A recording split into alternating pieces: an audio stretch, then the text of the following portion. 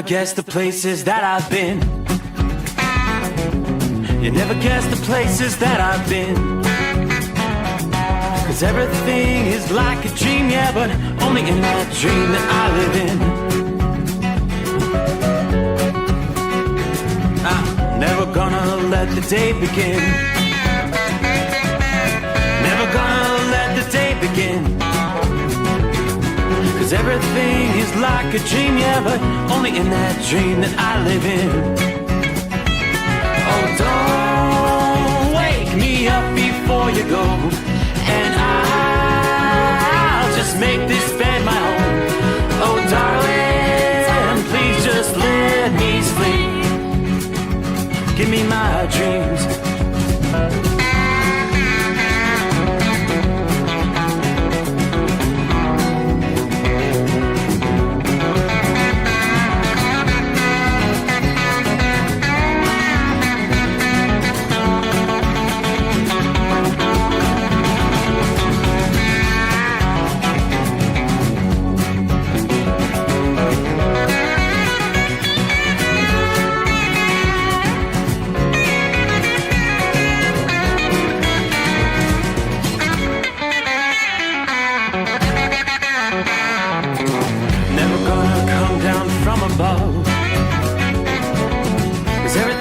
Better from above. Nothing's ever as it seems, yeah, except in that world that I dream of. Never gonna lose the ones I love. Never gonna lose the ones I love. 'Cause everything is like a dream, yeah, but only in that world that I dream of. Oh, don't before you go, 'cause I can't face this day alone. Oh, darling, please just let me sleep. Give me my dreams. Give me my dreams. Give me my dreams.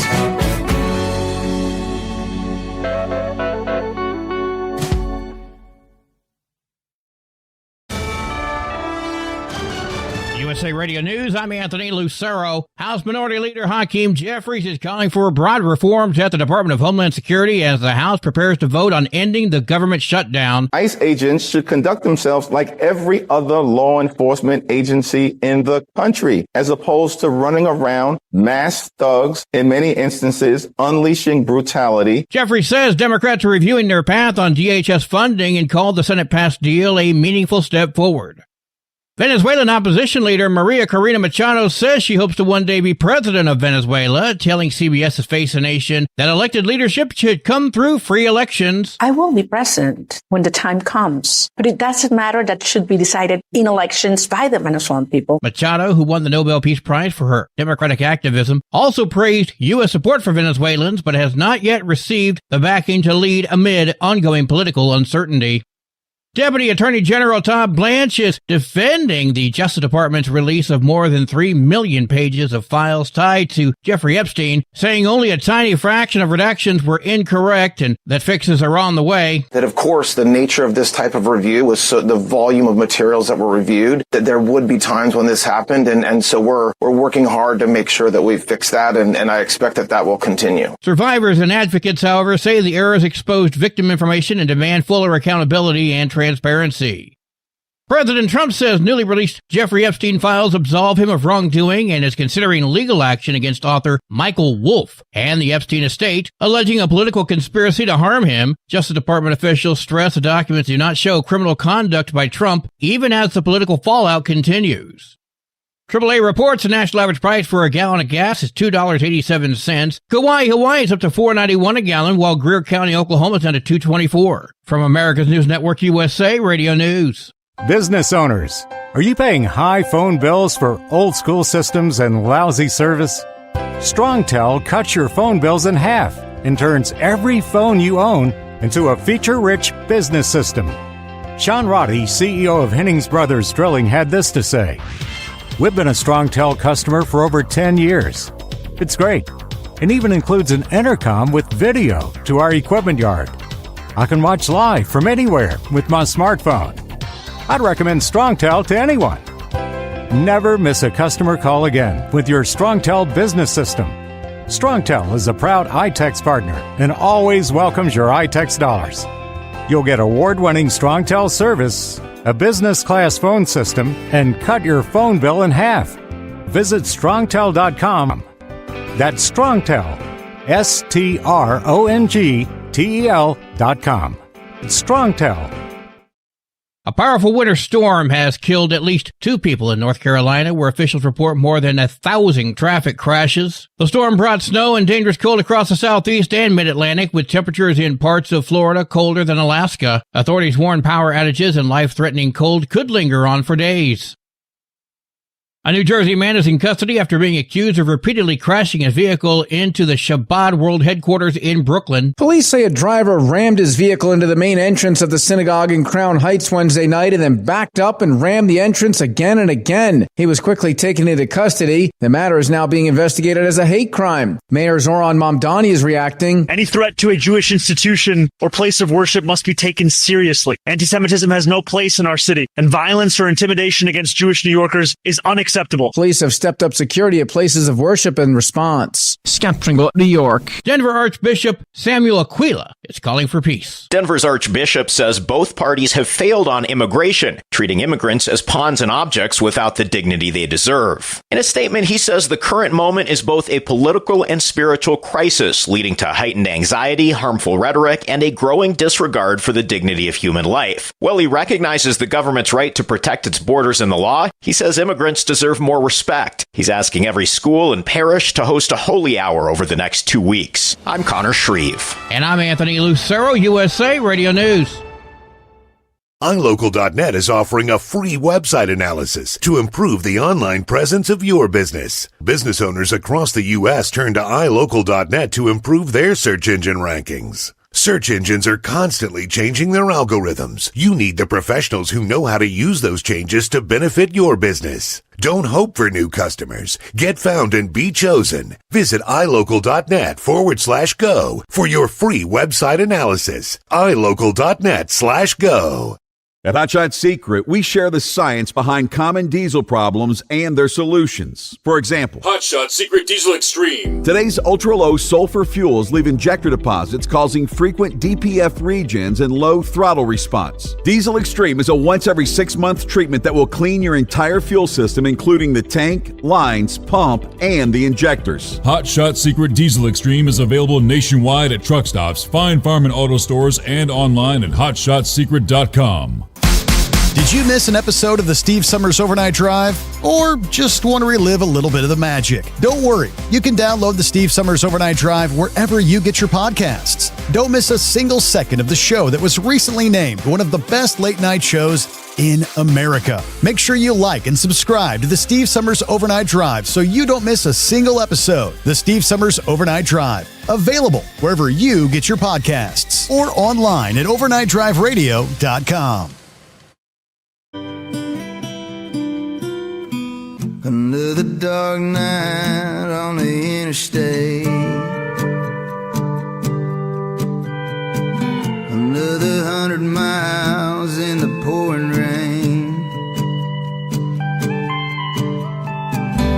These are worth all the time I've spent away. Another dark night on the interstate.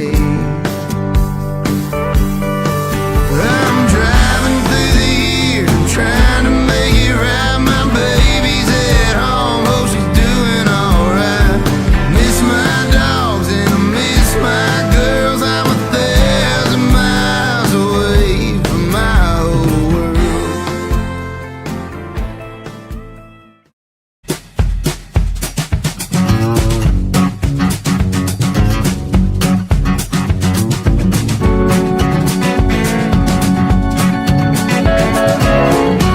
Then, what do you say? Drag it into a Monday? That sounds about right. Oh boy, just like that, we close out the weekend.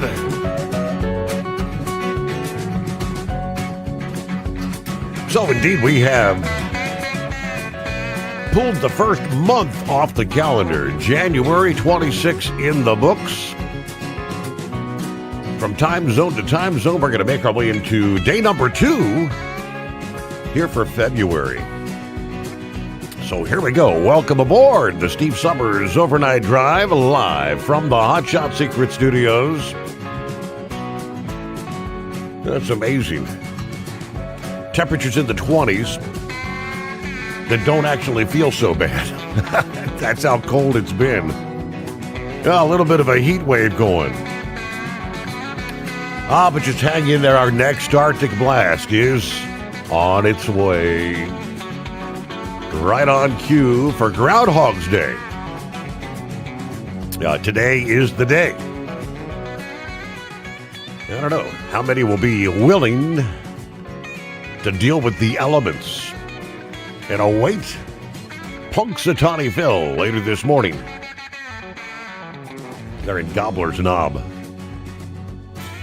I trust you had a good weekend.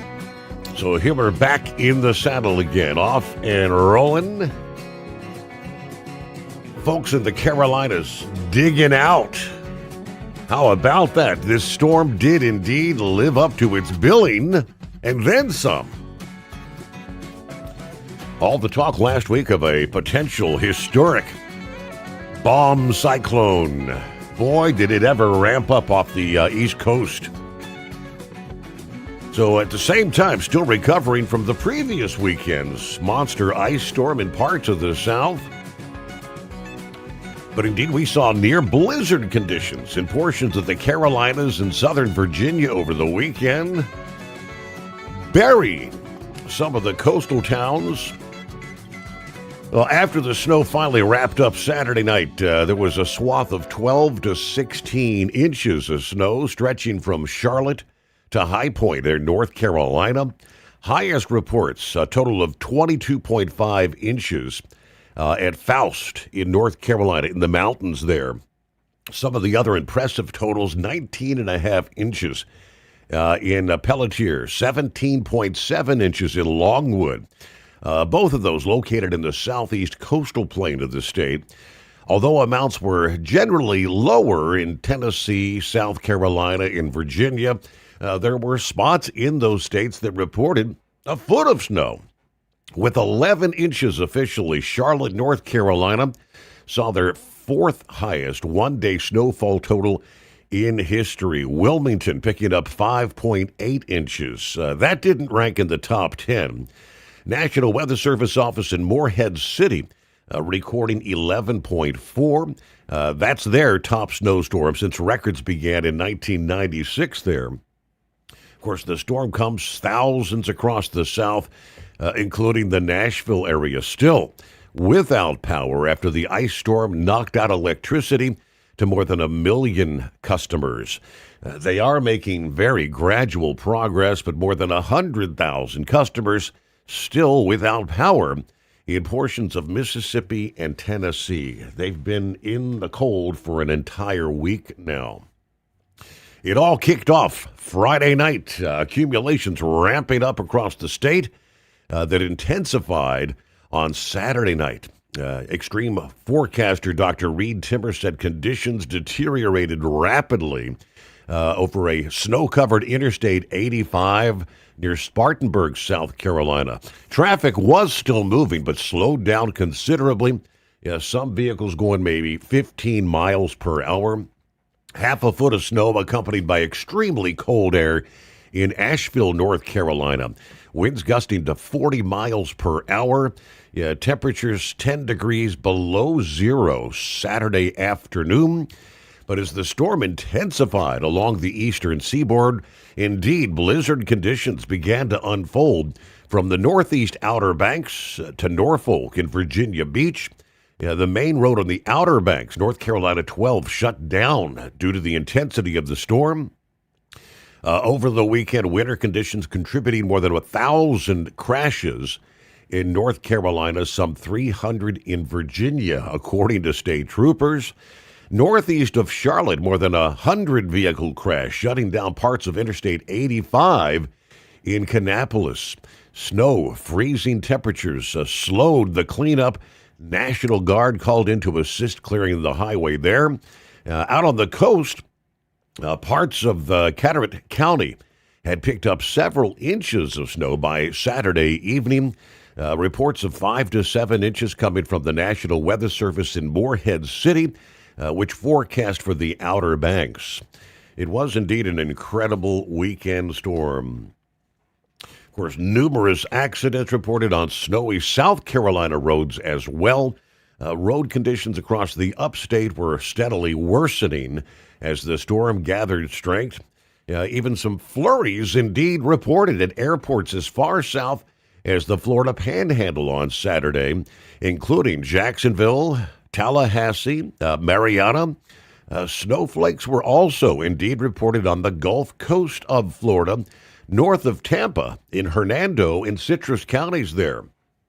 In Orlando, theme park guests braving the cold with temperatures in the upper 20s Sunday morning, capturing icicles on some of the fountains around Universal's Orlando iconic globe there. In southern Florida, record low temperatures contributing to the cold-stunned iguanas in Miami and West Palm Beach. Miami actually dropped to 35 degrees, breaking their record set in 1909. West Palm Beach plummeting to 30 degrees Sunday. Coldest temperature there in roughly 36 years. The heavier snow stayed east of Nashville, thank goodness, but it's remained dangerously cold there with temperatures only in the teens and 20s throughout the day on Sunday. Nashville's mayor said 3 people had perished in the city due to the storm. We know too many Nashvillians are still without power coming into another storm over the past weekend. The preseason NASCAR race that was scheduled for the weekend in Winston-Salem, North Carolina, was initially postponed to today. They have subsequently now pushed that race till Wednesday, I believe it is, of this week. Yeah, the Cookout Clash, Bowman Gray Stadium, Wednesday. Due to the impacts of the winter weather, the concern was people being able to get to and from the venue there. And, of course, they've got to clear up the lots. What do we say? Cup Series practice and qualifying is scheduled for 1:30 Eastern Time. Again, Wednesday. Parking lots will open Wednesday at 11:30 a.m. Off-site shuttle services beginning at noon. Gates will open at 12:30, again, on Wednesday of this week. Number one concern, of course, is safety of the competitors and the fans getting to and from the track. They said after consulting with the North Carolina DOT and the city of Winston-Salem, we didn't feel a Sunday schedule or even a Monday schedule best suited anyone. So officials in the Outer Banks also announced beach closures ahead of the storm, including portions of Cape Hatteras National Seashore, where 27 homes have collapsed there since 2022. Coastal erosion taking place there. All right, what else we have? Across the I-95 corridor, much of the Northeast, of course, strong winds, coastal flooding, beach erosion, all concerns over the weekend with this storm system. And here we are, the cold. Let me turn the page here again tonight here as we roll into a Monday.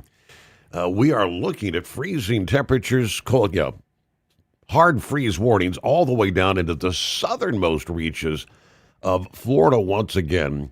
And not often do we see what they call extreme cold warnings. For Floridians, this is truly a shock. Extreme cold warnings stretching from Daytona Beach to Orlando, all the way down to Vero Beach and West Palm, Fort Pierce in Florida, the eastern coastal areas. But you've got the freeze warning stretching all the way down again to the southernmost reaches of Florida tonight. We get things underway, a brand new day, 844-844-3388. So the big storm is out to sea now. Relatively quiet map tonight for most of the country. We are seeing another storm system that's going to come together later on Tuesday into Wednesday that could bring another accumulating snow for some, maybe enough to break out the shovels once again to parts of the Ohio and Tennessee valleys. We'll break that down for you coming up here. 844-844-3388. The Steve Sommers Overnight Drive. Want to put your business on a brand that is heard in some of the biggest radio markets on some of the biggest radio stations in the United States? Or maybe you want to have your brand take advantage of the explosive growth in podcasting. Why not do both? The Steve Sommers Overnight Drive offers the best of both worlds and is ready to put your business at the front of everyone's waking thoughts. I'm sorry, am I moving too quickly for you? Well, at least you'll be on their mind in there somewhere. For sure, the Steve Sommers Overnight Drive was recently named one of the top 15 late-night shows in America. So advertising on the Steve Sommers Overnight Drive will put you in front of the very clients you want to walk through your front door. Interested? Maybe you want to take a test drive, kick the tires, do a sample tasting, which might be kind of gross. Get details at overnightdriveradio.com or email rwild@lubricationspecialties.com. And let's put the Steve Sommers Overnight Drive to work for you today. Well, we're off the air. For good, I think.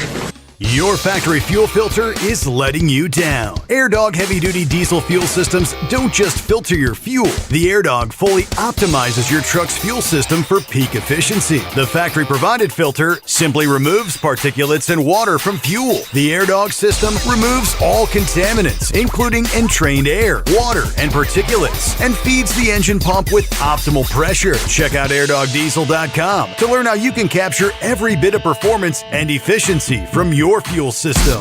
Did you miss an episode of the Steve Sommers Overnight Drive? Or just want to relive a little bit of the magic? Don't worry. You can download the Steve Sommers Overnight Drive wherever you get your podcasts. Don't miss a single second of the show that was recently named one of the best late-night shows in America. Make sure you like and subscribe to the Steve Sommers Overnight Drive so you don't miss a single episode. The Steve Sommers Overnight Drive. Available wherever you get your podcasts or online at overnightdriveradio.com.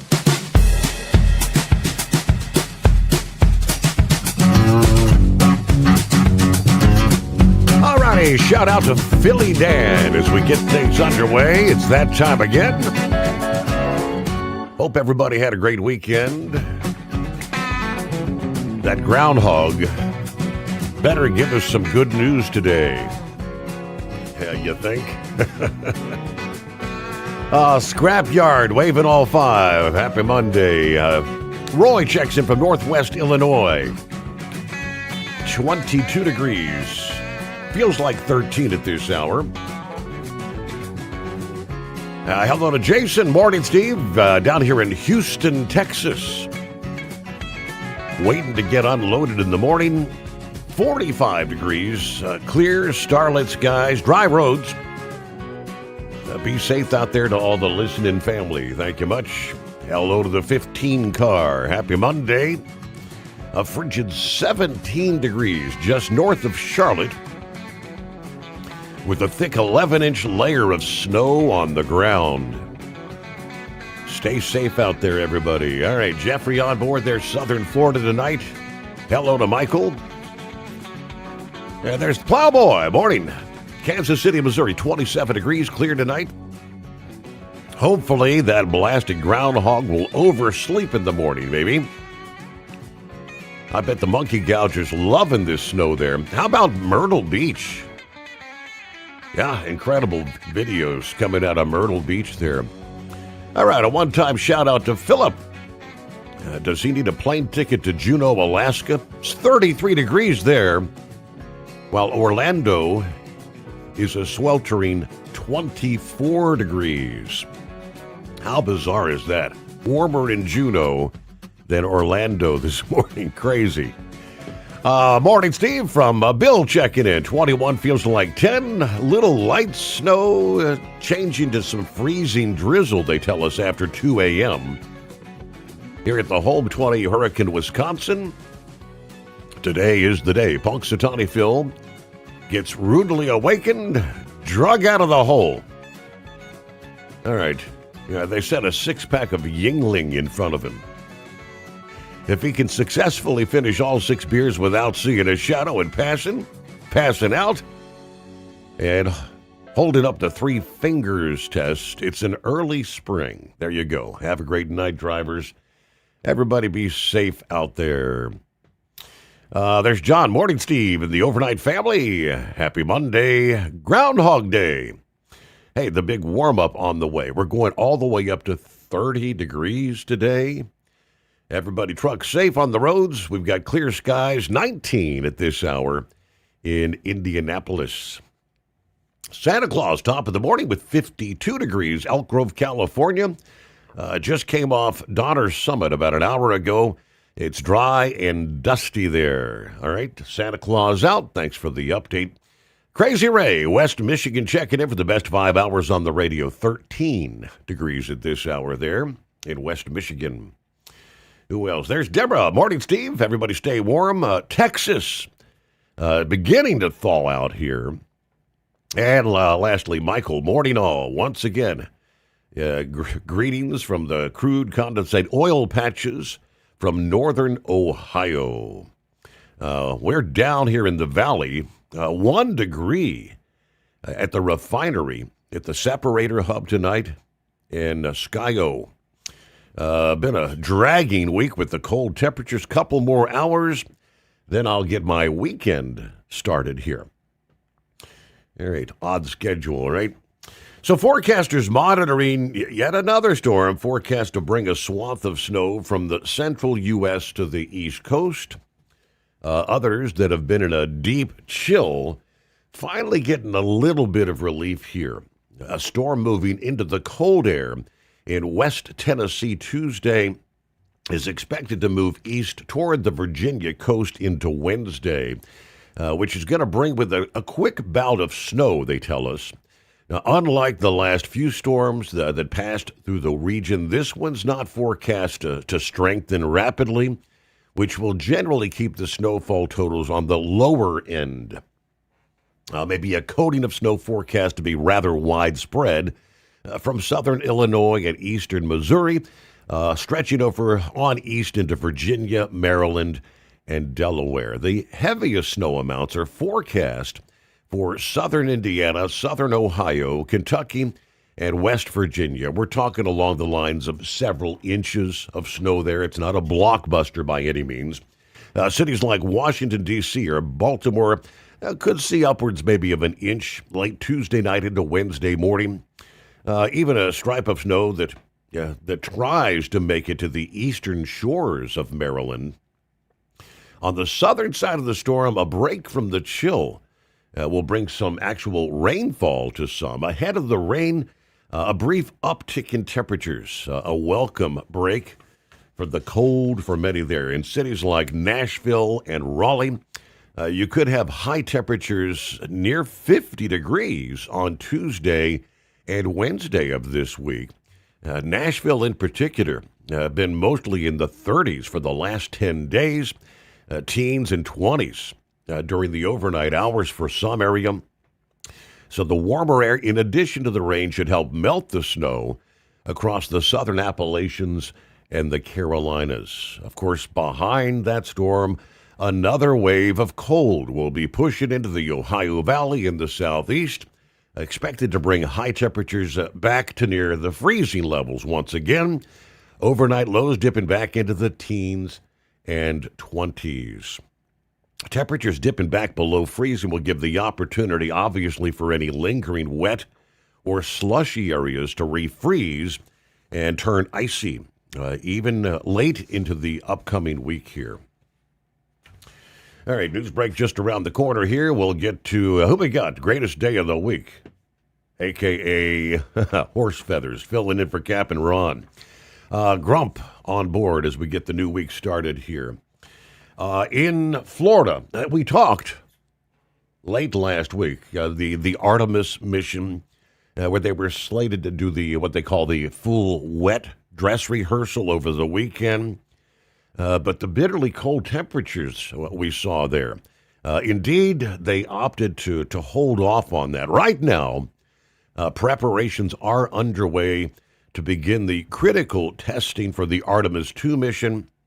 Fuel testing is now slated to begin today. The fueling phase of the pre-launch testing, again, wet dress rehearsal delayed due to the freezing temperatures at the launch pad at the Kennedy Space Center over the weekend.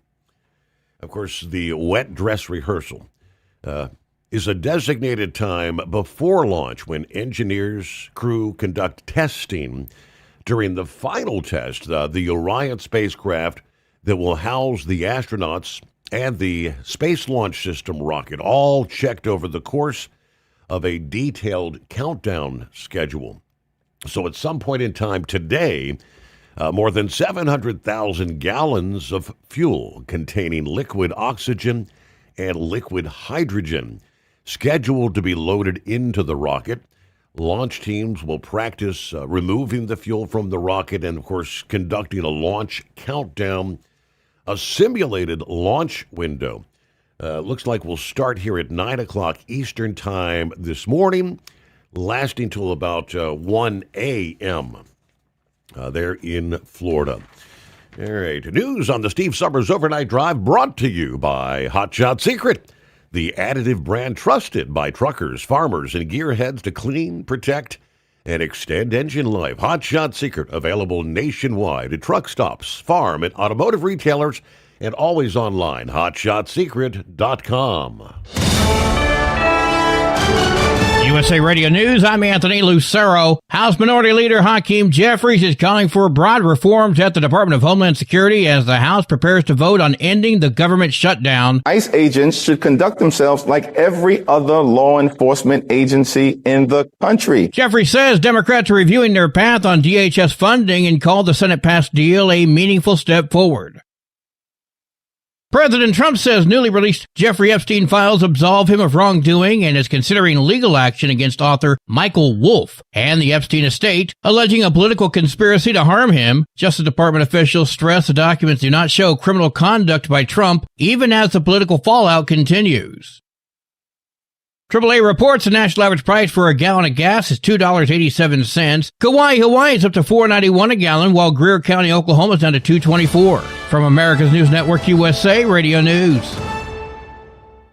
Business owners, are you paying high phone bills for old school systems and lousy service? StrongTel cuts your phone bills in half and turns every phone you own into a feature-rich business system. Sean Roddy, CEO of Hennings Brothers Drilling, had this to say: "We've been a StrongTel customer for over 10 years. It's great, and even includes an intercom with video to our equipment yard. I can watch live from anywhere with my smartphone. I'd recommend StrongTel to anyone. Never miss a customer call again with your StrongTel business system. StrongTel is a proud iTex partner and always welcomes your iTex dollars. You'll get award-winning StrongTel service, a business-class phone system, and cut your phone bill in half. Visit strongtel.com. That's StrongTel, StrongTel.com. It's StrongTel.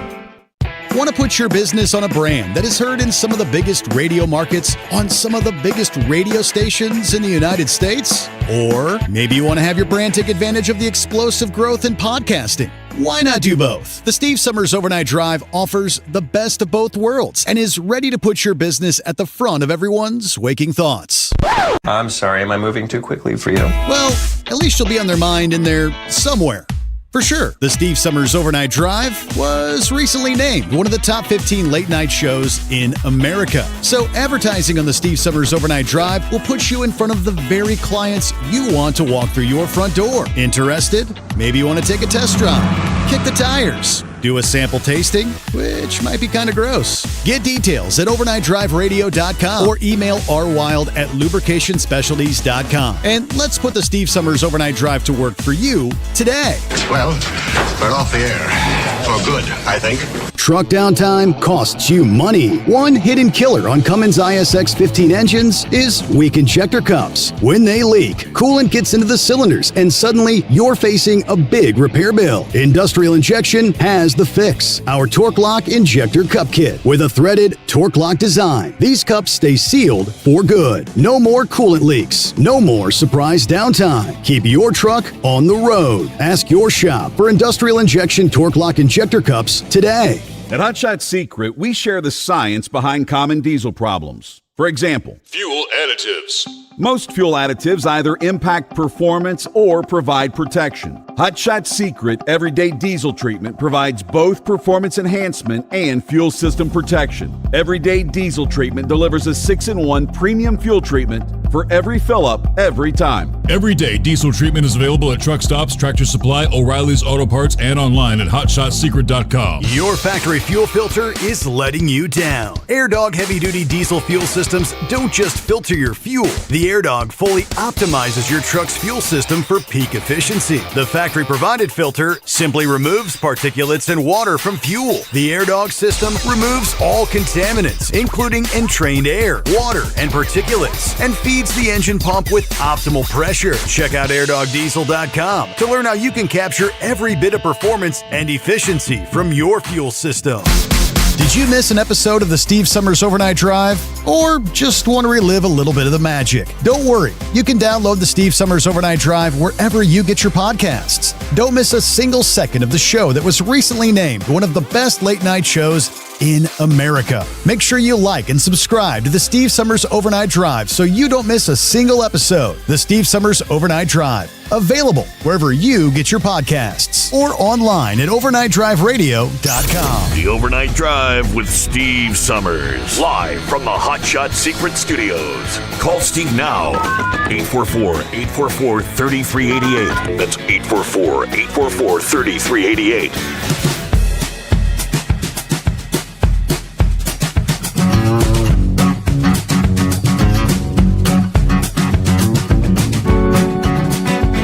All right, rolling into a Monday. I don't know. Would you call it the greatest day of the week? What do you say, Horse Feathers? So what day is it? We know what day Captain Ron thinks it is, but do we say that? I don't think it's the greatest day of the week per se, but I do enjoy the warmer temperatures. Isn't it something when you're 25 degrees feels like a heat wave? No, if you say it's 25, heck, I was out here, drummer girl and Phil there. What's Phil's handle? You just did? Truckin' Phil? I forgot already. Truckin' Phil. Yeah. He'll know. I was out here Downingtown, Pennsylvania. 19 degrees. It ain't no 25. And the wind has the flags right out straight. So I don't know what the wind chill or real feel temperature is, but it's dang cold, Your Honor. Yeah. Did you get in on any of the So- snow over the weekend? No, we didn't end up with any of the snow over the weekend, luckily, because our roads are still in such bad shape because apparently 2 days after it got done snowing, the snowplow people apparently decided to check out and say they've done enough. Right. They just kind of gave up and just said, "Well, we plowed during the storm, and we worked for 3 days before the storm putting down pre-treatment, so we don't need to go around and push everything back so you can maybe even see the white lines on the road." And it's not because they're covered with salt. It's because the snowbanks are actually still out in the driving lane. Gotcha. Well, do a phone reset. He's got the TikTok thing going again. Hello to Buckeye Boy. What do we got? Ackworth, Georgia, 24 degrees. Saturday night, up all night. Had that intestinal thing. Oh, boy. Didn't get any sleep till 6 o'clock Sunday morning. Slept till about noon. Felt good after that. I was able to go to the grandkid's birthday and one of those indoor trampoline parks for the grandkids. All right. Had to put a lot of hot shot secret winter defense in the tanks. Went early yesterday, started right up. So, all right, have a great night out there. Everybody be careful. Safe travels. There he is, Pappy. Saddle up, nocturnal listeners. It's past the midnight hour. Better late than never. He says it's 11 degrees, Harrison, Ohio. I thought it was a little warmer than that. Maybe I'm mistaken. Chance of snow Tuesday, yes. I'm seeing the models again kind of conflicting. Now, most are saying somewhere between like 1 and 3 inches for this region of the country here, southwest Ohio. All right, back to the old grind. Let's get the party started. All right, so let's see. Grump joins us early on a Monday. What's going on, Grump? No, not much. Horse Feathers probably needs to just move that mic away from his mouth a little bit. I think he's talking loud, and it sounded like the noise canceling part of the mic was kicking in and out. So that's what it sounded like then. It didn't work. It didn't do it until he started talking, and then as soon as he stopped talking, you didn't hear it anymore. But anyway. Yeah, it's, we're going to listen to this crap about that damn bomb cyclone, how, we got 11 inches of snow today, and it's 60 degrees down there the next day or something, and big freaking deal. We've been freezing our ass off here in the Midwest, and where I go every day, it's been cold. It was, night before last. No, it was last night.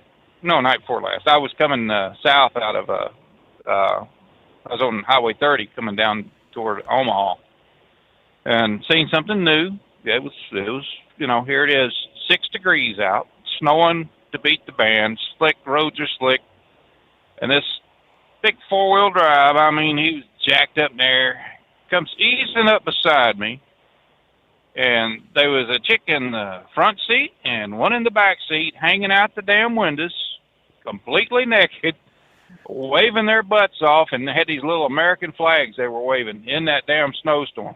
I thought, you got to be freaking kidding me. Wow. And went on by. They were just covered in damn snow, and they had to be drunk or high or something. Hell, it would have took a good half a bottle of whiskey before I'd ever done something like that to you. I'm just saying. Yeah, that was new. But something, man, I've been looking at this. I wish the hell they would shut up. I listened to that damn Jeffries tonight, in his mouth. And, if there's ever a reason to throw a freaking hammer at the TV, it's because of that bastard. I can't believe that, I can. He's from New York, and stuff, and all the crap that rolls out of his mouth. And what gets me more than anything is the fact that how stupid the American people is. I guess they don't remember back during Obamacare when the Democrats had a filibuster-proof Congress or Senate. They owned the House, the Senate, and the presidency. They could have done any damn thing they wanted, and it would have been bulletproof. Nobody could have stopped it. Not the Republicans, not anyone could have stopped it. And they even talked about amnesty, but Barack Obama threw a horseshoe into that. He said, no, if we was to do that, we would never get in office again. That's how popular it is. But yet these dumbasses keep talking about doing away with ICE and everything else. What they need to fix, Steve, number one, would you believe that since Barack Obama took office as president up to today, that there's been 400,000 Chinese babies born in the United States to surrogates? Wow. 400,000. I was reading an article where an individual in Southern California, a Chinese businessman that's over here on a B5 visa, which a B5 means that he owns a business here in this country. He's got a fortress-like house and has 13 kids in that, born to 13 different surrogate mothers. Now, the funny thing about this is these people, they make these political donations because, number one, they're on a B5 visa, so they can make political donations as individuals if they work in a business in the United States. If they're here on a B5 visa or on any kind of visa that allows them to work here, they can make their political donations. They're not supposed to vote in the elections, but who in the hell cares? That they do. Everybody knows they do. And it don't look like the Supreme Court really gives a damn, since they've been shooting down every kind of voter registration and everything else that they've been looking at. But they can give out political donations. They just did an investigation on all the money that was poured into Hillary Clinton. They just finished it, put it that way, out of New York City, and found that about $400,000 worth of money went into her coffers from $1,000 to $2,000 donations come out of Chinatown from individuals that was working, supposedly had a visa to work here in this country. When they went to the places to look at it, it was vacant fields, it was addresses that were all boarded up, things like this, and it's been like that for years. So who are these people that keeps making all these damn political donations to that's under these visas? If Congress wants to do something, instead of bitching about ICE every 2 seconds they turn around, why don't they do something to knock that crap off? Do they honestly think that in this country right here, that the trucking industry just started up with all these non-English speaking idiots? It's been going on for decades under every president. And, Trump finally got off his ass to start doing something about it, but he didn't do nothing about it the first term, so he's finally doing something about it now after so many people raised hell about it, i.e. OOIDA and a few others. But this has been going on for a while, and they're going to have to do something about these damn drop babies. When you look at the Chinese that has 13 different consulates here in the United States, for places that's basically safe havens for their people to go. Mexico has 51 different consulates here in the United States. And all that is about illegal immigration. That's all the hell it's about. They don't put them here just, that many consulates. Hell, they'd be one in Washington, D.C., where it should be, instead of strung out all over the United States where they have people, where there's people actually working in the United States. Right. But it just, the more I read about that, the madder it made me about how these damn political donations and things like that can come out of China by the millions. If it's a business owned here in the United States, the people they can go back and forth. That's why they give them the visas to come in and go back home, back and forth. And when they come here and they have their babies, just like the Mexicans do, the first damn thing they do is open up a bank account and get an EBT card or whatever the hell it is they got to get, and then haul ass back to Mexico or whatever. And the money goes for the welfare and everything else that they say they qualify for, because most of the women are not married. They're just surrogates for these damn Chinese military leaders are the biggest ones. Them kids are going to come to age one of these days and figure I'm a U.S. citizen because they say I am, But right now they're in damn China, being raised in China as a communist, and then coming over here, once they're of age of 18 years old. When they hit 21, guess what they can do, Steve? They can bring their parents. They can vote in our elections. They can do every damn thing they want. They can bring not just their parents, but 17 other people along with them for an extended family. So that's the crap that we have here, going on. And our government's worried about ICE. They're worried about them fat, purple-headed dumbasses that's up in Minnesota in freezing weather. Hell no, they don't feel cold because most of them got enough blubber, to keep them warm. Right. And then they got idiots taking guns and stuff to protest. That's not a protest. It's just a name for what they want to call it, so that makes them feel good. But they're taking guns to protest, and when they get their ass shot, then they're whining about that. So I don't know, man. I tell you, I'm so damn sick of listening to all this crap and everything. We voted Trump in here for that reason.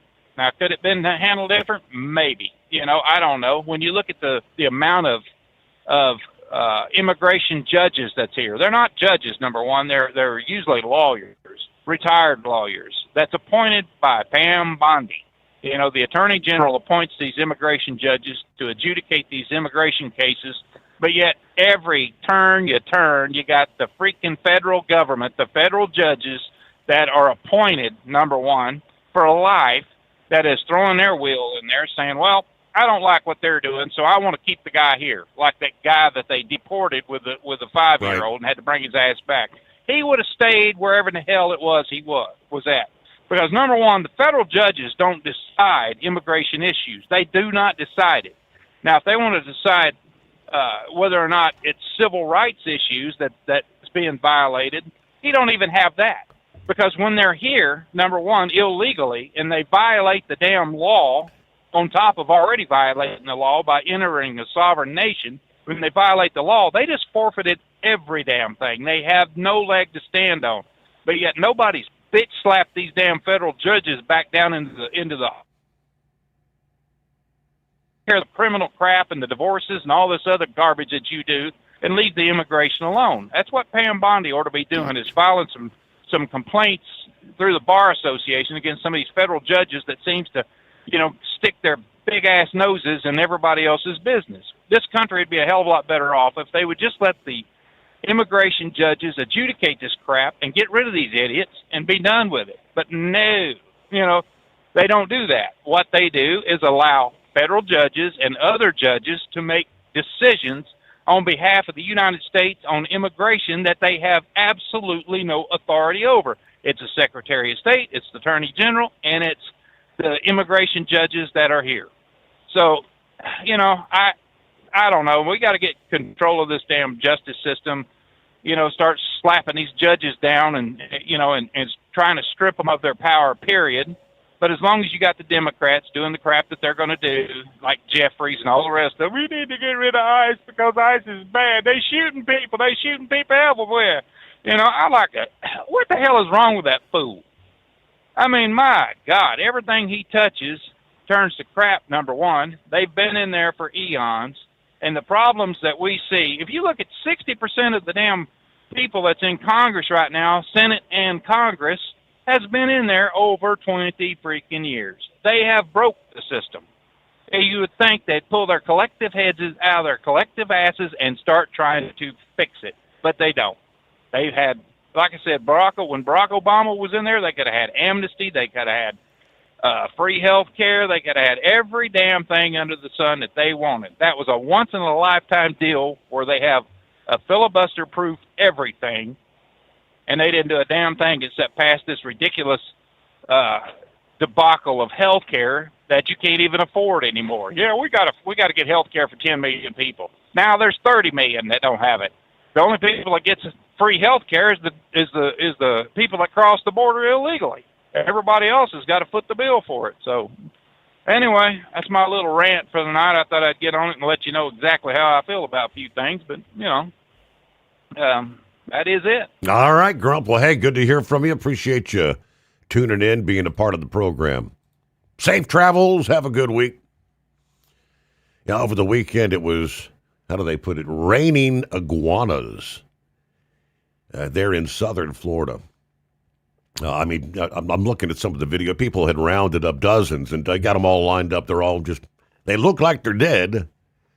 Supposedly, when the temperatures warm up, which they ain't going to be waking up tonight, because yet again, another very cold night, all the way into the southernmost reaches of Florida.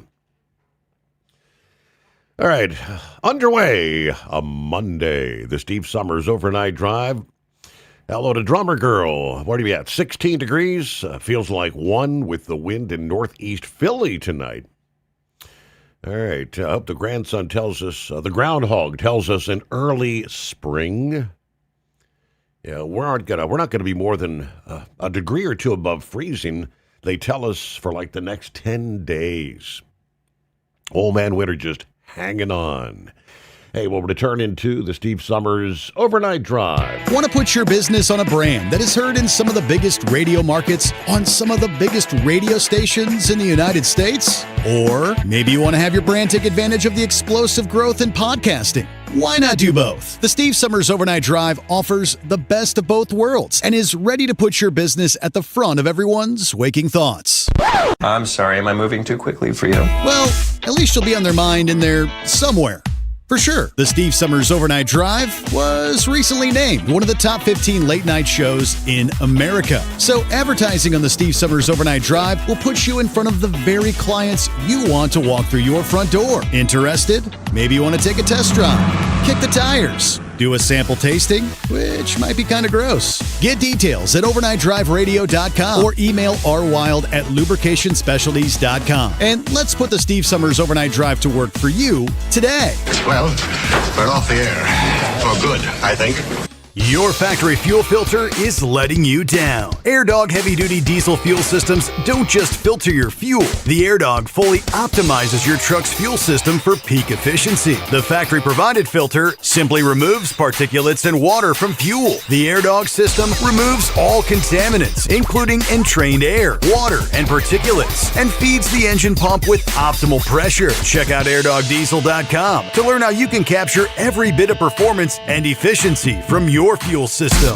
Did you miss an episode of the Steve Summers Overnight Drive? Or just want to relive a little bit of the magic? Don't worry, you can download the Steve Summers Overnight Drive wherever you get your podcasts. Don't miss a single second of the show that was recently named one of the best late night shows in America. Make sure you like and subscribe to the Steve Summers Overnight Drive so you don't miss a single episode. The Steve Summers Overnight Drive, available wherever you get your podcasts or online at overnightdriveradio.com.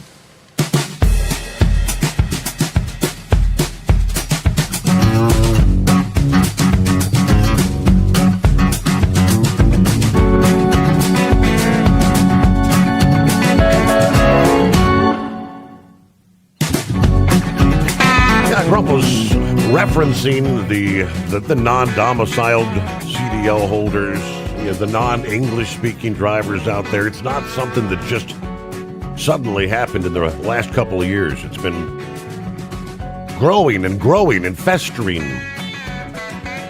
But more and more states getting a handle on this. Latest from the Sunshine State, where the Florida Senate Transportation Committee voting last week to advance Senate Bill 86. That's legislation that would require law enforcement to detain commercial truck drivers found to be in the country illegally, impound their vehicle, fine owners $50,000, and ban the motor carrier from operating in the state. Yeah, that bill passed along party lines with zero debate in the committee room. Now, this is not an isolated action, they tell us. It's the tip of the spear that is now aimed at CDL programs across the country. And if you're a fleet manager, safety director, or owner-operator who hasn't been paying attention to what's happening at the state level, you're about to get a very expensive education. Now, this legislative momentum stems directly from the crash on the Florida Turnpike last August. Yeah, the one that kind of got this whole ball rolling. Harjinder Singh, the illegal U-turn with his semi, putting the rig right in the path of a minivan. 3 died in that crash. Yeah, subsequently finding out that Singh was in the country illegally since 2018, got a CDL in California, failed the English language proficiency evaluation, but that set off a chain reaction still reverberating through state capitals all over the country. Florida Senate President Don Getz made this pretty much the centerpiece of Senate Bill 86. It's pretty straightforward here. The bill targets not just the driver, but the carriers who put unqualified operators behind the wheel. He says, I'm mad at the motor carriers who hire them. I'm mad at the people who would put their loads in carriers and not do their due diligence to know they've got an illegal driving their truck. The bill requires drivers to be lawfully present, hold a valid CDL, understand and read English, follow road line signs and laws. Violations trigger immediate detention and transfer to Immigration and Customs Enforcement. Again, vehicle impoundment, a $50,000 civil penalty, and a ban on that carrier's operations in the state until they come into compliance. The bill now heads to the next committee stop. If it passes and gets signed by Governor DeSantis, this will be taking effect on July 1 of this year. So Florida, of course, they're not operating in a vacuum. Across the country, state legislatures rushing to fill what they perceive as a federal enforcement gap. And the legislation, remarkably similar in structure and intent. Oklahoma is one of those states that's been very aggressive in their enforcement. Last year, Operation Guardian, where you saw Immigration and Highway Patrol arresting some 130 commercial truck drivers along I-40 in a 3-day blitz there. Drivers from all over the world: China, Russia, Georgia, the country of Georgia, Turkey, Tajikistan, Ukraine, and so many others. News on the Steve Summers Overnight Drive, brought to you by Hot Shot Secret, trusted by diesel owners nationwide to clean injectors, reduce wear, and extend engine life.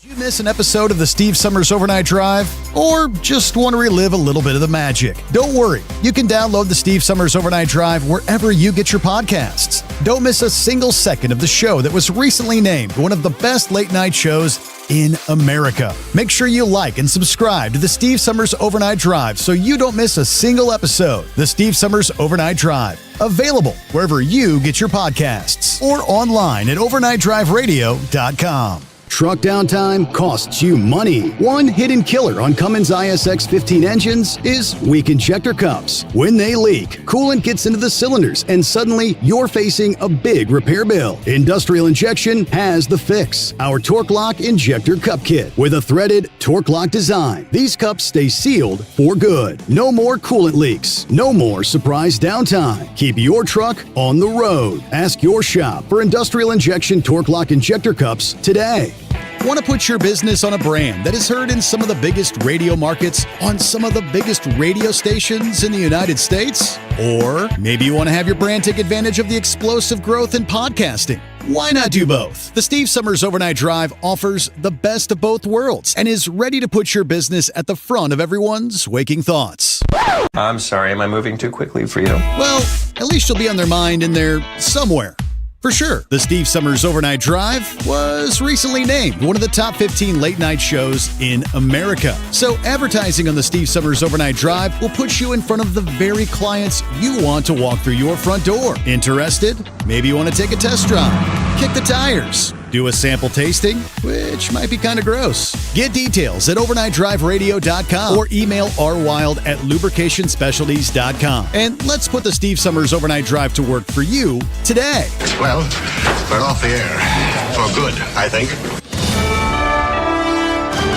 USA Radio News, I'm Anthony Lucero. House Speaker Mike Johnson is expressing confidence that the partial government shutdown will come to an end on Tuesday. The Republican tells NBC's Meet the Press he believes they have enough Republican votes to push forward, even after Democratic Minority Leader Hakeem Jeffries warned Johnson they can't rely on Democrats to help fast-track a funding package. We have a logistical challenge of getting everyone in town, and because of the conversation I had with Hakeem Jeffries, I know that we've got to pass a rule and probably do this mostly on our own. The House will be back in session on Monday. A deal agreed to by President Trump and Senate Democrats would fund all of the government except Homeland Security, which would operate on a 2-week stopgap bill. I'm Scott Carr in Washington. Iran is warning a U.S. strike will spark a regional conflict. Iranian Supreme Leader Ayatollah Ali Khamenei made the comments on state TV Sunday. This after President Trump has repeatedly threatened to attack Iran over the killing of protesters. Khamenei says the Iranian people will not be stirred by these threats. On Saturday, Trump said Iran was seriously talking with the U.S. as he's called on the country to negotiate a nuclear weapons deal. I'm Scott Carr in Washington. Both sides in the Luigi Mangione New York State case are being called back to the courtroom for an unexpected hearing this week. New York Judge Gregory Caro summoning both Mangione's defense team and state prosecutors back to the courtroom for a previously unscheduled hearing for this upcoming Friday. The letter did not provide a reason for the hearing. It comes days after the state requested to begin the trial on July 1st, something Mangione's team has been adamantly against. Judge Caro has also been weighing whether the evidence collected by Altoona, Pennsylvania police during Mangione's arrest will be allowed at trial, though that decision is not due until May 18th. Jonathan O'Halloran, New York. AAA reports the national average price for a gallon of gas is $2.87. Kauai, Hawaii is up to $4.91, while Greer County, Oklahoma, $2.24 a gallon. From America's News Network, USA Radio News.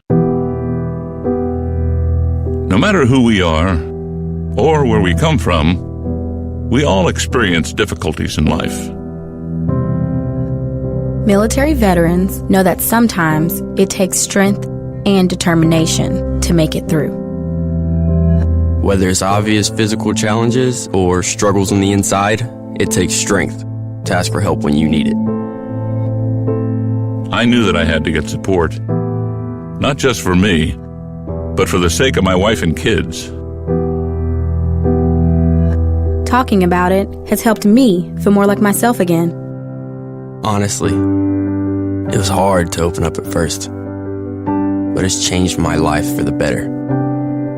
Learn how veterans like us have reached out for help. And hear stories of strength and recovery at MakeTheConnection.net. Democrats are celebrating an upset victory in a Texas special election, flipping a Fort Worth area state Senate seat held by Republicans since 1992. Democrat Taylor Rebbitt defeated a Trump-backed Republican in a district President Trump carried by 17 points in 2024. President Trump is announcing a new initiative to fight drug addiction. The president signed an executive order Thursday in the Oval Office that calls for a coordinated federal response to drug addiction and substance abuse. It calls for the creation of a White House Great American Recovery Initiative to be chaired by Health Secretary Robert F. Kennedy Jr. and Catherine Burgum, the wife of Interior Secretary Doug Burgum. President Trump has made addressing drug issues a focal point of his second term, conducting strikes on alleged drug boats in the Caribbean and Eastern Pacific. I'm Scott Carr in Washington. Frigid weather is being blamed for 14 outdoor deaths in New York City in the past week. The weather's brutal Arctic grip on the city has resulted in victims being found on a park bench in Queens, under elevated train tracks in the Bronx, and just steps from a Manhattan hospital. 14 deaths, with at least 8 attributed so far to hypothermia. New York City typically sees 15 cold weather deaths, but that's in an entire year. Code Blue continues in the city, with Mayor Mamdani saying 16 people were involuntarily removed from the streets on Saturday. I'm Sarah Lee Kessler. And I'm Anthony Lucero, USA Radio News. Would you know where to turn if you or a loved one became paralyzed? For thousands of families, the National Paralysis Resource Center has been that lifeline. But now federal funding's at risk. Sherman Gillums Jr., a partially paralyzed Marine veteran with the Christopher and Dana Reeve Foundation, explains why. This is about more than just a budget line. It's about veterans, caregivers, and families, real people who need these resources to live more productive and independent lives. Learn more at ChristopherReeve.org. Did you miss an episode of the Steve Summers Overnight Drive? Or just want to relive a little bit of the magic? Don't worry. You can download the Steve Summers Overnight Drive wherever you get your podcasts. Don't miss a single second of the show that was recently named one of the best late-night shows in America. Make sure you like and subscribe to the Steve Summers Overnight Drive so you don't miss a single episode. The Steve Summers Overnight Drive. Available wherever you get your podcasts or online at overnightdriveradio.com. Your factory fuel filter is letting you down. AirDog heavy-duty diesel fuel systems don't just filter your fuel. The AirDog fully optimizes your truck's fuel system for peak efficiency. The factory-provided filter simply removes particulates and water from fuel. The AirDog system removes all contaminants, including entrained air, water, and particulates, and feeds the engine pump with optimal pressure. Check out airdogdiesel.com to learn how you can capture every bit of performance and efficiency from your fuel system. Because Channel 19's a little congested. Call Steve now at 844-844-3388. The Overnight Drive.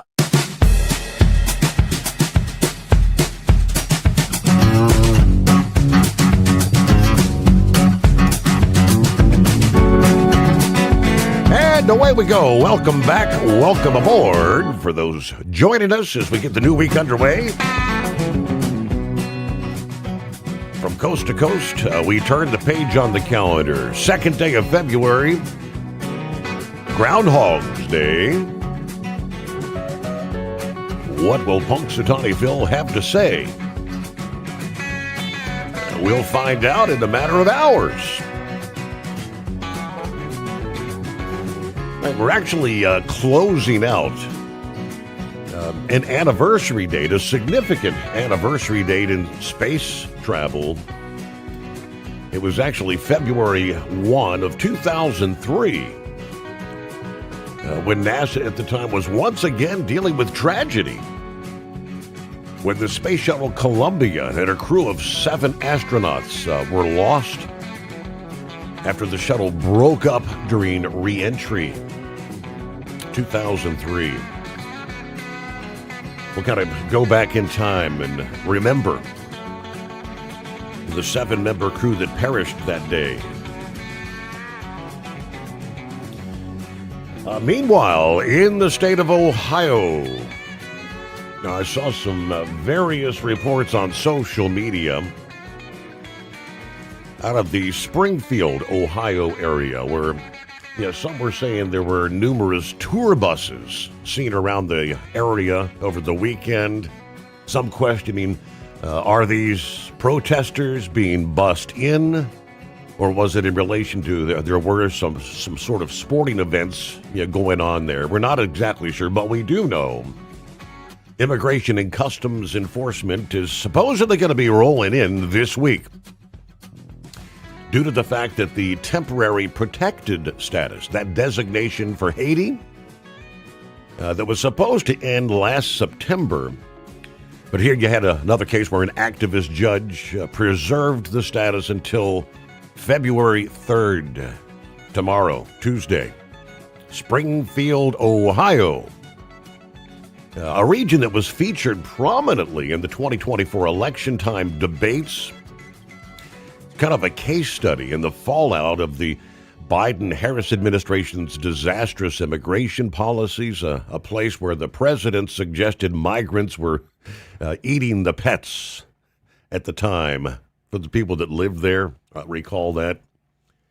The blue-collar city, which had a population of just over 58,000 people in 2020, had been flooded in subsequent years. Tens of thousands of Haitian migrants. Migrants whom the mayor admitted had taxed the infrastructure of the city, taxed the safety forces, the hospitals, the schools.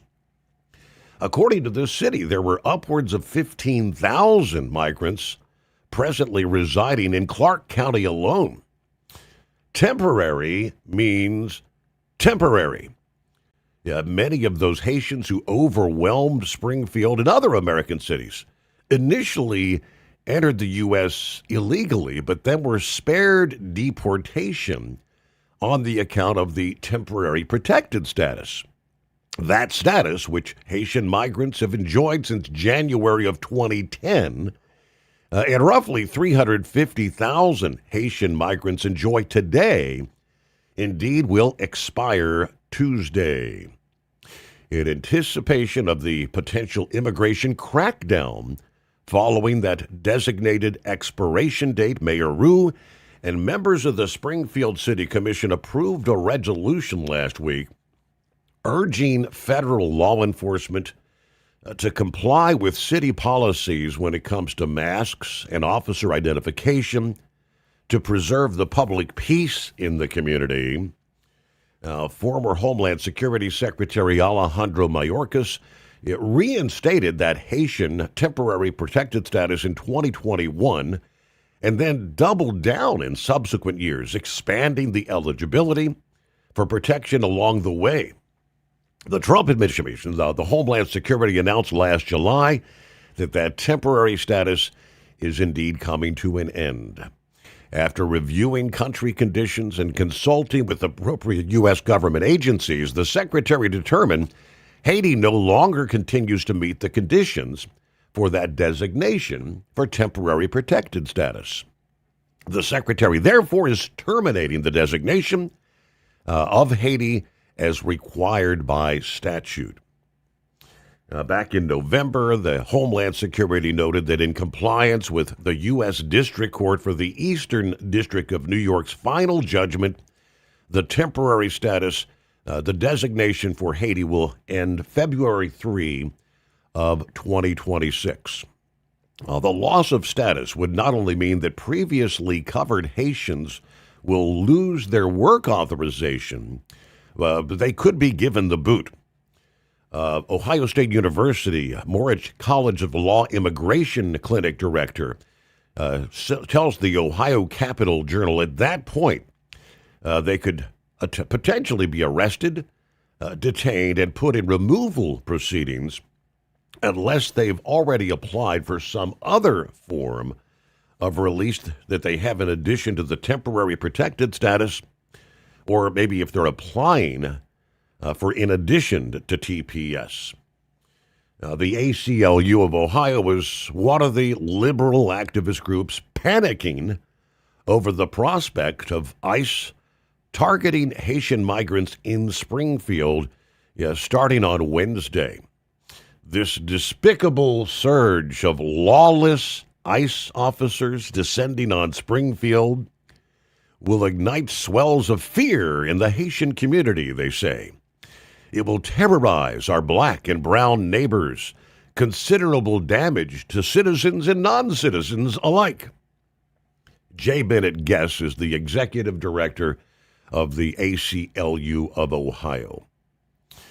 So they're urging the state and elected officials to do everything in their power to protect the 30,000 Haitians living in central Ohio. Prior to Tuesday, the U.S. District Judge Anna Reyes, who was a Biden-appointed lesbian judge who previously worked as a lawyer to fight the first Trump administration's immigration policy, could decide to suspend the expiration of their temporary protected status.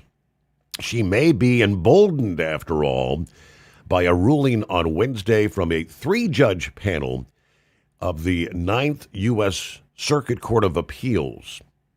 Now, that panel, comprising 3 Democrat-nominated judges, suggested Homeland Security Secretary Kristi Noem exceeded her authority when ending the temporary protected status for Venezuela and Haiti. So the appellate court's ruling will not have an immediate effect, as the U.S. Supreme Court cleared Kristi Noem in October to revoke the temporary legal status while litigation proceeds. It's going to be interesting to see how it all unfolds here. Homeland Security Assistant Secretary Tricia McLaughlin said in response to the appellate court's ruling, temporary means temporary. This is yet another lawless activist order from the federal judiciary who continues to undermine the immigration laws in this country. Back and forth they go. Dan, I believe, has some thoughts along that line. Hello, Dan. Hi, Steve. How you doing? I was listening. We all been talking about this, the immigration situation, and I heard Governor DeSantis last week, and when they were interviewing him, think that, and I've said this for a long time, that I really, and ICE does this, in addition to apprehend people. I heard you mention about the Haitians. Well, maybe your governor better get the memo. You know what I'm saying? Because I think he's putting up opposition to those Haitians' deportations. From what is that correct? That DeWine is fighting that? I believe he's on that bandwagon, trying to do what he can to protect the status. Yeah. Well, no, he's not to protect those people, to protect those businesses that have got their cheap labor. And that's what, bringing this back to what I said about DeSantis, that ICE does have the authority to go into businesses. And they need to go into the business and say, yeah, we know you have illegals. We'll take care of getting them, but we're also going to be, I don't know if there are criminal penalties, but I know the civilian fines are very hefty. And some of these companies, and I was told this by the operations manager of United Van Line agent, who, quite frankly, is looking to go to work somewhere else, that all of their help was Venezuelan cash help. Mm-hmm. They don't have very many people, and a lot of the owner-operators were refusing to go through that agent because of that. Now, how do they get onto a military base for shipments in and out of there? But I really think that that's a focus that ICE could also start at the same time. Somebody's got to be hiring those people. And those Haitians that are up in, Springfield, yes, Ohio, well, they didn't just come there without jobs. My understanding is they're working for some businesses there. I wish I knew which ones. Because of its products I use, I'd boycott it. I think that's where the emphasis should be. By the way, the 5-year-old, the Ecuadorian, he had not applied for asylum at the time he was pulled over. He may have now, but he had not applied for asylum. That was Steve, we really reached a point in this country, the truth really don't matter. I mean, it really doesn't. I mean, you look at the situation, the news medias perpetuate that lie that he had been an asylum seeker, and there had been no asylum claim made by the guy. Mm-hmm. He came here illegally. There's some reason the kid's mother, if she is truly refused to accept custody of him from the ICE, from ICE. And, Grump brought up about bar complaints. Well, actually, a federal judge has to be impeached by the U.S. Senate. And there have been some impeached and removed. Apparently, there's a hell of a lot more of them that need to do so. Mm-hmm. But it does kind of scare me. I mean, not to switch topics, but I'm wondering if this guy Mangione, I heard somebody say, I don't know if he's going to get the death penalty. And the guy goes, I don't know if he's going to get convicted. This was an attorney talking. Right. All we have to do is think of the OJ trial and the jurors who were on there, who were black, said it was payback time. The one juror did. I heard the interview for Rodney King.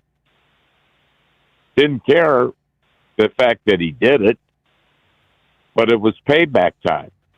Well, in the case of Mangione, I believe the federal government has taken the federal judge, another federal judge, has taken the death penalty off the table. Because he said the death penalty has to be connected to another crime. And the crime he said he did was that he was stalking the guy, and that's not severe enough to warrant the death penalty. And this lawyer that was talking said, the one person said, I don't think he would have got the death penalty. And the attorney, who was an experienced attorney, said, I don't know if they're going to get a conviction on him. In New York City? Yeah. Are you serious? Wow. He's being hailed. And I really think that the Democrats want to do another bogus trial, and I'll say it to this day. Derek Chauvin did not kill George Floyd. Find me a autopsy that stated that. Both of them stated he did not die by asphyxiation. And I think they want another rigged trial. If they can charge one of those ICE agents with either of those defensive moves, the shooting and both of them were shootings, and either of those shootings to put them on trial, they'll convict them before the trial starts. It's a sad arrangement, and I mean that. I don't know, but I just thought I'd add that point in this discussion because there are American companies. Those people in Springfield, Ohio, those Haitians. Do you know what companies they're working for over there? That I have no idea. I do not. Yeah, I believe they are working at some of these plants. Some of these. I mean, don't get me wrong. I admire, and I have no connection whatsoever to Site One, which is a large landscape supply company. But I know of a company they bought out, and they refused to close until they got rid of everybody who did not have a legal I-9, which is the employment verification form on hand. And I hail that company. I compliment that company for doing that. I mean, I see them all over, but I happen to have known somebody that worked there. And at that time, they had they were housing them and all this other stuff. And this Site One came in and said, we don't buy houses. We don't have run lodging. We have people who are on the payroll as employees, legal to work in this country. You either get rid of them or the deal don't go through. And one of those guys, I sound like a hypocrite, did work for me on my property. He told me he was legal. Did I verify it? No. You know what I'm saying? But he worked at that company, and then he did some work for me. He did a good job. It's back-breaking work on a property my size. So, but he don't work there anymore. And he's still in the area, I think, but whatever it is. But anyway, I just thought I'd add that. Steve, are you going to be at the Mid-America Truck Show again this year? Yes, sir. Yes, indeed. You know when will that be? I'm trying to. It's a Thursday, Friday, Saturday, and that's end of March, going into April. Okay, Thursday, Friday, and Saturday. You'll be there. It's in Louisville every year, correct, right? Correct. Okay, before I leave this earth, I would like to go to that, so I'll keep that in mind. So I appreciate it, and thanks a lot. I enjoy listening to the show every night. Thank you. Thank you, Dan. Thank you for tuning in. Yeah, I think it's the 26th, 27th to 28th, if memory serves, I believe. Quickly, he mentioned Mike DeWine, governor in Ohio. And Friday, indeed, he did say he feels it's unwise and a mistake for the government to take the legal status away from those Haitians living around the USA, including the tens of thousands in Ohio.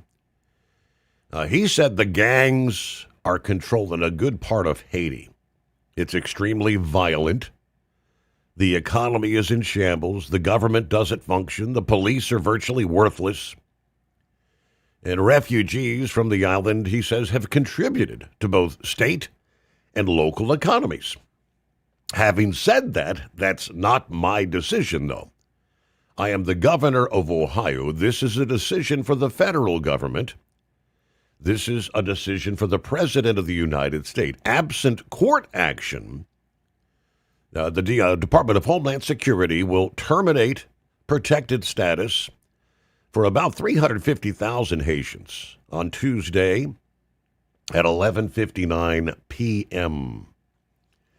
Now, as of Friday, DeWine said he is unsure whether immigration and customs enforcement agents would then carry out deportations.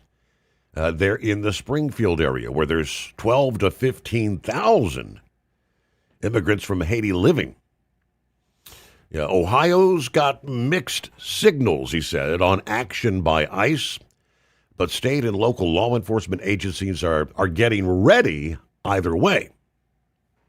DeWine said our officers are trained. They know how to de-escalate situations.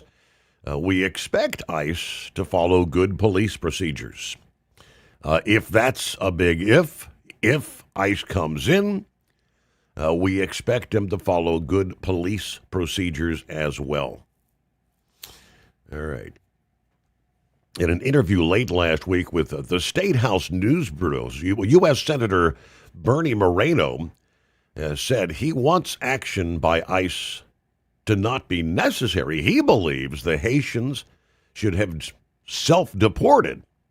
Yeah, everybody knew the date was coming, so we shouldn't have to surge a force in there to forcibly deport people who knew for a long time that they were going to have to do so on their own.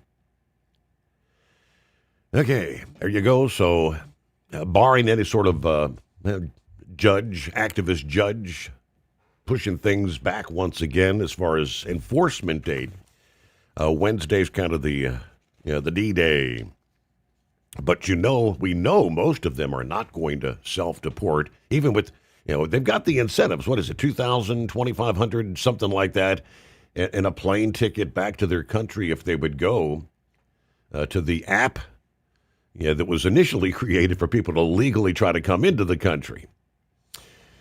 All right, rolling toward news break. Bottom of the hour coming up here. Groundhog Day comes our way. And meanwhile, waves of frigid air will continue to be released into much of the eastern U.S., probably at least through mid-February, they tell us. The ongoing pattern may actually trend stormier with areas of snow and ice, potentially threatening to reach into large areas of the plains, of the Mississippi Valley, the Appalachians, as well as the Atlantic seaboard here in the coming weeks. Yeah, the frigid conditions have hundreds of millions of people reaching for the thermostat, adding layers of clothes, trying to stay warm. And yes, utility bills are soaring at the same time. More on that coming your way ahead.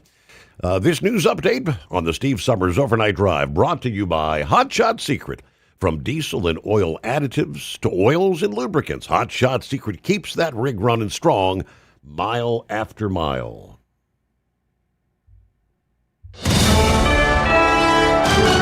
USA Radio News, I'm Anthony Lucero. House Minority Leader Hakeem Jeffries is calling for broad reforms at the Department of Homeland Security as the House prepares to vote on ending the government shutdown. ICE agents should conduct themselves like every other law enforcement agency in the country. Jeffries says Democrats are reviewing their path on DHS funding and called the Senate-passed deal a meaningful step forward.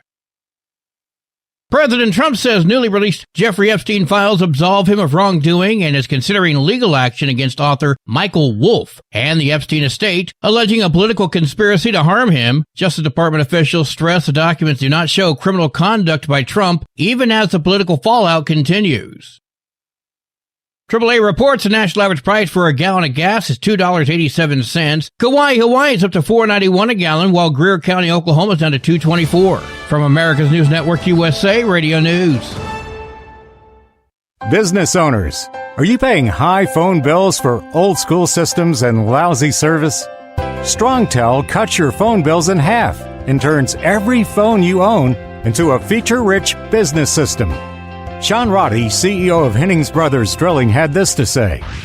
We've been a StrongTel customer for over 10 years. It's great. It even includes an intercom with video to our equipment yard. I can watch live from anywhere with my smartphone. I'd recommend StrongTel to anyone.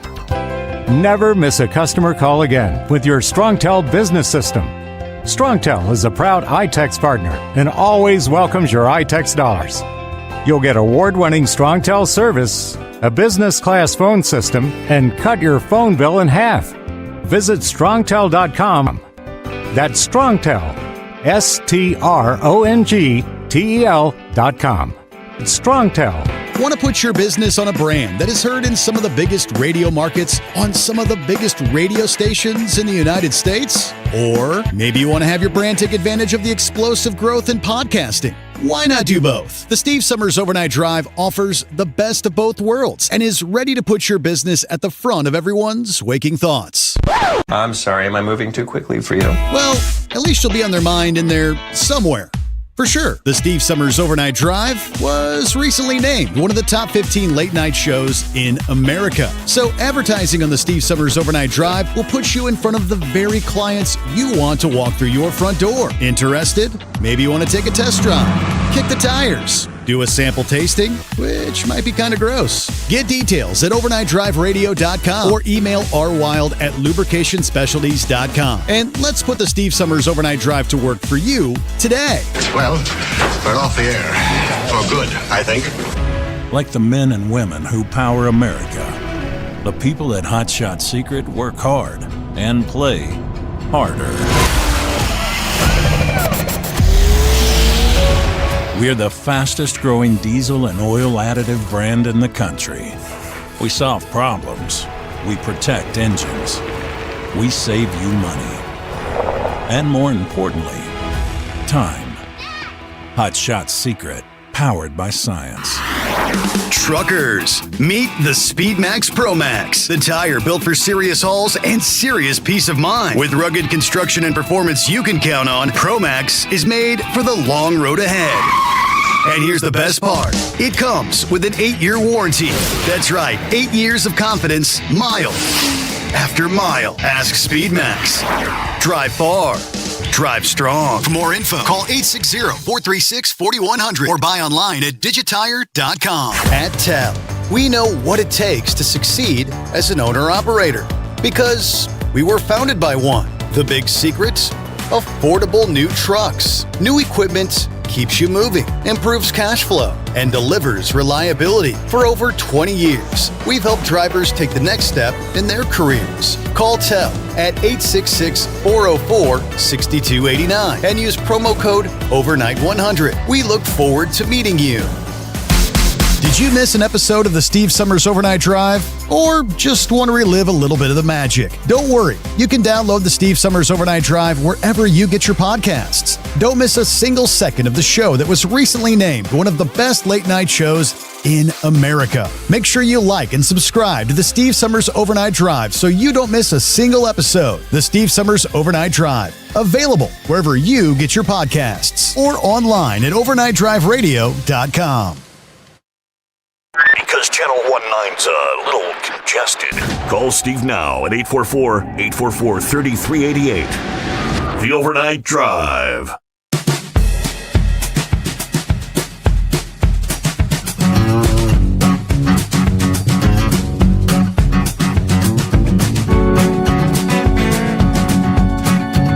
All right, as we get a brand new day underway. Thought you had a good weekend.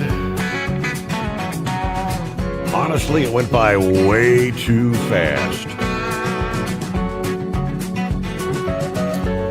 That's just my opinion. Hello to Gary, Southwest Ohio. What do you? It's at 8 degrees at this hour. And we get to Pup joins us here on an early Monday. What's going on, Pup? Well, not much. Can you hear me all right, Steve? I don't have my headset tonight. Yeah, loud and clear. 10-4. Hey, first of all, I had an engine light come on in my car, and so I had tested there at O'Reilly's what is the matter with my car. And they said, it says rail 1, low pressure. I thought, well, what does that mean? So I got to looking it up and everything, and it could be a multiple things of everything. So I bought that lubricant from Hot Shot Secret for your fuel pumps and your injectors and everything, and whammo, the light went out about, I don't know, after 20 minutes of driving it and stuff. How about that? But then, yeah. And then my dumb ass left it out in the garage, and it gelled up. So I called down to Hot Shot Secret there, and I asked for and this lady, I cannot remember, I think her name was Katie, but I cannot. Mm-hmm. But I asked her, she's very knowledgeable. She goes, no. She says it won't hurt once it's in the gasoline or the diesel. But she said you need to keep that above 65 degrees or it'll ungel and it'll work once it's in the. So very knowledgeable young lady. So bring it in, let it thaw out, and it's good to go. Yep. Yeah. And she says once it's mixed in with the diesel or the gasoline, it won't ever do that, but by itself it will. Gotcha. And I do remember you guys having a conversation one time about the diesel stuff. And he said if it's not mixed in there, it will gel up in that can. Or the bottle, I mean, not can. But I really agree with Dan, and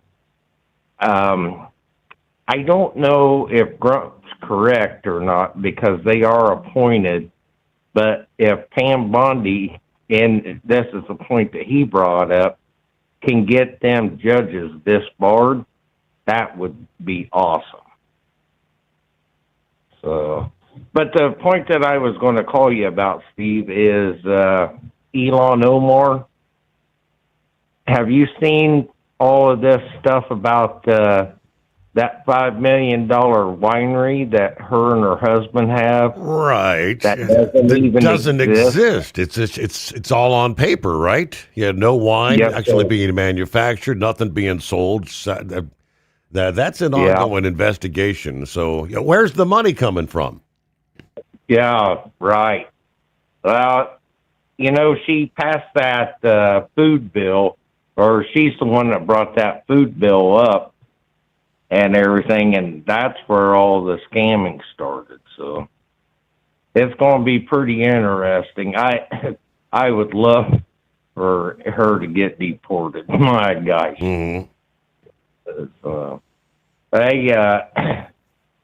How's the? Are you using more kerosene than you're the heat pump? Yes, it does a great job. It gives the heat pump a opportunity to take a break. Yeah. Hey, another thing you can do, I think I told you this once before, is find an old pan and put some water in that pan and put it on top of that kerosene heater. And that'll also help humidify your house. Yeah, and the moisture in the air actually supposedly makes it feel a bit warmer, if I'm not mistaken. Yes, sir. Yep. It does. Yeah, so I just thought that was pretty interesting. I mean, they are digging deep into this winery thing. Her and her husband, I think, are both in trouble. But other than that, we're kicked back listening, and thanks, Hot Shot Secret, because I do not like a engine light on any of my vehicles. So there, that's what it's designed to do. Thank you much, Pup. Have a great morning. All of a sudden, the sun is really active. Giant sunspot right now. A few days ago, sunspot 4366 didn't even exist. Suddenly, it is now a behemoth. Almost half the size of Carrington's sunspot. According to Space Weather, rapid growth is making the sunspot very unstable. Indeed, it's already unleashed dozens of solar flares in the past 24 hours, including a monster X8 class flare. More explosions pretty much certain here on February the 2nd. Let's see. So far, 17 M-class solar flares and 3 X-class flares. The most intense so far was just this past evening. That was the X8 class flare, which they've got video from the Solar Dynamics Observatory. Extreme ultraviolet radiation from the flare ionized the top of the Earth's atmosphere, This in turn causing shortwave radio blackouts across the South Pacific. Ham radio operators in Australia and New Zealand may have experienced loss of signal for hours after the peak of that flare. But of course, of greater interest is the CME. If there is one, the explosion hurled a lot of dense, dark plasma into space. That material may have formed the core of an Earth-directed coronal mass ejection. At this point, confirmation awaits fresh data from NOAA and the SOHO coronagraphs. So they're watching very closely there. And then, of course, with the combination of flares, a lot of times we've heard about some of them can come together and form what they call a cannibal CME. We saw that, about a month ago with the northern lights visible over much of the lower 48. That could potentially be in the offing in the coming days. I'll have to pay attention there. But an X8, that is a monster flare. I believe that's the largest flare we've had this entire solar cycle, which covers a number of years. All right, Pappy joins us here. Get the new week started. What's going on, Pappy? What's happening, Steve? I just emailed you a couple different heat sources. If you get a chance, maybe check it out.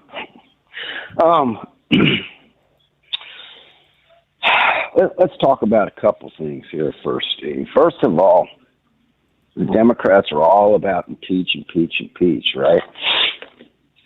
So why the hell are we not impeaching these federal judges? We own the Senate, right? I don't get it. Start impeaching these Soros-appointed judges. Daryl was talking about the death penalty. I'm strictly talking about Ohio law here.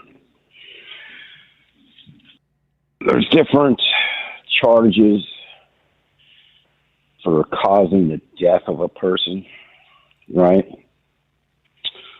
Homicide doesn't necessarily mean murder. We all heard the term justified homicide. In Ohio, Steve, we got aggravated murder,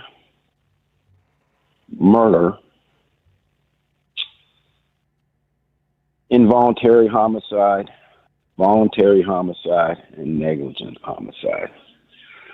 The only way to receive the death penalty in Ohio is to be convicted of aggravated murder. And you have to meet all the elements that go under that charge, which is basically purposely cause the death of another with prior calculation and design. Meaning, I don't know, say you had a tiff with your neighbor, right? And, I don't know, he pushes you over the edge. And you sit in your house and you say, when that sucker leaves for work tomorrow, I'm going to put a bullet in him. And you know what time he leaves. You plan this out. You calculate it, right? And by design. That is calculating and by design. You are designing that murder in your head. Does that make sense? Absolutely. So then you get into murder. That's purposely cause the death of another, right? There's no planning involved. You purposely cause the death of another. Sometimes we'll see this when we get these shootings, right?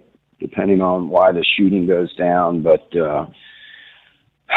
say a guy gets in a fight, he shoots a guy one time, and he's trying to claim self-defense, but that's really not flying. Did he purposely caused the death. It might be a hard thing to prove that he purposely, depending on his statements too. Right?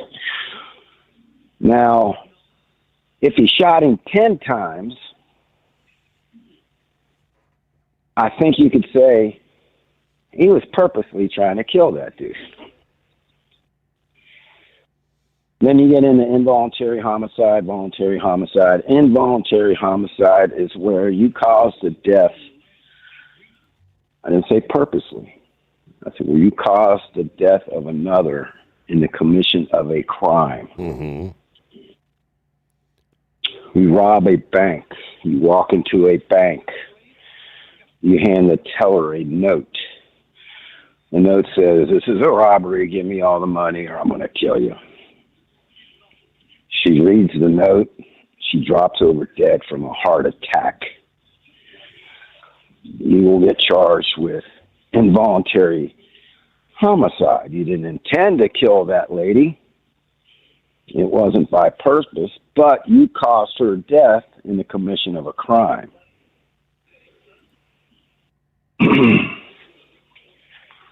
Voluntary manslaughter, homicide, that's when you start getting into like a sudden fit of rage.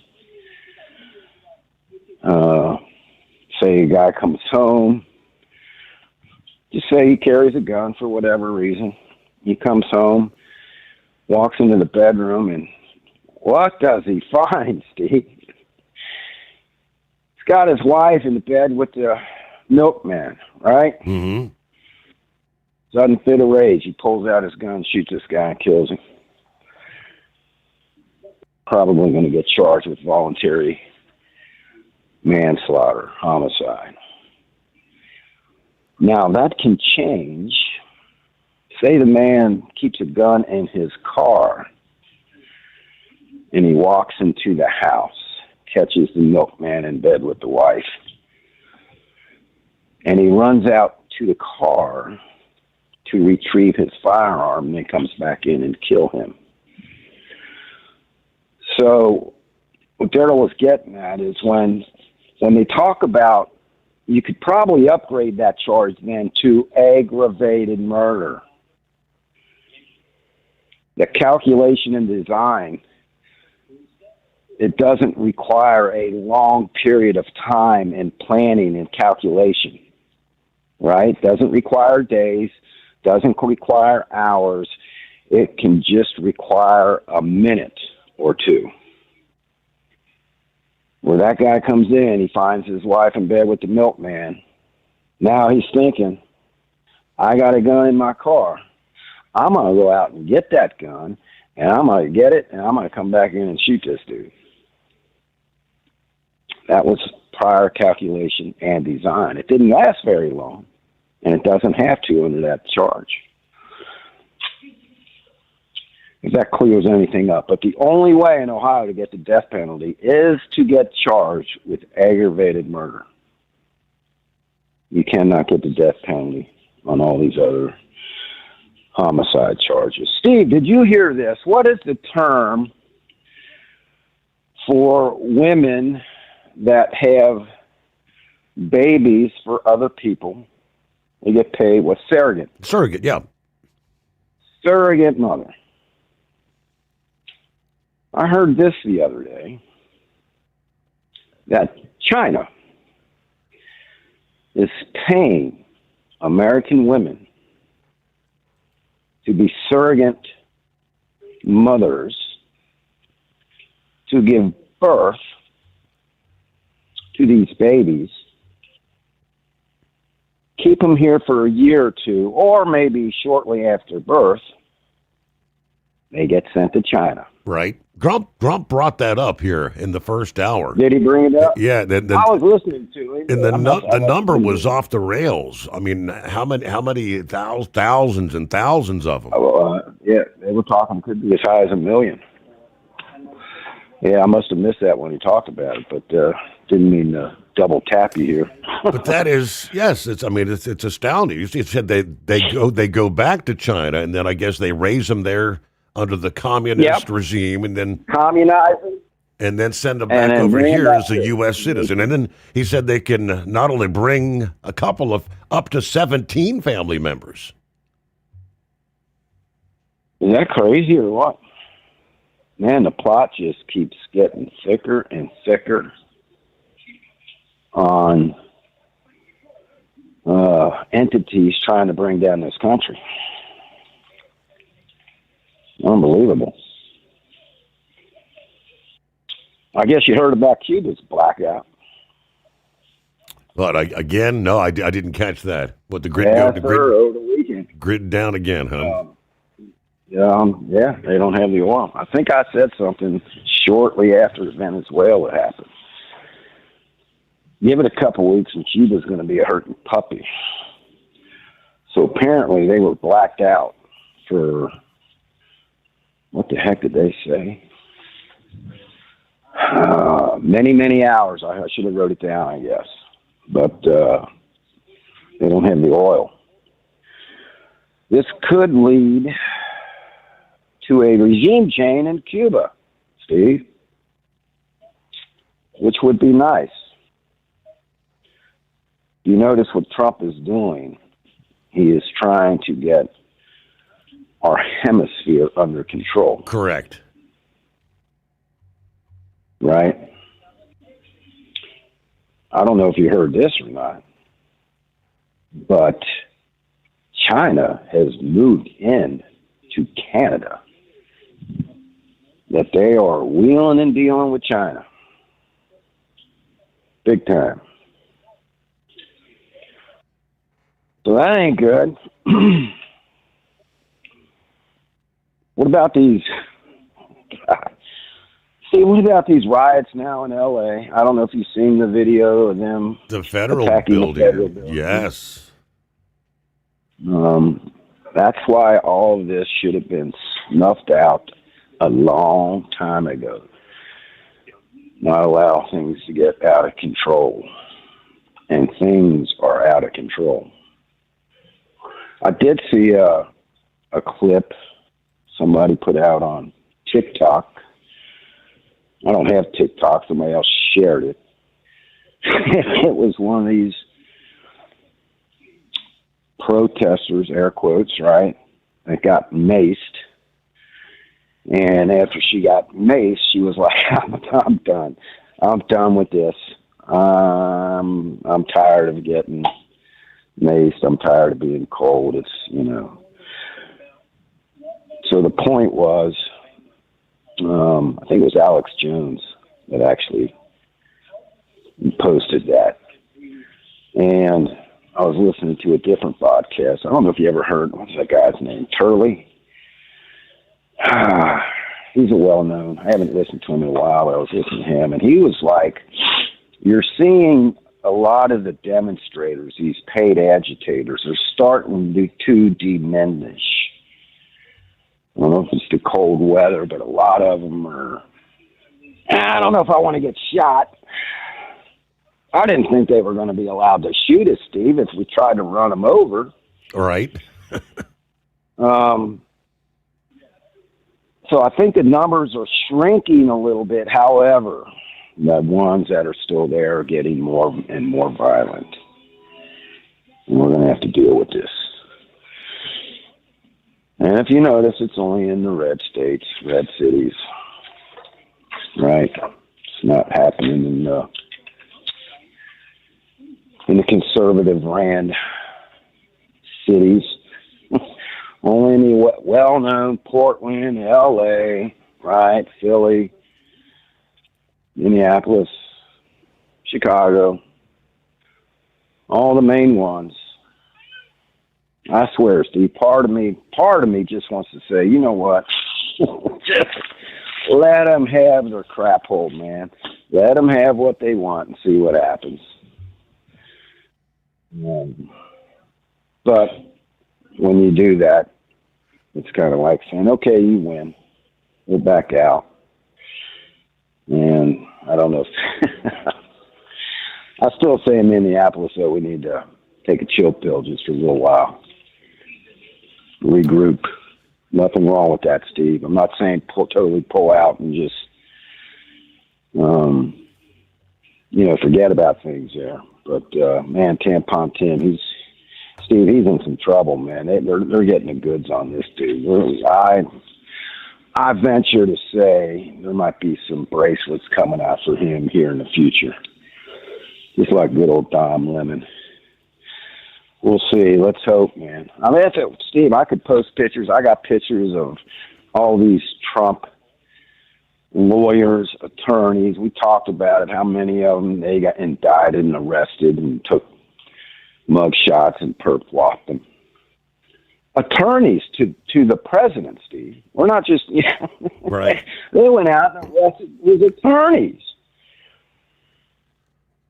And there's real good evidence that I told you about that Signal Chap app that they are using to coordinate these attacks against ICE, that Tampon Tim's, right-hand people are involved in this. People in the state government are involved in this. All right, bud. Let's get ready for another week. All right. Back to work. And what you mentioned there about, you just let the Democrat run cities, let them have it. That's pretty much what the president said over the weekend. If they're gonna try to tear up, burn down these Democrat-run cities, he's pretty much. We'll give you the update what he had to say coming up following our news break as we close out another hour. Groundhog Day comes our way.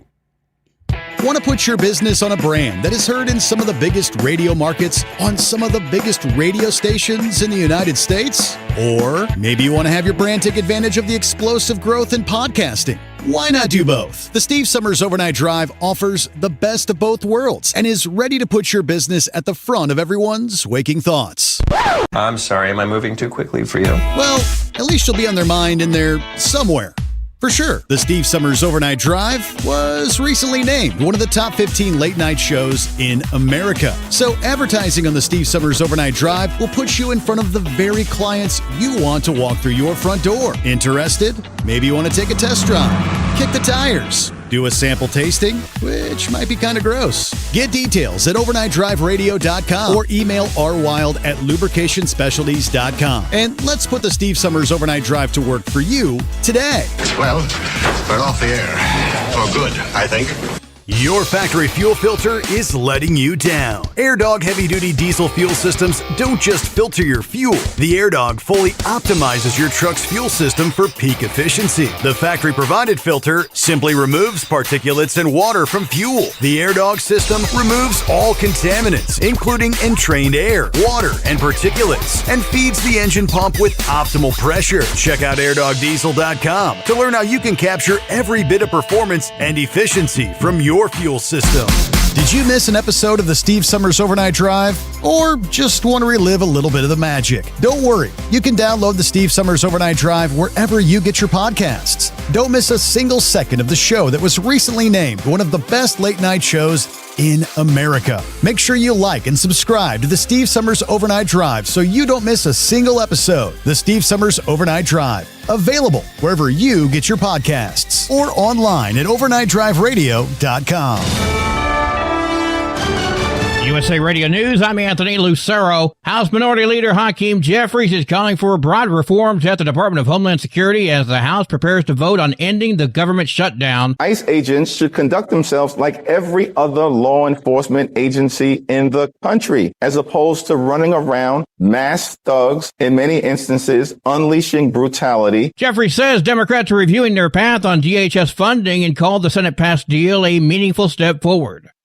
Venezuelan opposition leader Maria Corina Machado says she hopes to one day be president of Venezuela, telling CBS's Face the Nation that elected leadership should come through free elections. I will be president when the time comes, but it doesn't matter. That should be decided in elections by the Venezuelan people. Machado, who won the Nobel Peace Prize for her democratic activism, also praised U.S. support for Venezuelans, but has not yet received the backing to lead amid ongoing political uncertainty.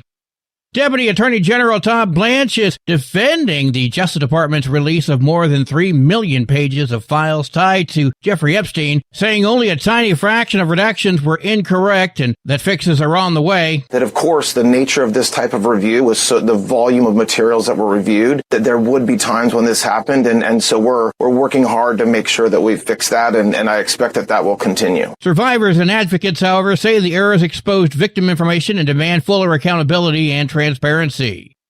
President Trump says newly released Jeffrey Epstein files absolve him of wrongdoing and is considering legal action against author Michael Wolff and the Epstein estate, alleging a political conspiracy to harm him. Justice Department officials stress the documents do not show criminal conduct by Trump, even as the political fallout continues. AAA reports the national average price for a gallon of gas is $2.87. Kauai, Hawaii is up to $4.91 a gallon, while Greer County, Oklahoma is down to $2.24. From America's News Network USA Radio News. Business owners, are you paying high phone bills for old school systems and lousy service? StrongTel cuts your phone bills in half and turns every phone you own into a feature-rich business system.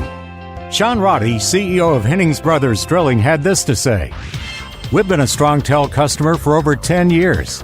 It's great, and even includes an intercom with video to our equipment yard. I can watch live from anywhere with my smartphone. I'd recommend StrongTel to anyone. Never miss a customer call again with your StrongTel business system. StrongTel is a proud iTex partner and always welcomes your iTex dollars. You'll get award-winning StrongTel service, a business-class phone system, and cut your phone bill in half. Visit strongtel.com. That's StrongTel, StrongTel.com. It's StrongTel. A powerful winter storm has killed at least 2 people in North Carolina, where officials report more than 1,000 traffic crashes. The storm brought snow and dangerous cold across the southeast and mid-Atlantic, with temperatures in parts of Florida colder than Alaska. Authorities warn power outages and life-threatening cold could linger on for days.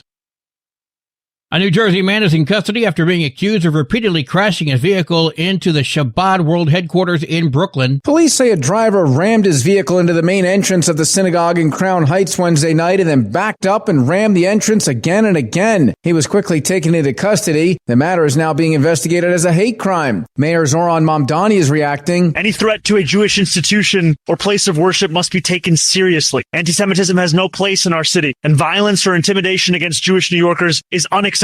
Police have stepped up security at places of worship in response. Scott Pringle, New York. Denver Archbishop Samuel Aquila is calling for peace. Denver's Archbishop says both parties have failed on immigration, treating immigrants as pawns and objects without the dignity they deserve. In a statement, he says the current moment is both a political and spiritual crisis, leading to heightened anxiety, harmful rhetoric, and a growing disregard for the dignity of human life. While he recognizes the government's right to protect its borders and the law, he says immigrants deserve more respect. He's asking every school and parish to host a holy hour over the next 2 weeks. I'm Connor Shreve. And I'm Anthony Lucero, USA Radio News. iLocal.net is offering a free website analysis to improve the online presence of your business. Business owners across the U.S. turn to iLocal.net to improve their search engine rankings. Search engines are constantly changing their algorithms. You need the professionals who know how to use those changes to benefit your business. Don't hope for new customers. Get found and be chosen. Visit iLocal.net/go for your free website analysis. iLocal.net/go. Did you miss an episode of the Steve Summers Overnight Drive? Or just want to relive a little bit of the magic? Don't worry. You can download the Steve Summers Overnight Drive wherever you get your podcasts. Don't miss a single second of the show that was recently named one of the best late night shows in America. Make sure you like and subscribe to the Steve Summers Overnight Drive so you don't miss a single episode. The Steve Summers Overnight Drive. Available wherever you get your podcasts or online at overnightdriveradio.com. Your factory fuel filter is letting you down. AirDog heavy-duty diesel fuel systems don't just filter your fuel. The AirDog fully optimizes your truck's fuel system for peak efficiency. The factory-provided filter simply removes particulates and water from fuel. The AirDog AirDog system removes all contaminants, including entrained air, water, and particulates, and feeds the engine pump with optimal pressure. Check out airdogdiesel.com to learn how you can capture every bit of performance and efficiency from your fuel system. Keep the bugs off your glass and the smokies off your ass. This is the Overnight Drive with Steve Sommers.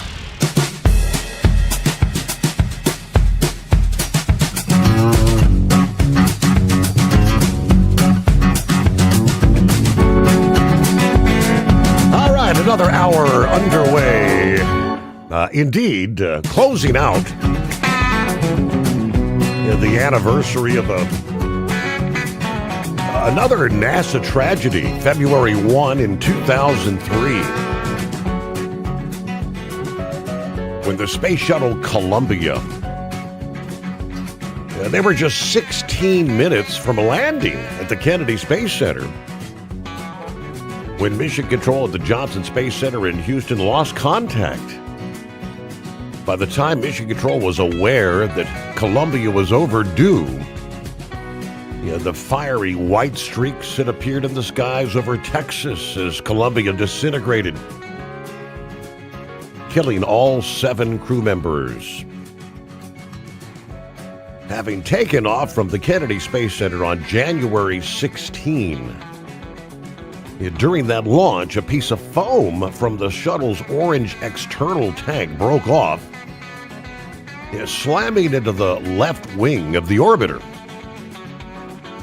NASA's engineers spotted the incident on launch footage, where the impact sent a cloud of debris in the air as the shuttle continued upwards. But they did not realize it had punched a hole in the leading edge of Columbia's wing. The blow from that foam caused the shuttle to overheat and break up upon re-entry.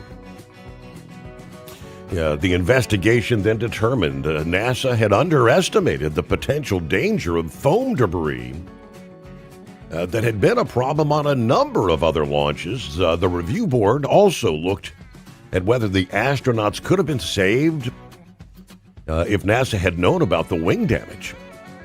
Had they taken immediate action, they decided it could have been possible to pull the space shuttle Atlantis out of processing and launch it on an unprecedented rescue mission. Then there would have been no way to get Columbia itself home, but they also determined Columbia's astronauts could have attempted a risky on-orbit repair, but there was no guarantee that that would have worked as well.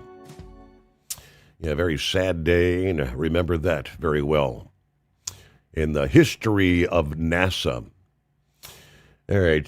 Grump had a follow-up for us here this morning. Yes, sir? Yeah, I just wanted to make a quick comment. I heard my name mentioned a couple times. Yeah, Dan's right. It takes Senate to impeach federal judges.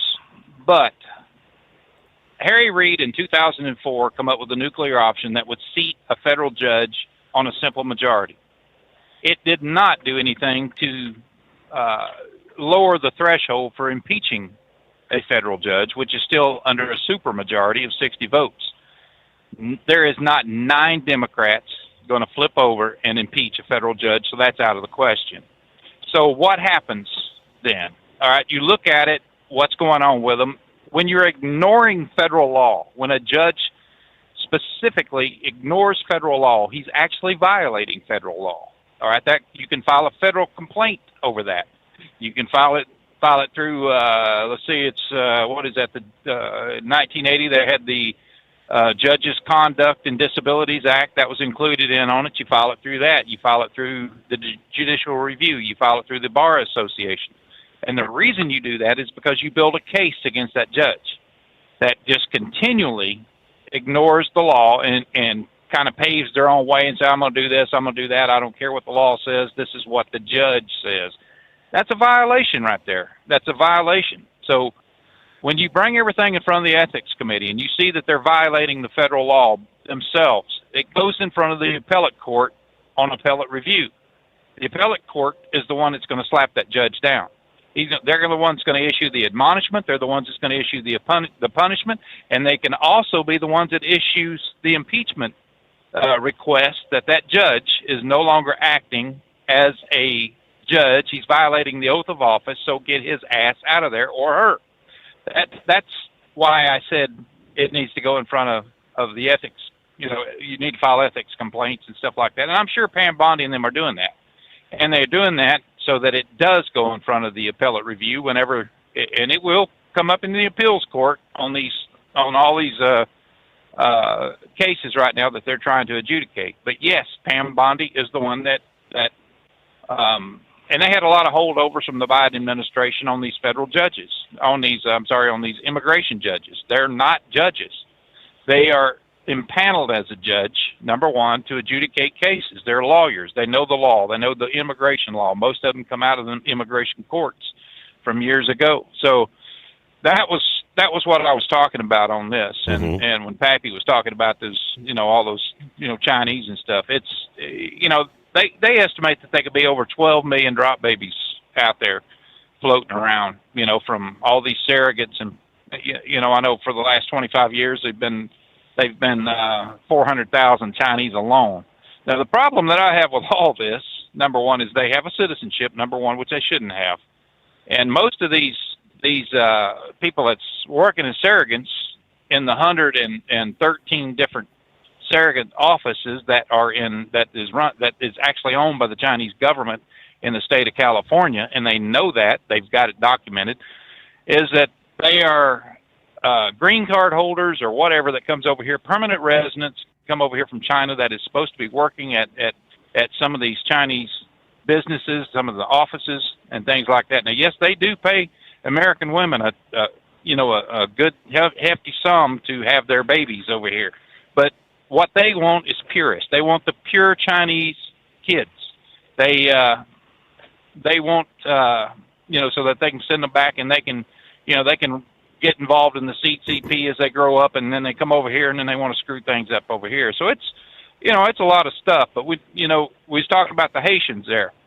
Every one of these damn Haitians and everybody else that came here under the Biden administration, the Haitians in particular, was issued work visas, number one, as temporary refugees. If you remember the Clinton initiative, Steve, have you ever really looked that up? The Clinton Foundation, remember when they were going to Haiti and they was doing all the money spending over there and all that crap, and they were in charge of so much?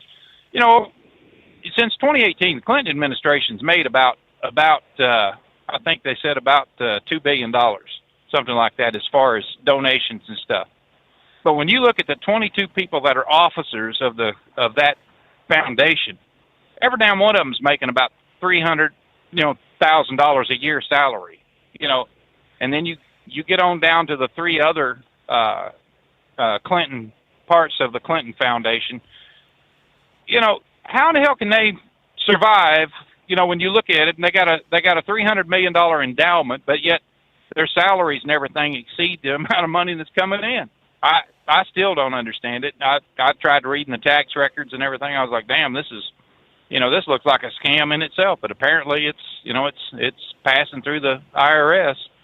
But I don't know, man. I just want to bring that up about the federal judges, and yeah, you're not gonna Senate cannot just wave a magic wand and say you're impeached. It's not going to happen unless the Republicans actually gets a super majority where they can get rid of some of them fools, and then it's going to take a wheelbarrow load of crap that's rolled into the review system so that they can look at it and make sure that they are actually violating the law. Or now, they've had several of them that's been impeached just simply because of embezzlement and things like that. That's a gimme. That's a violation of the office. They're breaking the law. They're going to jail.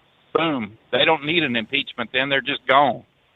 So usually, they'll make a little lighter sentence on them or something if they resign or whatever. But that's where we're standing with federal judges. So hope the appeals court can, slap a few of them down. But I don't like calling in multiple times. I give other people some stuff, but like I said, when somebody mentions my name or they act like I'm not clarifying something. I like to clarify it, and that's the way it is. All right, buddy. Thanks. Get the rest of the story, as they say. Thank you very much. I mentioned, going back to Pappy's conversation, the president over the weekend says he has directed Homeland Security Secretary Kristi Noem to keep the federal government from intervening in protests or riots in Democrat-led cities unless local officials request help, while at the same time ordering a strong federal response to protect federal property. Via Truth Social, the president said the administration, quote, under no circumstances would participate in handling unrest in poorly run Democrat cities unless state or local governments ask for assistance. Now, he added that federal authorities will guard, and very powerfully so, any and all federal buildings that come under attack.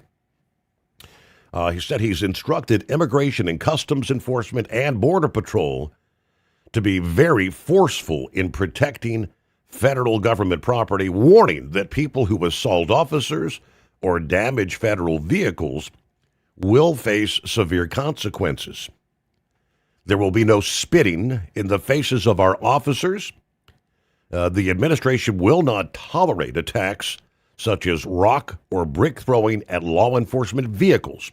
If there is, these people will suffer an equal and more consequence. Now, he emphasized that local governments have primary responsibility for protecting state and local property. Said they also have an obligation to safeguard federal buildings as well as parks and federal assets. We are here to protect federal property, only as a backup, he says, in that it is local and state responsibility to do so. Now, he also pointed to an incident he said occurred overnight in Eugene, Oregon, claiming criminals broke into a federal building, caused major damage, while scaring and harassing employees. He criticized the local police, saying they did nothing to stop the incident. We will not let that happen. Now, he said the federal government will respond quickly when requested, describing such intervention as very easily and methodically. He recalled the Los Angeles riots a year ago, saying a police chief actually credited federal help at the time, but he warned local leaders who object to federal involvement they must explicitly ask for assistance, saying they should use the word please. He also suggested the military could be deployed if necessary, saying ICE, Border Patrol, and if necessary, military would be extremely powerful and tough in protecting federal property.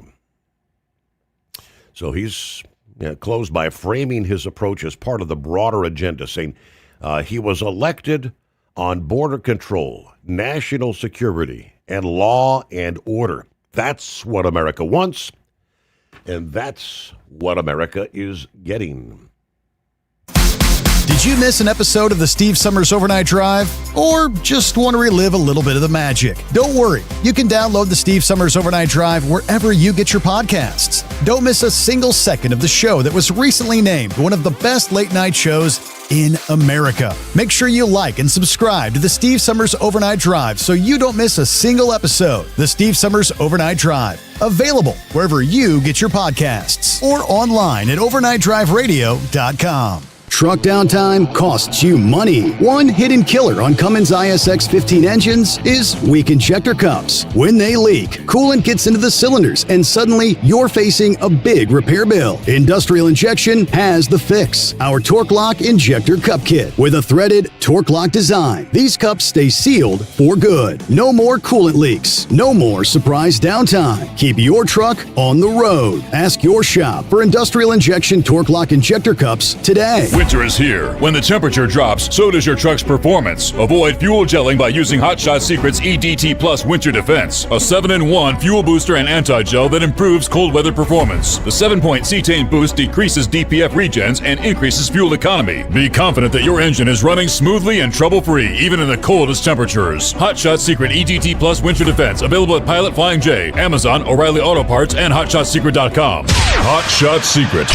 powered by science. Your factory fuel filter is letting you down. AirDog heavy-duty diesel fuel systems don't just filter your fuel. The AirDog fully optimizes your truck's fuel system for peak efficiency. The factory-provided filter simply removes particulates and water from fuel. The AirDog system removes all contaminants, including entrained air, water, and particulates, and feeds the engine pump with optimal pressure. Check out airdogdiesel.com to learn how you can capture every bit of performance and efficiency from your fuel system.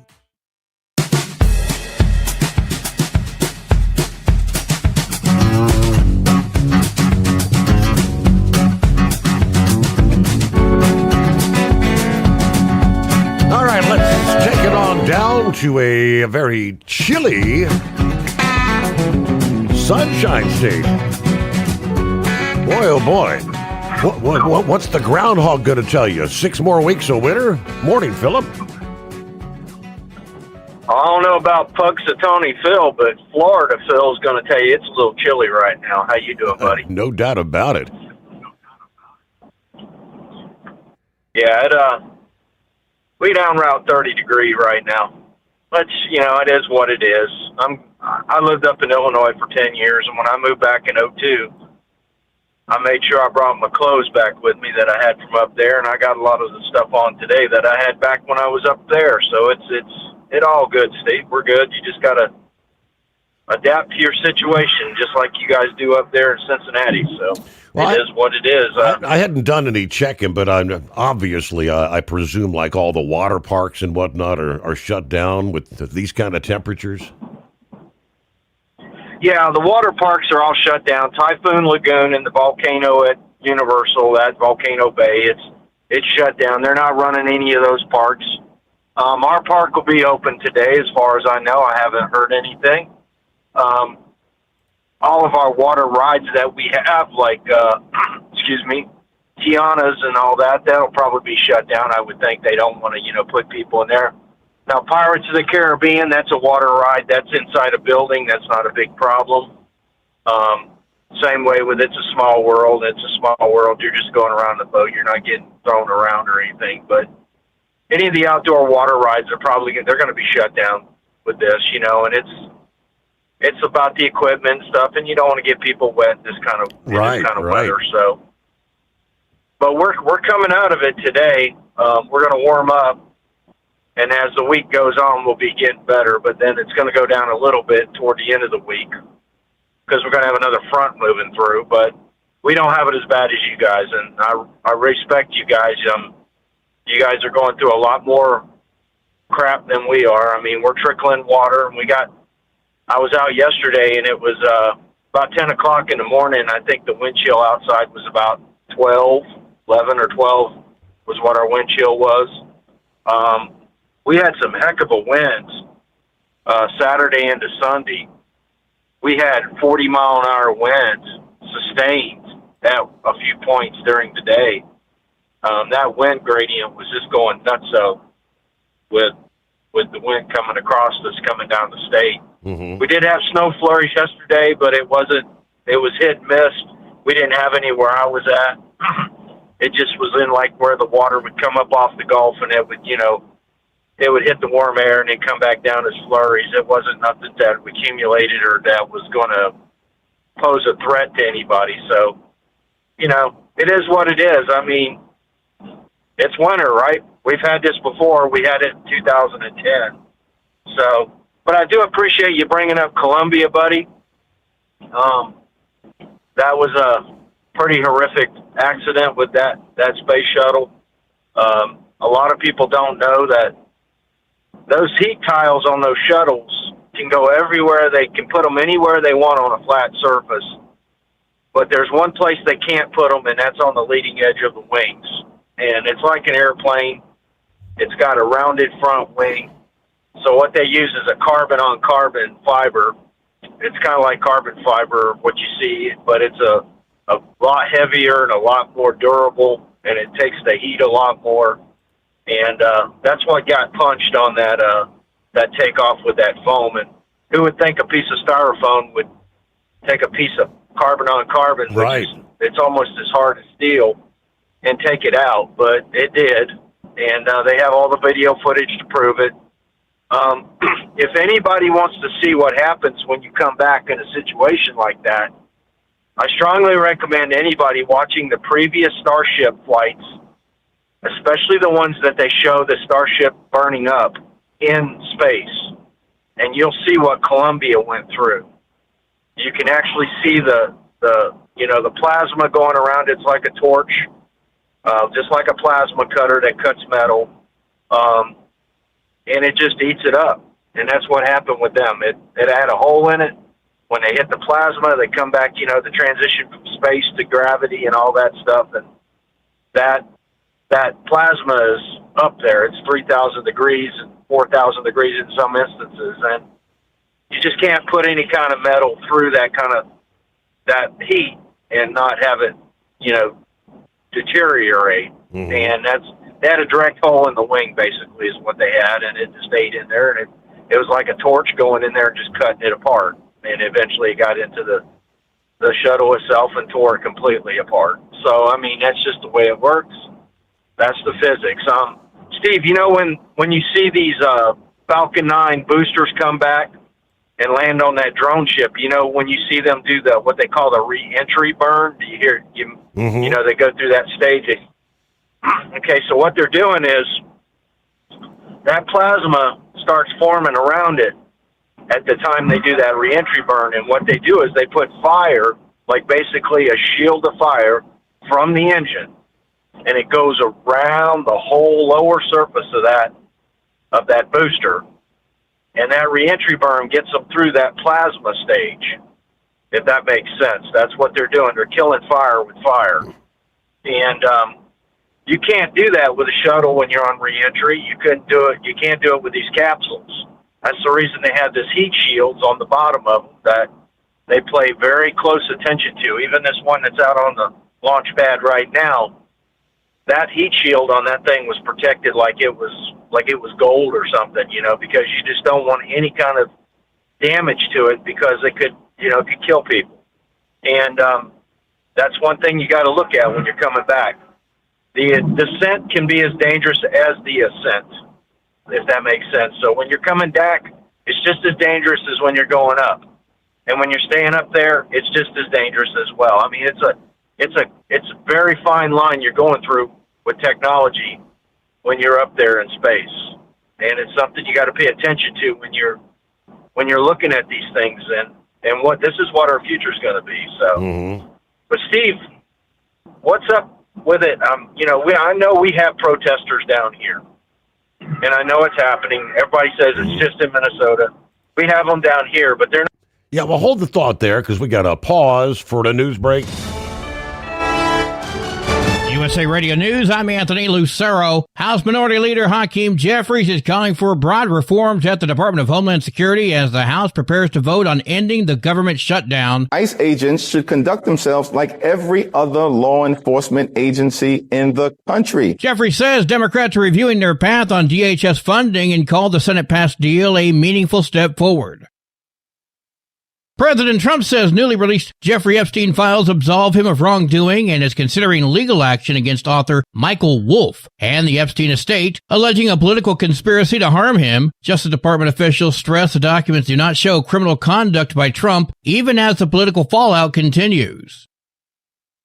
AAA reports the national average price for a gallon of gas is $2.87. Kauai, Hawaii is up to $4.91 a gallon, while Greer County, Oklahoma is down to $2.24. From America's News Network USA Radio News. Business owners, are you paying high phone bills for old school systems and lousy service? StrongTel cuts your phone bills in half and turns every phone you own into a feature-rich business system. Sean Roddy, CEO of Hennings Brothers Drilling, had this to say. We've been a StrongTel customer for over 10 years. It's great, and even includes an intercom with video to our equipment yard. I can watch live from anywhere with my smartphone. I'd recommend StrongTel to anyone. Never miss a customer call again with your StrongTel business system. StrongTel is a proud iTex partner and always welcomes your iTex dollars. You'll get award-winning StrongTel service, a business-class phone system, and cut your phone bill in half. Visit strongtel.com. That's StrongTel, StrongTel.com. It's StrongTel. Did you miss an episode of the Steve Summers Overnight Drive? Or just want to relive a little bit of the magic? Don't worry. You can download the Steve Summers Overnight Drive wherever you get your podcasts. Don't miss a single second of the show that was recently named one of the best late night shows in America. Make sure you like and subscribe to the Steve Summers Overnight Drive so you don't miss a single episode. The Steve Summers Overnight Drive. Available wherever you get your podcasts or online at overnightdriveradio.com. Your factory fuel filter is letting you down. AirDog heavy-duty diesel fuel systems don't just filter your fuel. The AirDog fully optimizes your truck's fuel system for peak efficiency. The factory-provided filter simply removes particulates and water from fuel. The AirDog system removes all contaminants, including entrained air, water, and particulates, and feeds the engine pump with optimal pressure. Check out airdogdiesel.com to learn how you can capture every bit of performance and efficiency from your fuel system. Diesel owners know if you take care of your engine, it'll return the favor. Hot Shot secret formulates additives that help you prevent problems and boost performance. Diesel Extreme cleans internal and external injector deposits, and EDT increases fuel economy by up to 7.3%, scientifically proven by third-party testing. Add Hot Shot secret at your next fill-up to get the most out of your diesel. Available nationwide at truck stops, farm and automotive stores, and online at hotshotsecret.com. Hot Shot Secret, powered by science. Truck downtime costs you money. One hidden killer on Cummins ISX 15 engines is weak injector cups. When they leak, coolant gets into the cylinders and suddenly you're facing a big repair bill. Industrial Injection has the fix. Our Torque Lock Injector Cup Kit with a threaded Torque Lock design. These cups stay sealed for good. No more coolant leaks. No more surprise downtime. Keep your truck on the road. Ask your shop for Industrial Injection Torque Lock Injector Cups today. Want to put your business on a brand that is heard in some of the biggest radio markets on some of the biggest radio stations in the United States? Or maybe you want to have your brand take advantage of the explosive growth in podcasting. Why not do both? The Steve Summers Overnight Drive offers the best of both worlds and is ready to put your business at the front of everyone's waking thoughts. I'm sorry, am I moving too quickly for you? Well, at least you'll be on their mind in there somewhere. For sure, the Steve Summers Overnight Drive was recently named one of the top 15 late-night shows in America. So advertising on the Steve Summers Overnight Drive will put you in front of the very clients you want to walk through your front door. Interested? Maybe you want to take a test drive, kick the tires, do a sample tasting, which might be kind of gross. Get details at overnightdriveradio.com or email rwild@lubricationspecialties.com. And let's put the Steve Summers Overnight Drive to work for you today. Well, we're off the air. For good, I think. We know you'd like to be cuddled up real tight with a sweet little thing all night. But instead, you've got Steve Summers. It's the Overnight Drive.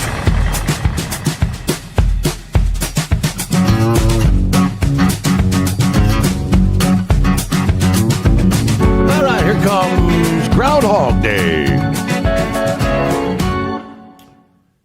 Punxsutawney Phil. Will he see his shadow? Yeah, that's the question we all await. Suffice it to say, we've got more winter coming our way. I don't know about 6 more weeks of winter, but I can factually tell you waves of frigid air will continue to be released into much of the eastern U.S. Through at least mid-February. Yeah, not all cold patterns in the winter are due to the polar vortex, but this storm, which typically resides near the Arctic Circle, contains the coldest air, has shifted and weakened at times this winter, allowing some of that frigid air to escape to the south. For many areas in the eastern USA, the Arctic outbreak that started late January will continue right into the first part of this week and bring with it some of the most severe cold and lowest temperatures of the winter. Subsequent blasts of air in the first 7 to 10 days of February may not be quite as extreme, according to AccuWeather, because the ongoing cold has led to a rapid increase in ice cover on the Great Lakes. The modifying effect of the shrinking open water is progressively being reduced.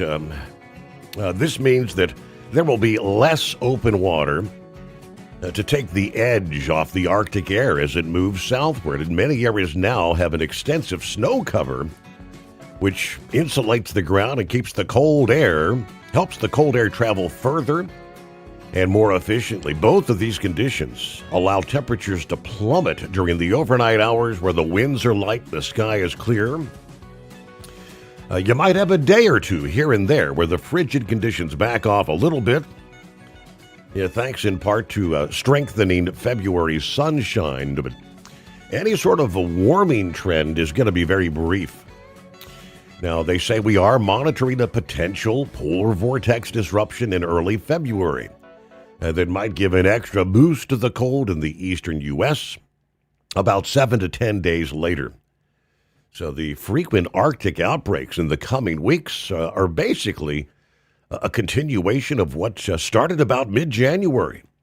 So we're going to see monthly temperatures well below historical average over much of the eastern U.S. once again.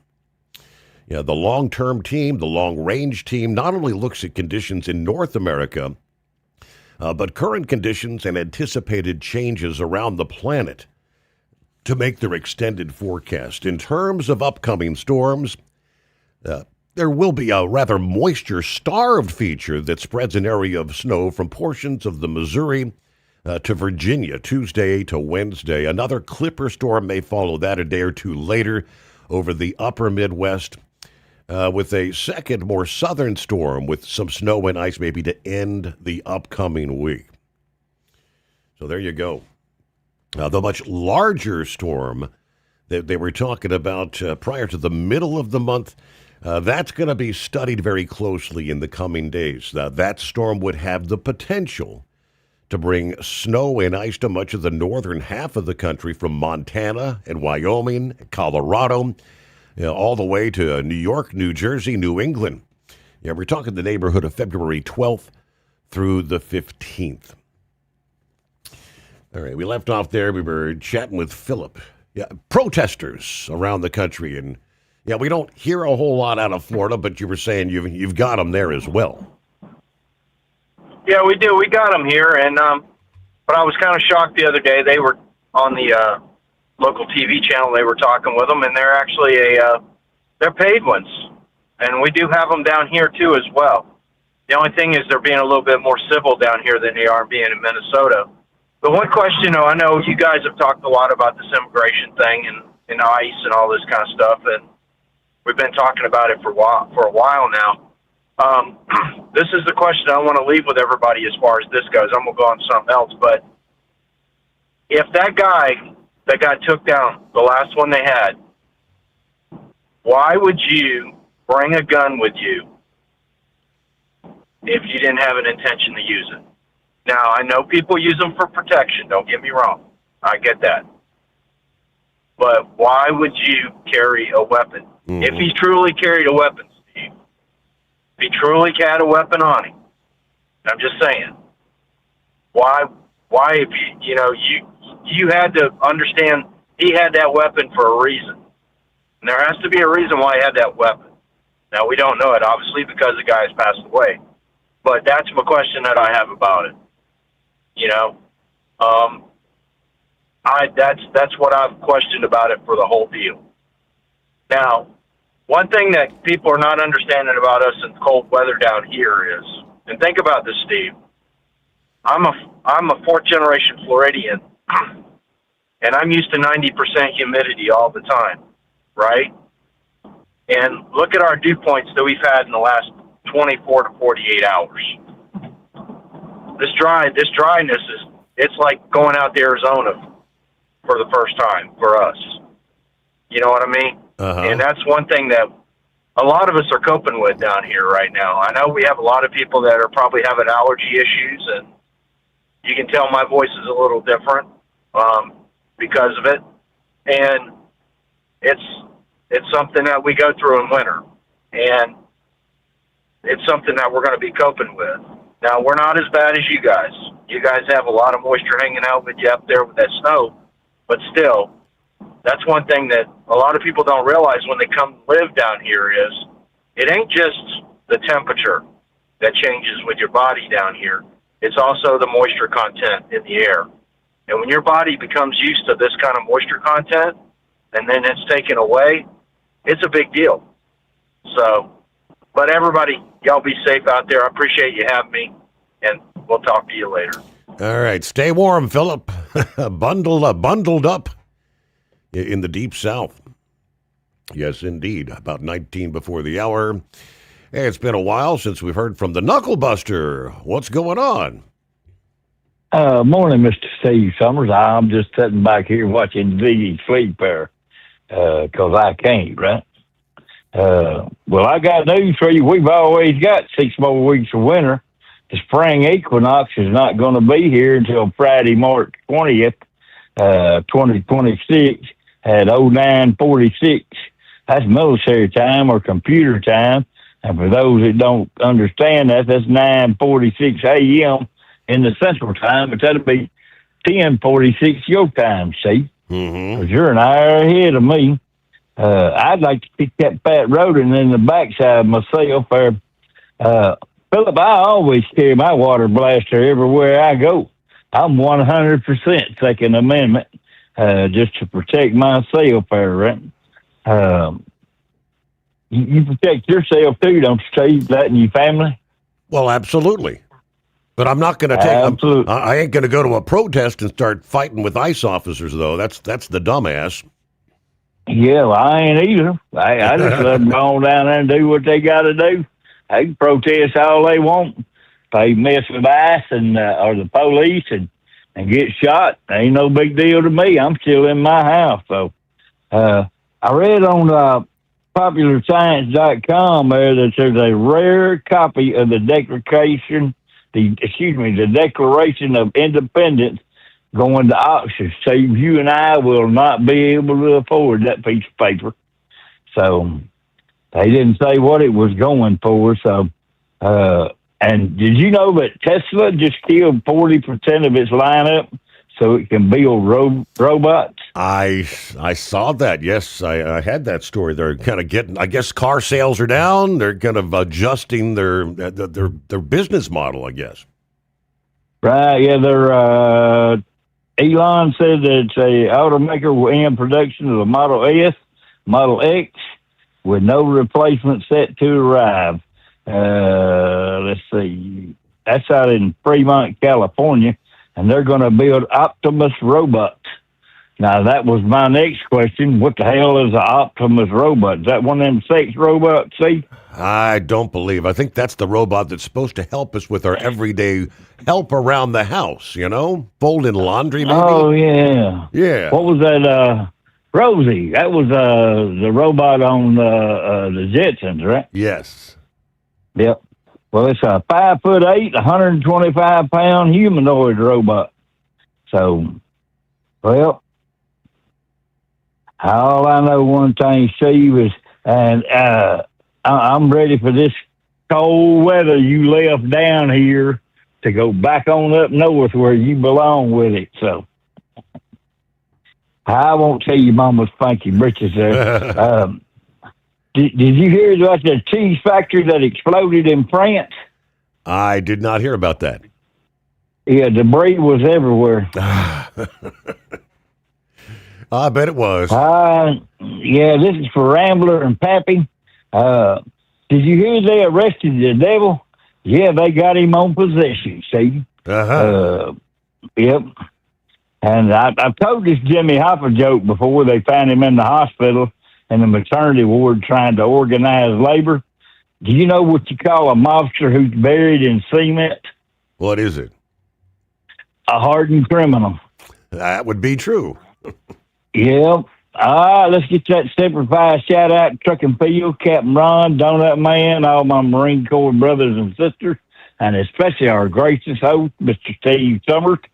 Y'all buy some Stabile products, and I had plenty of Stabile out there putting my gas from a generator. But matter of fact, I went and bought a second generator, but I didn't need either one of them there. The two single women that live across the street from me, they got 4 dogs, 6 cats, and it would have been 3 women that would have piled over in my house if the electricity had gone out. So I just went and bought another generator to keep all that from happening. But since I had it, I didn't even have to use it there. Y'all get some Steve Summers Overnight Drive products too. Call Steve at 844-844-3388. And Steve, we still got 6 more weeks of winter. I don't care what that fat-ass rodent is. So, all right. Well, like it or not, that is correct. All right, have yourself a great morning. I'm still happily retired, so we'll just keep it at that, right? All right, Knucklebuster. Appreciate you checking in. Have a great Monday, greatest day of the week. Yeah, I had that in the headlines there. Tesla actually kind of pivoting away from traditional car manufacturing and moving more toward their artificial intelligence, robotics, and chip production, even as revenue from their core auto business continues to slide.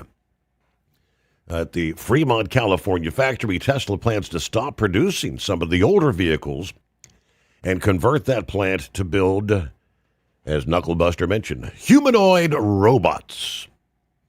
The shift as they prepare to spend roughly $20 billion this year on what it sees as a fundamental business transformation. Forget the Tesla you knew. Yeah, the Tesla of yesterday is gone. We believe Elon Musk has reached a definitive burn the ships inflection point. A total commitment to a vision that leaves no room for retreat, as they put it. This analyst investment firm recommends buying Tesla stock after capital expenditures fell 24% last year. Tesla said spending will more than double this year as it moves further away from electric vehicles and deeper into artificial intelligence. They are prioritizing driverless technology, humanoid robots, and eventually the chips needed to power those systems. Automotive revenue, still about 70% of Tesla's business, fell 10% last year. The company failed to introduce a new electric vehicle model and faced intensifying competition, particularly from China's BYD and European automakers Volkswagen and BMW.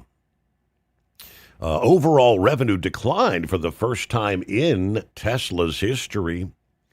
On the earnings call, Elon Musk confirmed Tesla is going to end production of the Model S sedan and the Model X SUVs. While those vehicles represented less than 3% of deliveries last year, they did help make electric vehicles more mainstream, they say.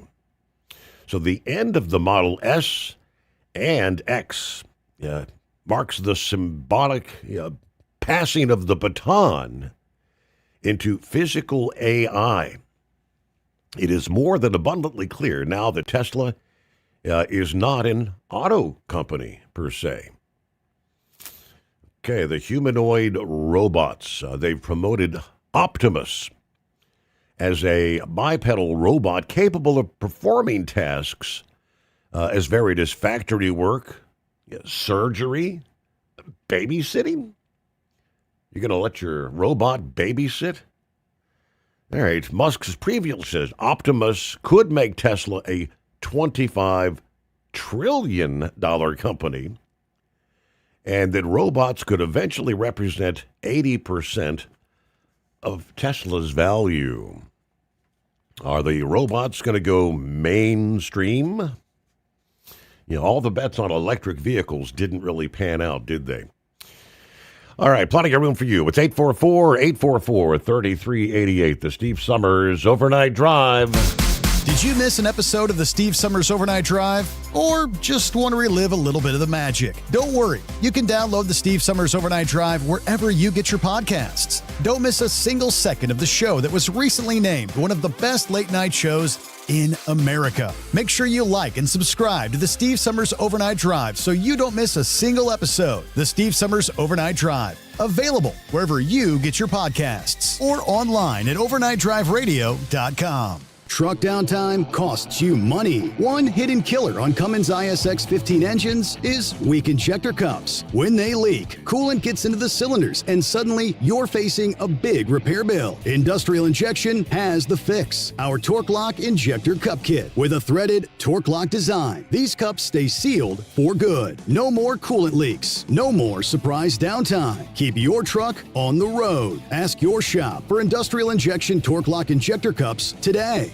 Want to put your business on a brand that is heard in some of the biggest radio markets on some of the biggest radio stations in the United States? Or maybe you want to have your brand take advantage of the explosive growth in podcasting. Why not do both? The Steve Sommers Overnight Drive offers the best of both worlds and is ready to put your business at the front of everyone's waking thoughts. I'm sorry, am I moving too quickly for you? Well, at least you'll be on their mind in there somewhere. For sure, the Steve Sommers Overnight Drive was recently named one of the top 15 late-night shows in America. So advertising on the Steve Sommers Overnight Drive will put you in front of the very clients you want to walk through your front door. Interested? Maybe you want to take a test drive, kick the tires, do a sample tasting, which might be kind of gross. Get details at overnightdriveradio.com or email rwild@lubricationspecialties.com. And let's put the Steve Sommers Overnight Drive to work for you today. Well, we're off the air. For good, I think.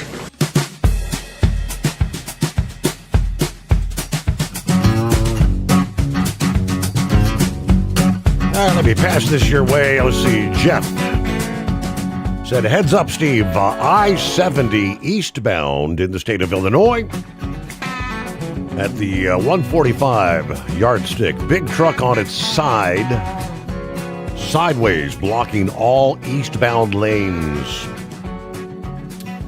So eastbound I-70 Illinois shut down this early Monday.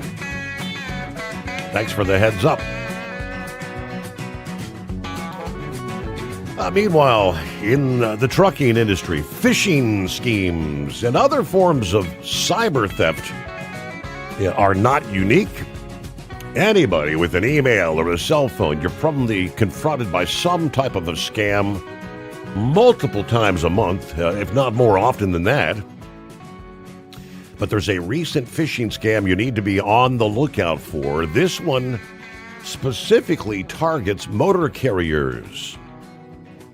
The FMCSA began warning truckers about the scheme last week, stating the FMCSA has identified a new aggressive phishing campaign in which motor carriers receive emails falsely claiming to be from the Department of Transportation or other FMCSA officials.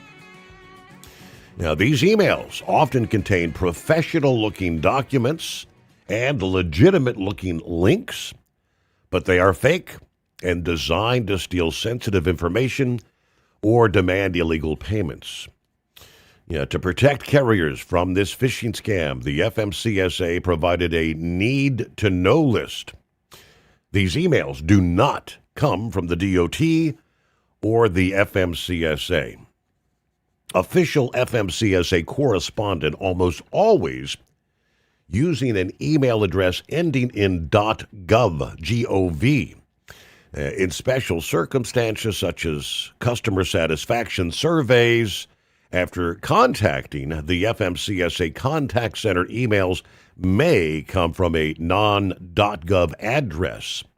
But these surveys are only asking for feedback, will not ask for any personal information, payment, or account information.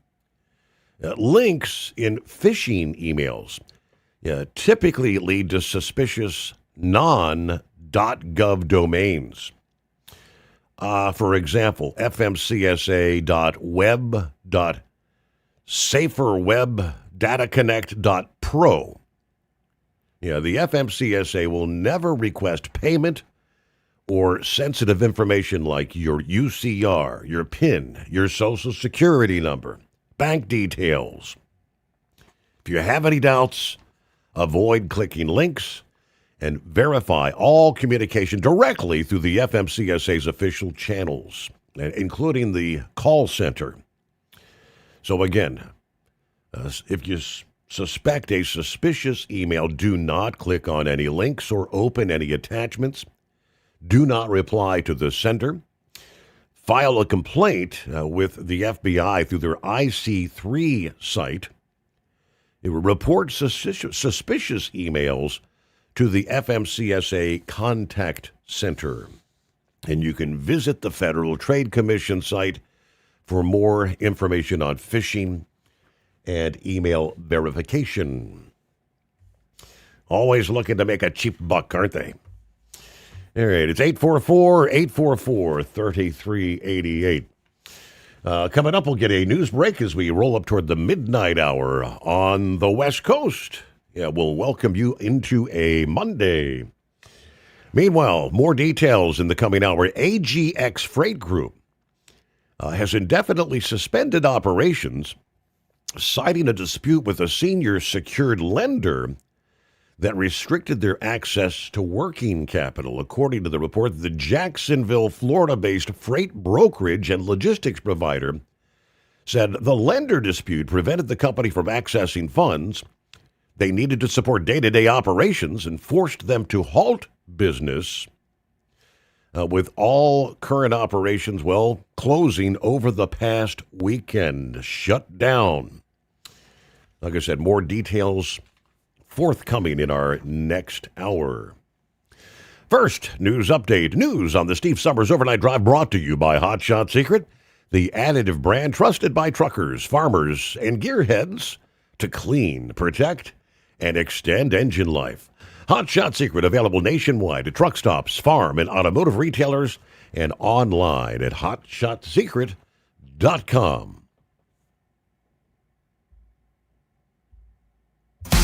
Did you miss an episode of the Steve Summers Overnight Drive? Or just want to relive a little bit of the magic? Don't worry. You can download the Steve Summers Overnight Drive wherever you get your podcasts. Don't miss a single second of the show that was recently named one of the best late-night shows in America. Make sure you like and subscribe to the Steve Summers Overnight Drive so you don't miss a single episode. The Steve Summers Overnight Drive. Available wherever you get your podcasts or online at overnightdriveradio.com. Truck downtime costs you money. One hidden killer on Cummins ISX 15 engines is weak injector cups. When they leak, coolant gets into the cylinders and suddenly you're facing a big repair bill. Industrial Injection has the fix. Our Torque Lock Injector Cup Kit with a threaded Torque Lock design. These cups stay sealed for good. No more coolant leaks. No more surprise downtime. Keep your truck on the road. Ask your shop for Industrial Injection Torque Lock Injector Cups today. Winter is here. When the temperature drops, so does your truck's performance. Avoid fuel gelling by using Hot Shot Secret's EDT Plus Winter Defense, a 7-in-1 fuel booster and anti-gel that improves cold weather performance. The 7-point cetane boost decreases DPF regens and increases fuel economy. Be confident that your engine is running smoothly and trouble-free, even in the coldest temperatures. Hot Shot Secret EDT Plus Winter Defense, available at Pilot Flying J, Amazon, O'Reilly Auto Parts, and HotShotSecret.com. Hot Shot Secret,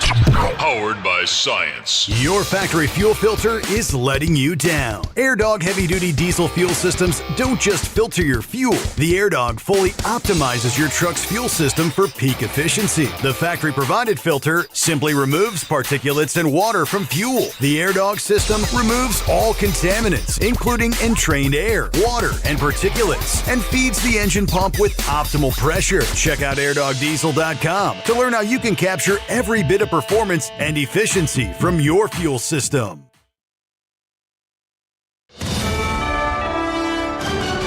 USA Radio News, I'm Anthony Lucero. House Speaker Mike Johnson is expressing confidence that the partial government shutdown will come to an end on Tuesday. The Republican tells NBC's Meet the Press he believes they have enough Republican votes to push forward, even after Democratic Minority Leader Hakeem Jeffries warned Johnson they can't rely on Democrats to help fast-track a funding package. We have a logistical challenge of getting everyone in town, and because of the conversation I had with Hakeem Jeffries, I know that we've got to pass a rule and probably do this mostly on our own. The House will be back in session on Monday. A deal agreed to by President Trump and Senate Democrats would fund all of the government except Homeland Security, which would operate on a 2-week stopgap bill. I'm Scott Carr in Washington. Iran is warning a U.S. strike will spark a regional conflict. Iranian Supreme Leader Ayatollah Ali Khamenei made the comments on state TV Sunday. This after President Trump has repeatedly threatened to attack Iran over the killing of protesters. Khamenei says the Iranian people will not be stirred by these threats. On Saturday, Trump said Iran was seriously talking with the U.S. as he's called on the country to negotiate a nuclear weapons deal. I'm Scott Carr in Washington. Both sides in the Luigi Mangione New York State case are being called back to the courtroom for an unexpected hearing this week. New York Judge Gregory Caro summoning both Mangione's defense team and state prosecutors back to the courtroom for a previously unscheduled hearing for this upcoming Friday. The letter did not provide a reason for the hearing. It comes days after the state requested to begin the trial on July 1st, something Mangione's team has been adamantly against. Judge Caro has also been weighing whether the evidence collected by Altoona, Pennsylvania police during Mangione's arrest will be allowed at trial, though that decision is not due until May 18th. Jonathan O'Halloran, New York. AAA reports the national average price for a gallon of gas is $2.87. Kauai, Hawaii is up to $4.91, while Greer County, Oklahoma, $2.24 a gallon. From America's News Network, USA Radio News.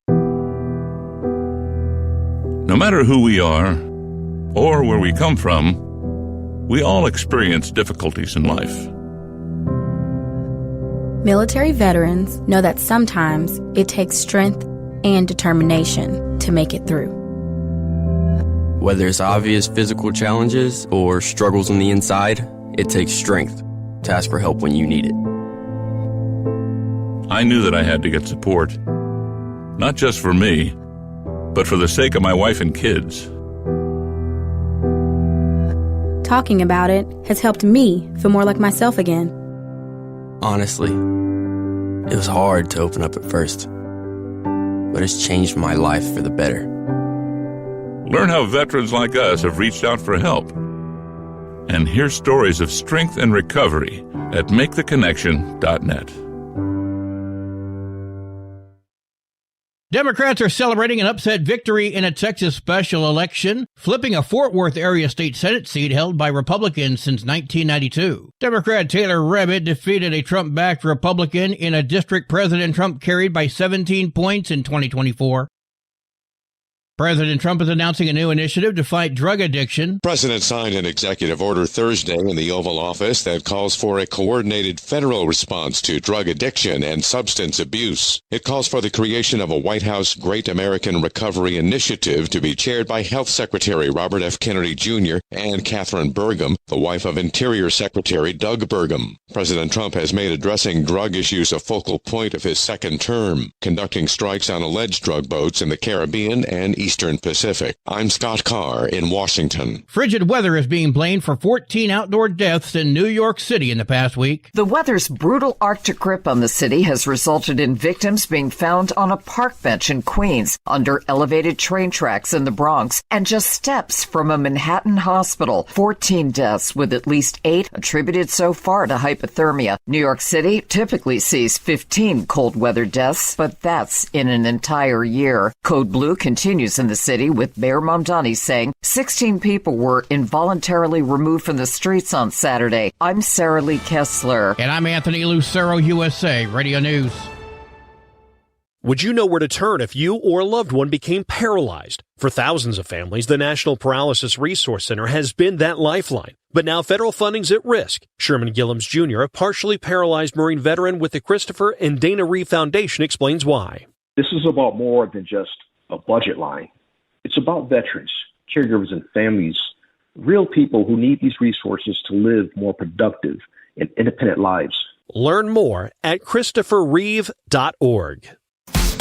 Did you miss an episode of the Steve Summers Overnight Drive? Or just want to relive a little bit of the magic? Don't worry. You can download the Steve Summers Overnight Drive wherever you get your podcasts. Don't miss a single second of the show that was recently named one of the best late-night shows in America. Make sure you like and subscribe to the Steve Summers Overnight Drive so you don't miss a single episode. The Steve Summers Overnight Drive. Available wherever you get your podcasts or online at overnightdriveradio.com. Truck downtime costs you money. One hidden killer on Cummins ISX 15 engines is weak injector cups. When they leak, coolant gets into the cylinders and suddenly you're facing a big repair bill. Industrial Injection has the fix. Our Torque Lock Injector Cup Kit with a threaded Torque Lock design. These cups stay sealed for good. No more coolant leaks. No more surprise downtime. Keep your truck on the road. Ask your shop for Industrial Injection Torque Lock Injector Cups today.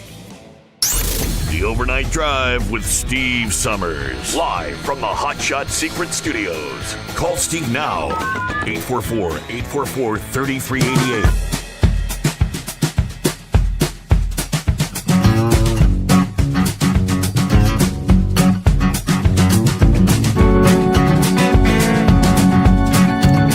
Alrighty, what do you say? We cross over the midnight hour on the West Coast. Welcome into a Monday. Hey, happy Groundhog's Day, right?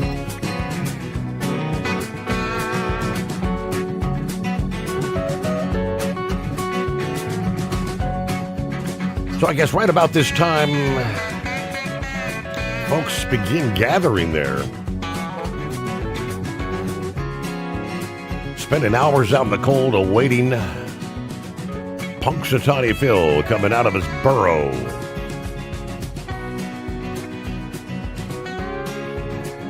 Trying to pull up the latest. Let's see. I guess, even as cold as it is, there are crowds gathering.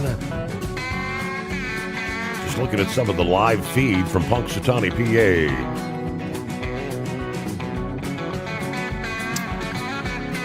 Here we go. For the 140th time, Punxsutawney Phil will take his stance on winter weather from Gobbler's Knob. Summoned from his tree stump, 7:15 a.m. this morning. Will he see his shadow? According to the folklore, there will be 6 more weeks of winter if he sees his shadow. If he doesn't, spring comes early. The year 1886 marked the first time Groundhog Day appeared in the local newspaper there in Punxsutawney, PA. That tradition has continued to grow, now celebrated all over the world, of course. The president of the Groundhog Club likens experience of attending Groundhog Day as something akin to a climber reaching Mount Everest. I depict our guests that come out for Groundhog Day like Mount Everest climbers. It is both a bucket list item and an endurance test as attendees await Phil's annual prediction. The people that are here are so happy to get caught up in the happiness, and you're truly moved by the experience. It's just about having some fun in the middle of winter time. But festivities have pretty much remained unchanged for nearly 140 years, guided by Groundhog Club's Inner Circle. Now, this guy served as president for 14 years. He said he still feels the excitement when Phil emerges, and describes his communication as a nonverbal exchange. We communicate through winks, chirps, nods, purrs, and things like that. It's not an actual conversation. Well, really, I'm glad you had to explain that to us.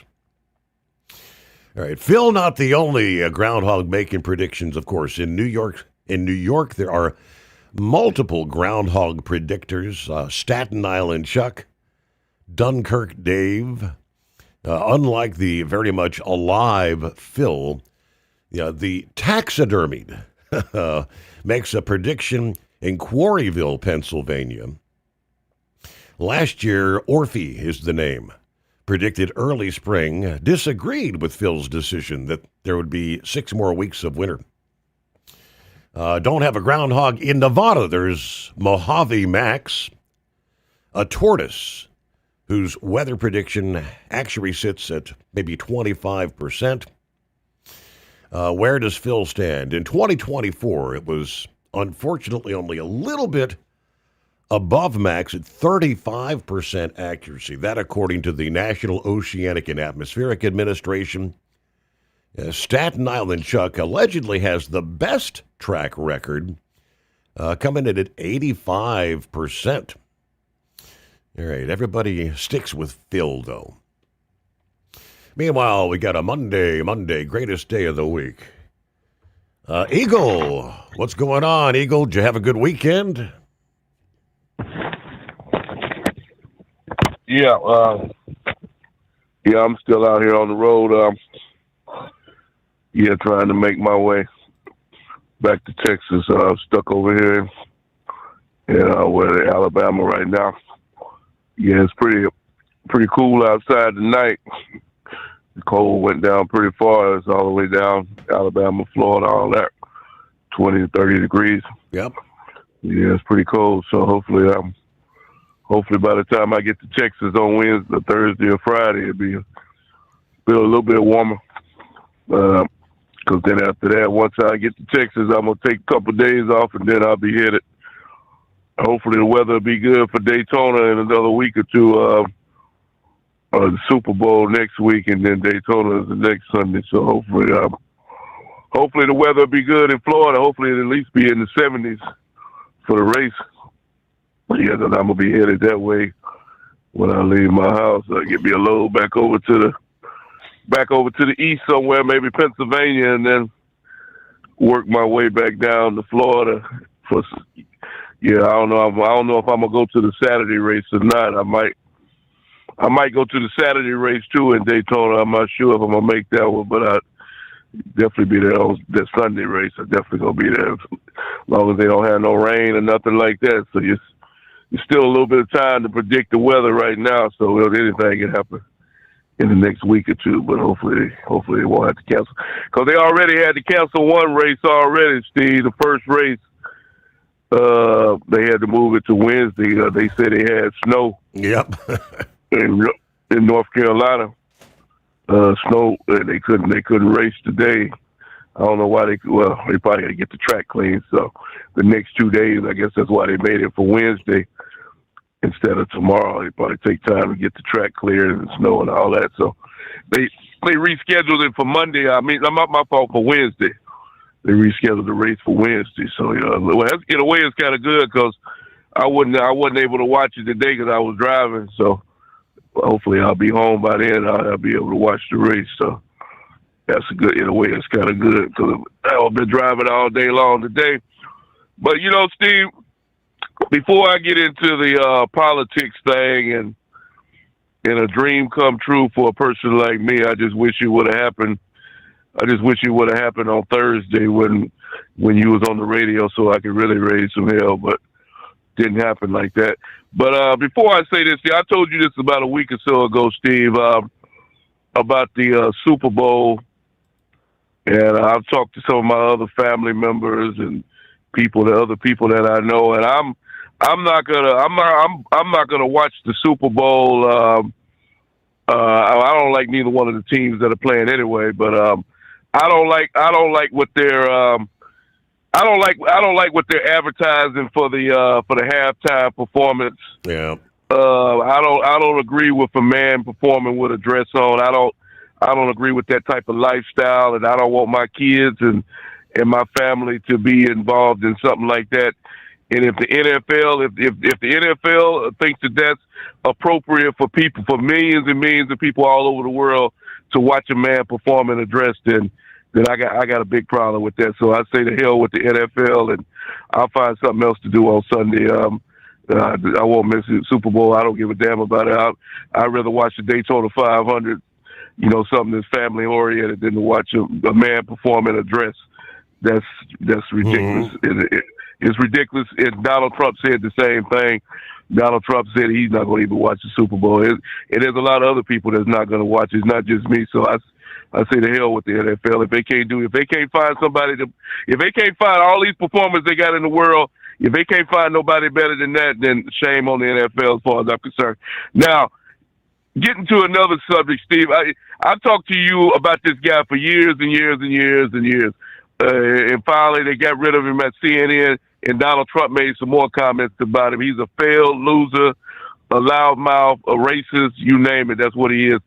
And he finally got what was coming to him. They put him in jail. The only bad thing is they let him back out. That's the sad part. That's the bad part about it. They should have kept him in there longer than that for what he did. But he back out on the streets again, and he's still running his mouth, talking about he won't be quiet, that he's not going to let, that he's going to continue to do what he do, which is talk a bunch of nonsense. But I was wondering when I woke up on Friday morning, Steve. That was the first thing I heard when I turned my radio on my truck.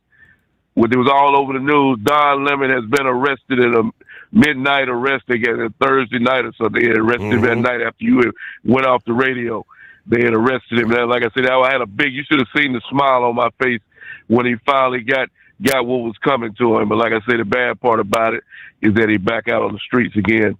And because, like I said, this guy here is nothing but a loser. Anybody associated with CNN is a loser, Steve. From any of the names you want to name, none of them are good. All of them is phony broadcasts. MSNBC, all of them, CBS, ABC, NBC, you name them, ain't none of them gonna give you the right deal. If you want to get the honest deal, your best bet is to go to Newsmax or something like that. Those people will tell you the whole deal. Fox News is sold out.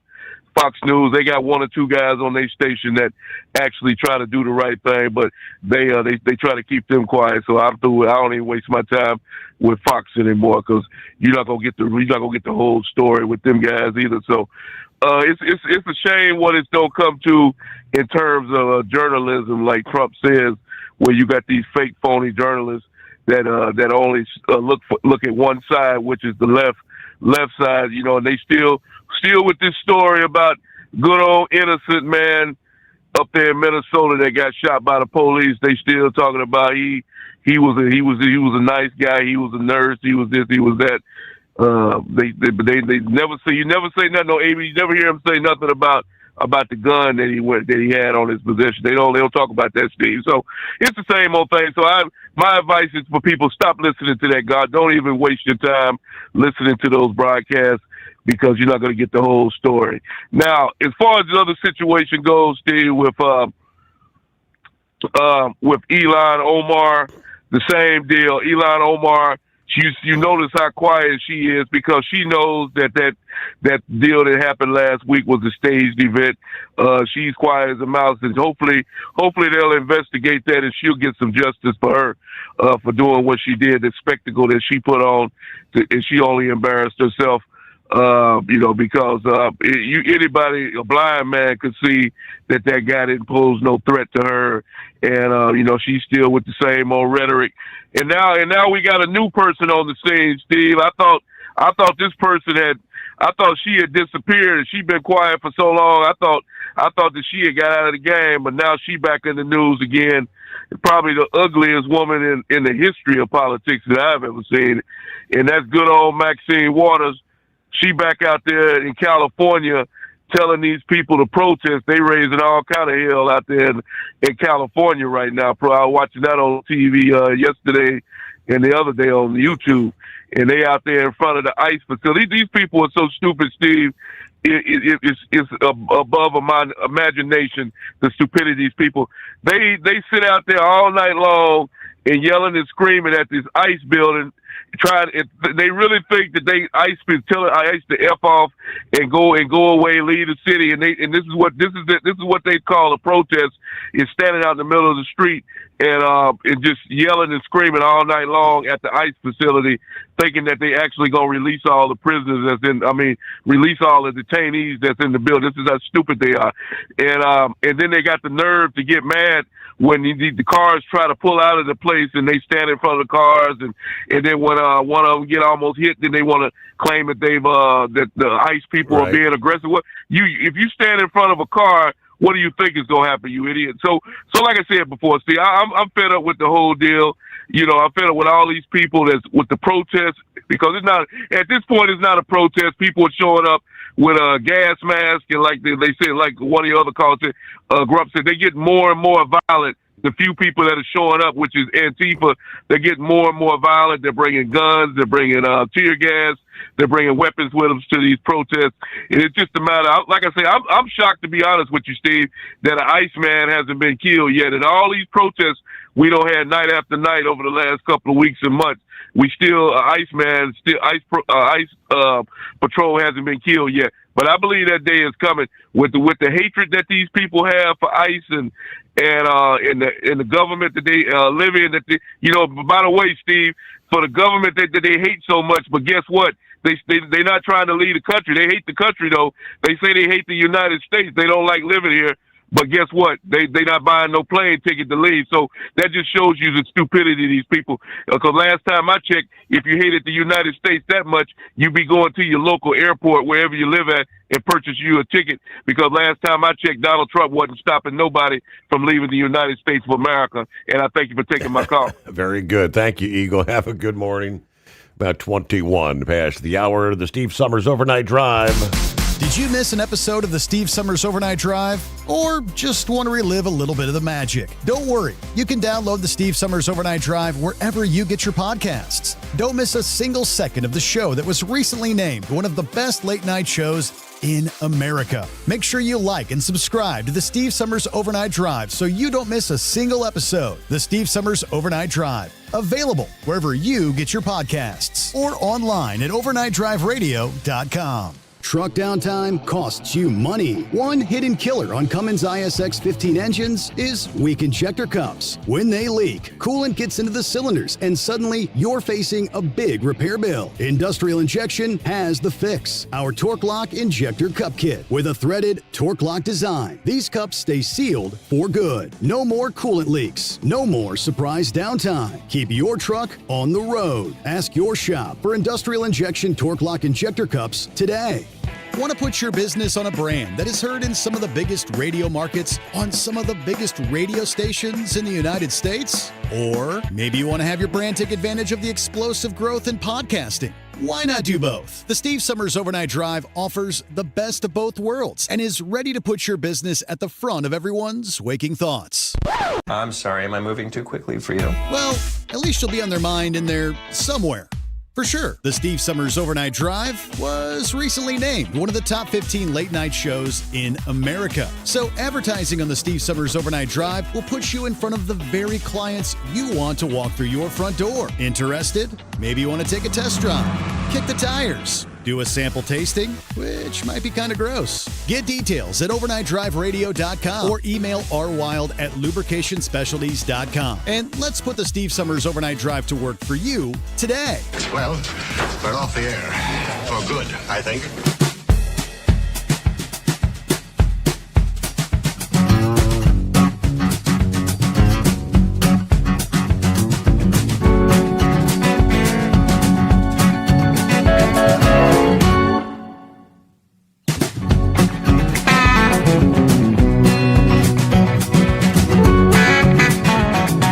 Rest of the story real quick. Jacksonville, Florida, AGX Freight shutting down over the weekend. AGX Freight is not in default, and we categorically disagree with the lender's position as it relates to the company, according to the president of AGX, Mike Williams. In a news release, we have sufficient working capital on our balance sheet to fund operations, pay employees, agents, and carriers. This is not liquidity, it's accessibility. The company apparently had spent weeks pursuing interim financing, new capital, and an ownership restructuring that would have allowed it to continue operating while the dispute was resolved, but those efforts ultimately failed to prevent the shutdown.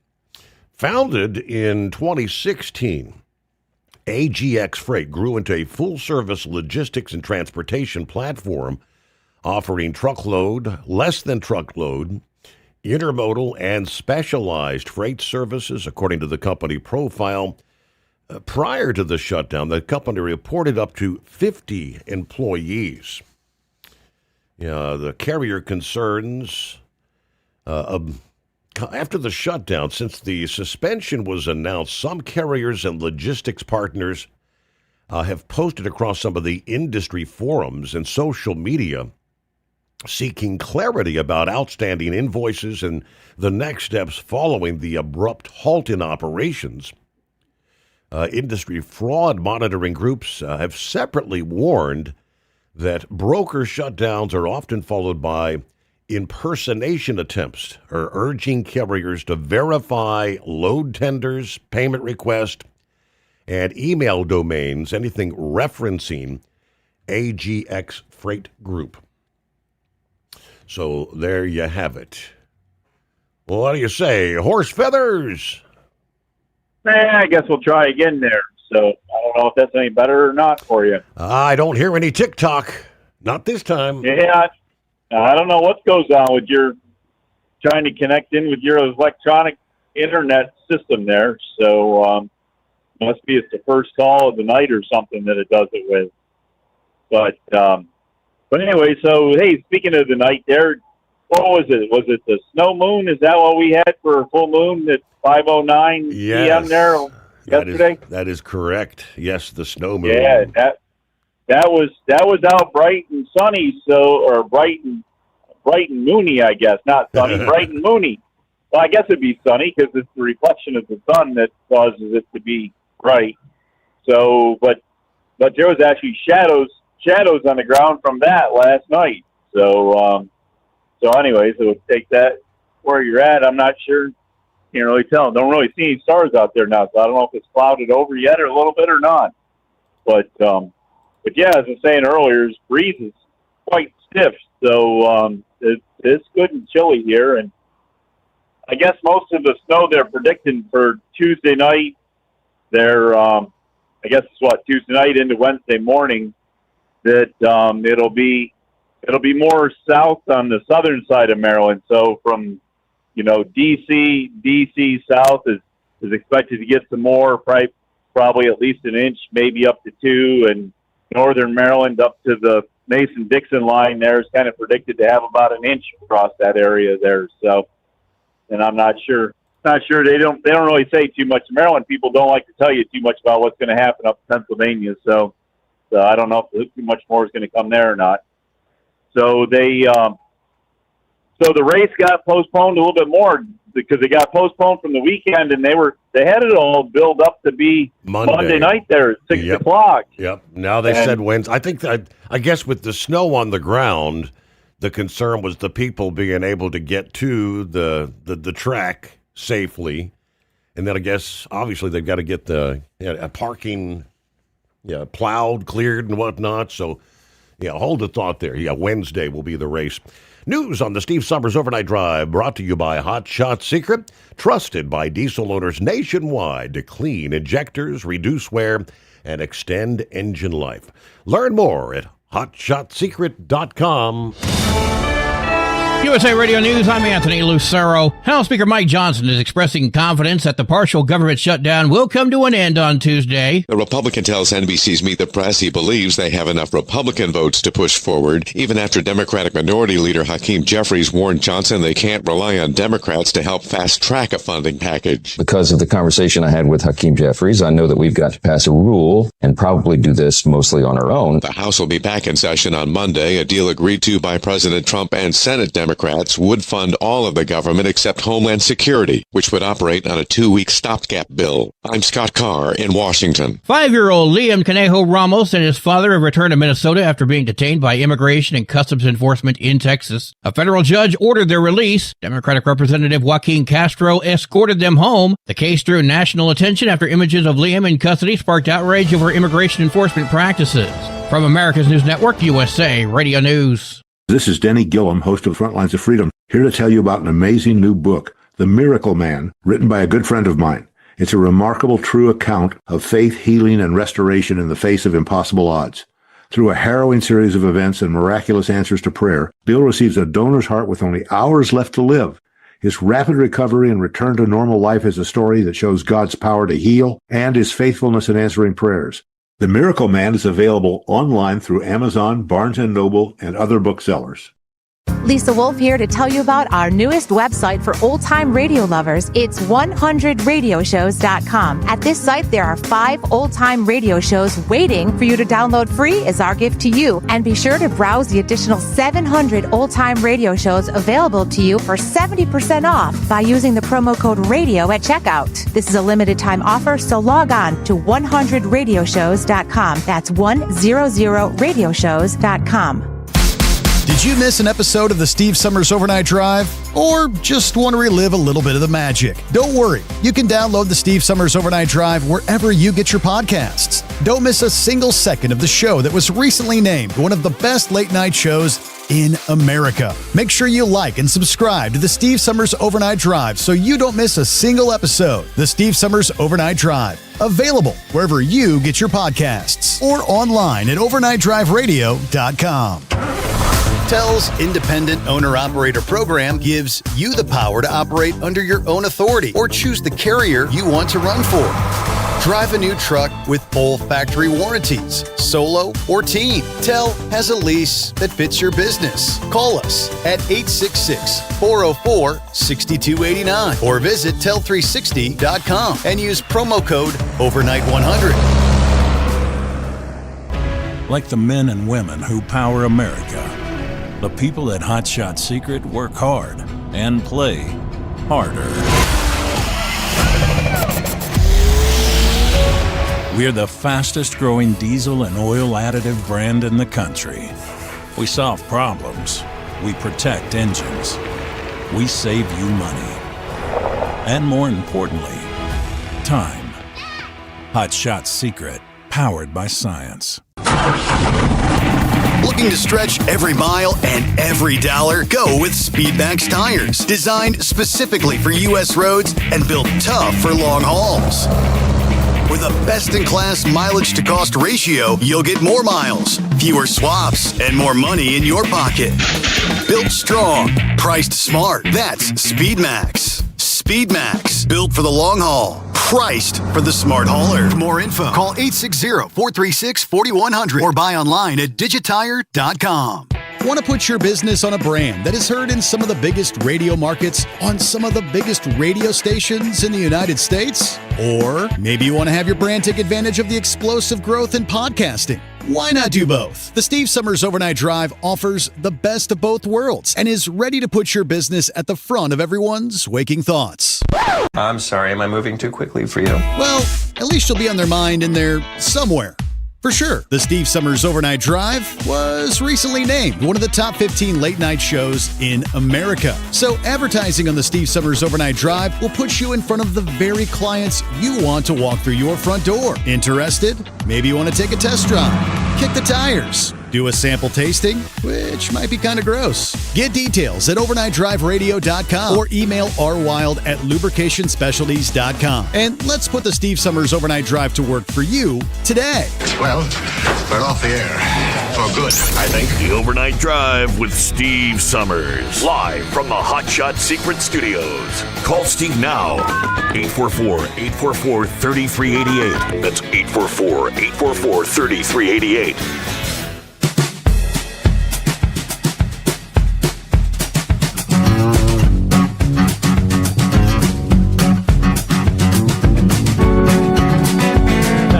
couple of emails over the weekend from Brain Dead. He said, it's been a long time. We haven't done a DA of the Week nominee in a while, but he said, this guy definitely fits the category. Under the do not try this at home. That's the word from officials in Milton, Massachusetts, near Boston. This time of year, for those who had the snow, and you get some daytime melting, and then the nighttime, the refreeze, you end up with ice dams where your gutters literally fill up with ice.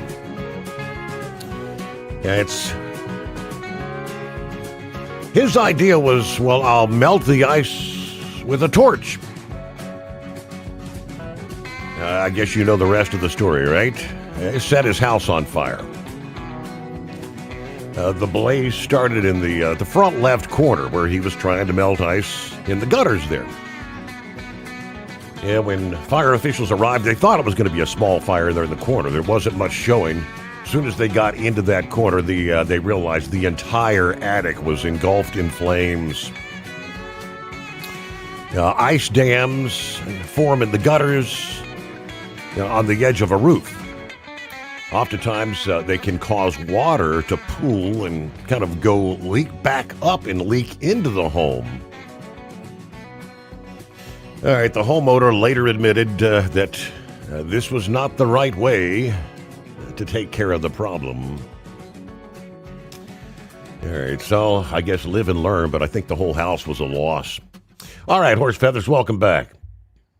Yeah, all right. So anyways, I don't know, were they predicting any attendance that they were hoping for on a good weekend to have it on the weekend and then to have it? I'm thinking a Wednesday. I mean, most people are probably going to be working or what. I don't think. What do you think? Will they have half a crowd there? Or?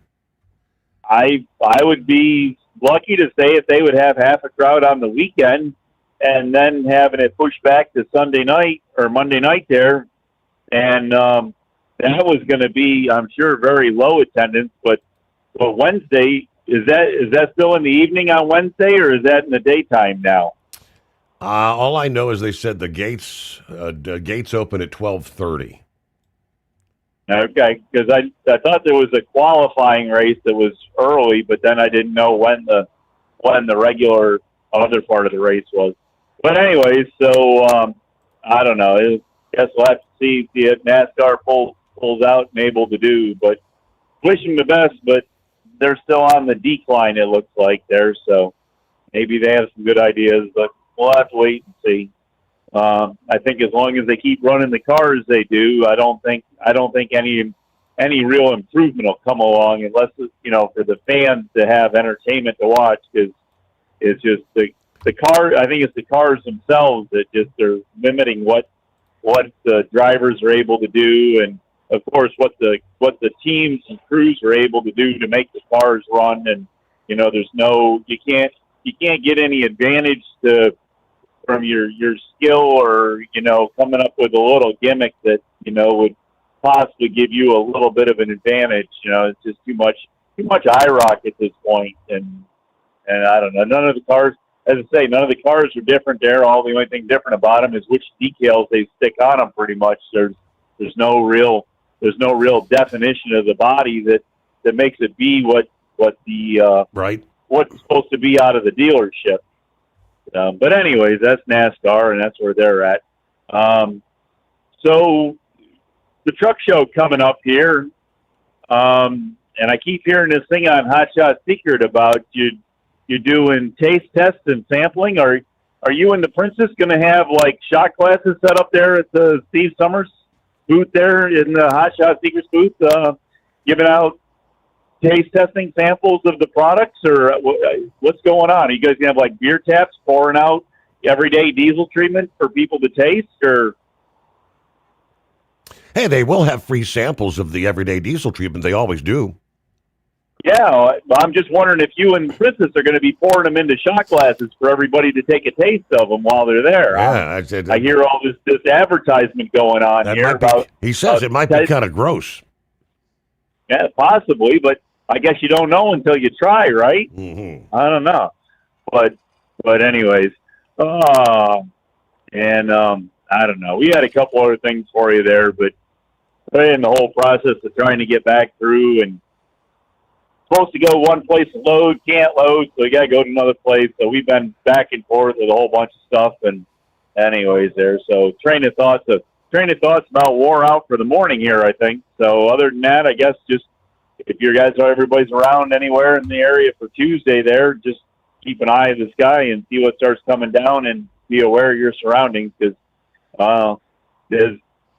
what we already still have on the ground here hasn't been cleaned up very well. I think I expressed that last Friday pretty well that they pretty much snowplow operators pretty much checked out about a day or two after they pushed off the initial snow and I don't know. I guess maybe they had to go back and at some point here, I would assume that the pre-treatment crews are going to start coming out, though. You know, we don't have enough salt on the roads yet. We can just barely see the dots in the middle of the road through the salt that's there, but I'm sure the pre-treatment crews will be getting ready to itchy to get back out and pre-treat the roads for this next dusting the inch or two that's supposed to be coming along. So I guess we'll see where all that ends up. But other than that, Your Honor, I guess we'll let you go and let you do some due diligence there. All right. Sounds like a plan here on a Monday. All right. Plowboy.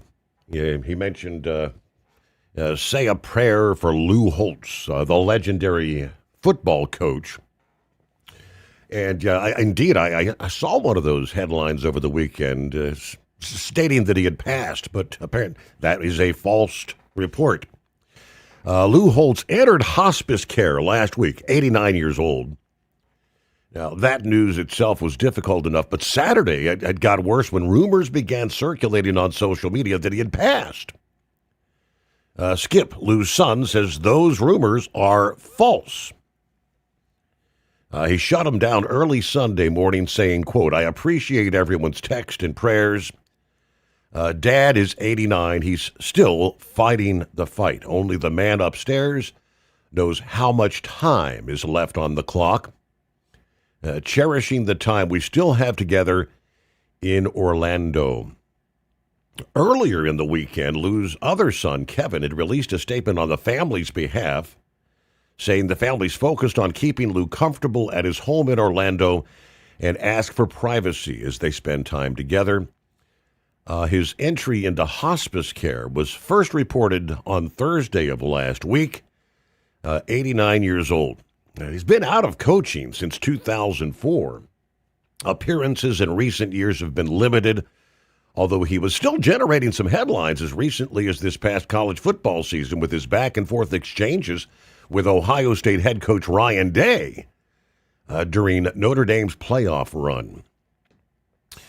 Coached 5 college programs, spent 1 year with the New York Jets, going 3-10 in 1976 before returning to college football.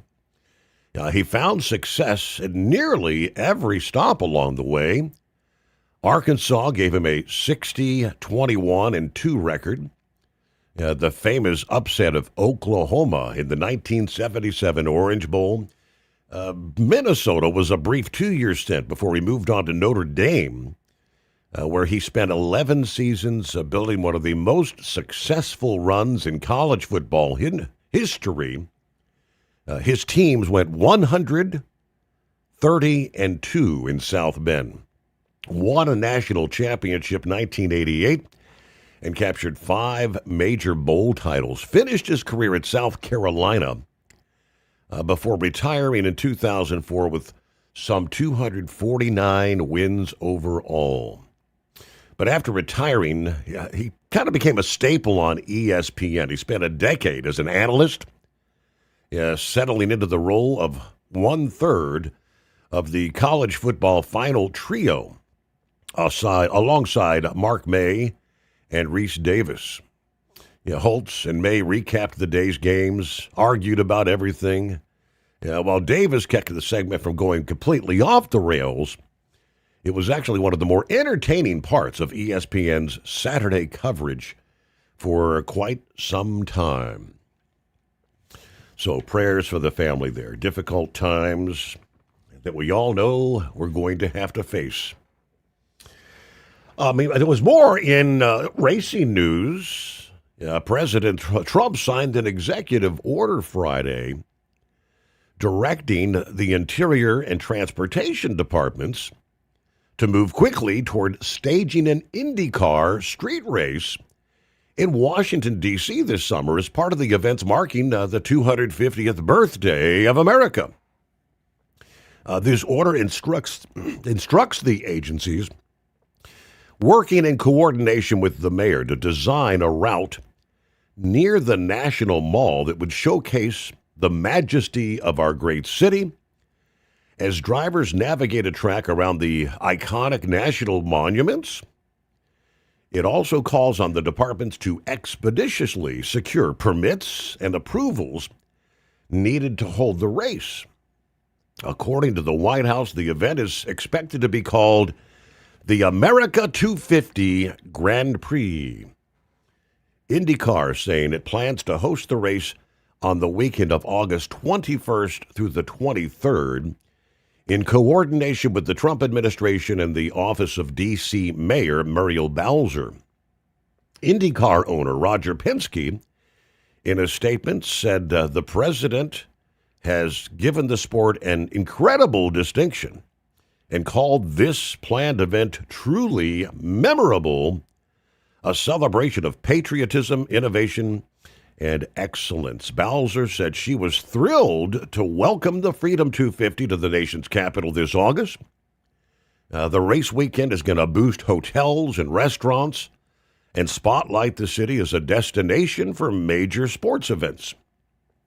Transportation Secretary Sean Duffy, Interior Secretary Doug Burgum, and Fox Sports CEO Eric Shanks also released statements praising the anticipated race.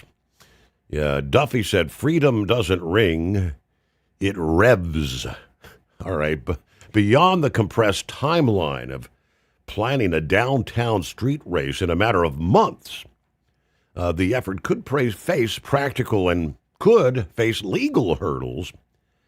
Advertising is apparently banned on Capitol grounds, while IndyCar vehicles and signage typically, obviously, feature sponsorships. Congress will probably need to pass legislation to allow this, considering the advertising ban. People acquainted with the outreach said the proposal has been shared with aides to the four top congressional leaders, Mike Johnson, Hakeem Jeffries, John Thune, and Chuck Schumer.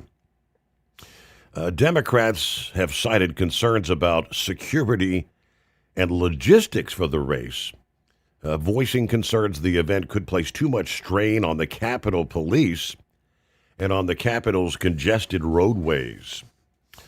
Anyway, White House officials said the administration doesn't believe congressional approval is going to be needed, working on solutions to address the advertising issues, primarily through the DOT. Now, a spokesperson for the delegate, Eleanor Holmes Norton, the district's non-voting House delegate, said Norton would defer to the mayor at working to clear the legal hurdles if Bowser supports the race, which obviously she does. So there you go. A coordination with the Federal Aviation Administration to permit unmanned aircraft systems and aerial photography to enhance public enjoyment, while at the same time protecting government facilities.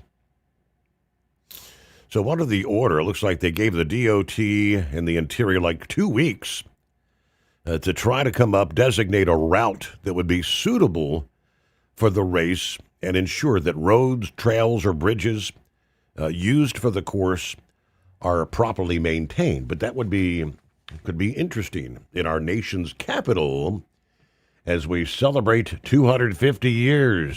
Want to put your business on a brand that is heard in some of the biggest radio markets on some of the biggest radio stations in the United States? Or maybe you want to have your brand take advantage of the explosive growth in podcasting? Why not do both? The Steve Summers Overnight Drive offers the best of both worlds and is ready to put your business at the front of everyone's waking thoughts. I'm sorry, am I moving too quickly for you? Well, at least you'll be on their mind in there somewhere.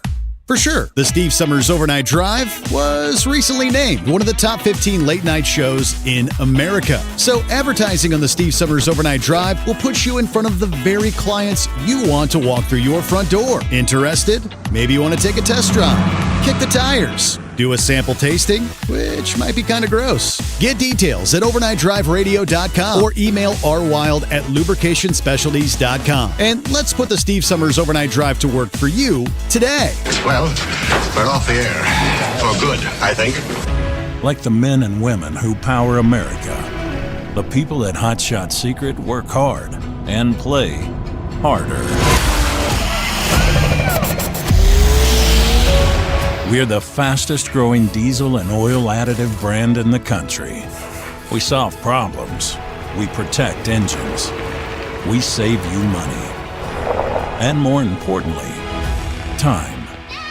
Hot Shot Secret, powered by science. Truckers, meet the Speedmax Pro Max, the tire built for serious hauls and serious peace of mind. With rugged construction and performance you can count on, Pro Max is made for the long road ahead. And here's the best part. It comes with an 8-year warranty. That's right, 8 years of confidence, mile after mile. Ask Speedmax. Drive far. Drive strong. For more info, call 860-436-4100 or buy online at digitire.com. At TEL, we know what it takes to succeed as an owner-operator because we were founded by one. The big secret? Affordable new trucks. New equipment keeps you moving, improves cash flow, and delivers reliability. For over 20 years, we've helped drivers take the next step in their careers. Call TEL at 866-404-6289 and use promo code OVERNIGHT100. We look forward to meeting you. Did you miss an episode of the Steve Summers Overnight Drive? Or just want to relive a little bit of the magic? Don't worry, you can download the Steve Summers Overnight Drive wherever you get your podcasts. Don't miss a single second of the show that was recently named one of the best late-night shows in America. Make sure you like and subscribe to the Steve Summers Overnight Drive so you don't miss a single episode. The Steve Summers Overnight Drive, available wherever you get your podcasts or online at overnightdriveradio.com.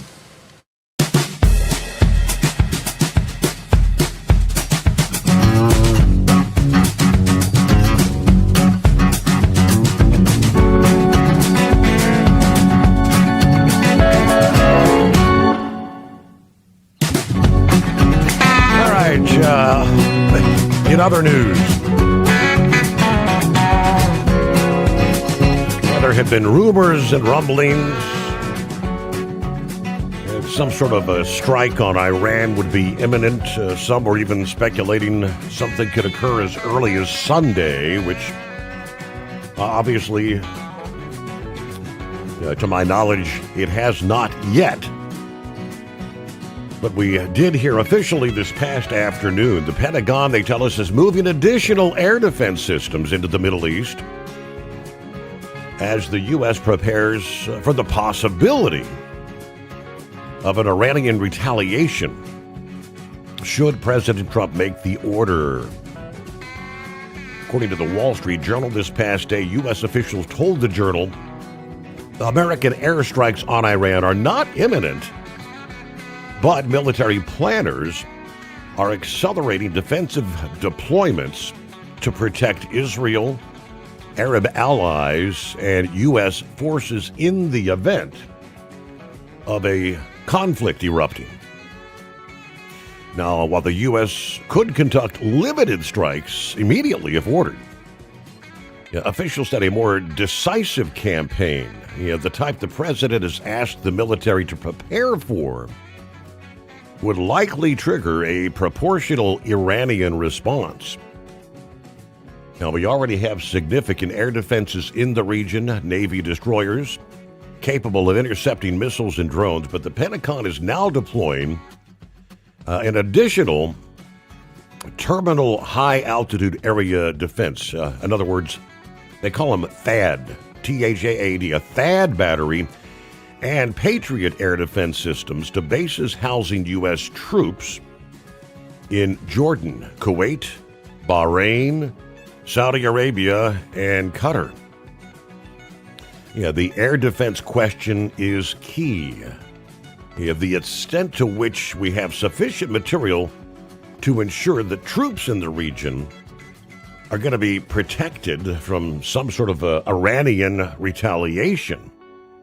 According to a former State Department official, THAAD systems are designed to intercept ballistic missiles at high altitude, while the Patriot systems defend against shorter range threats.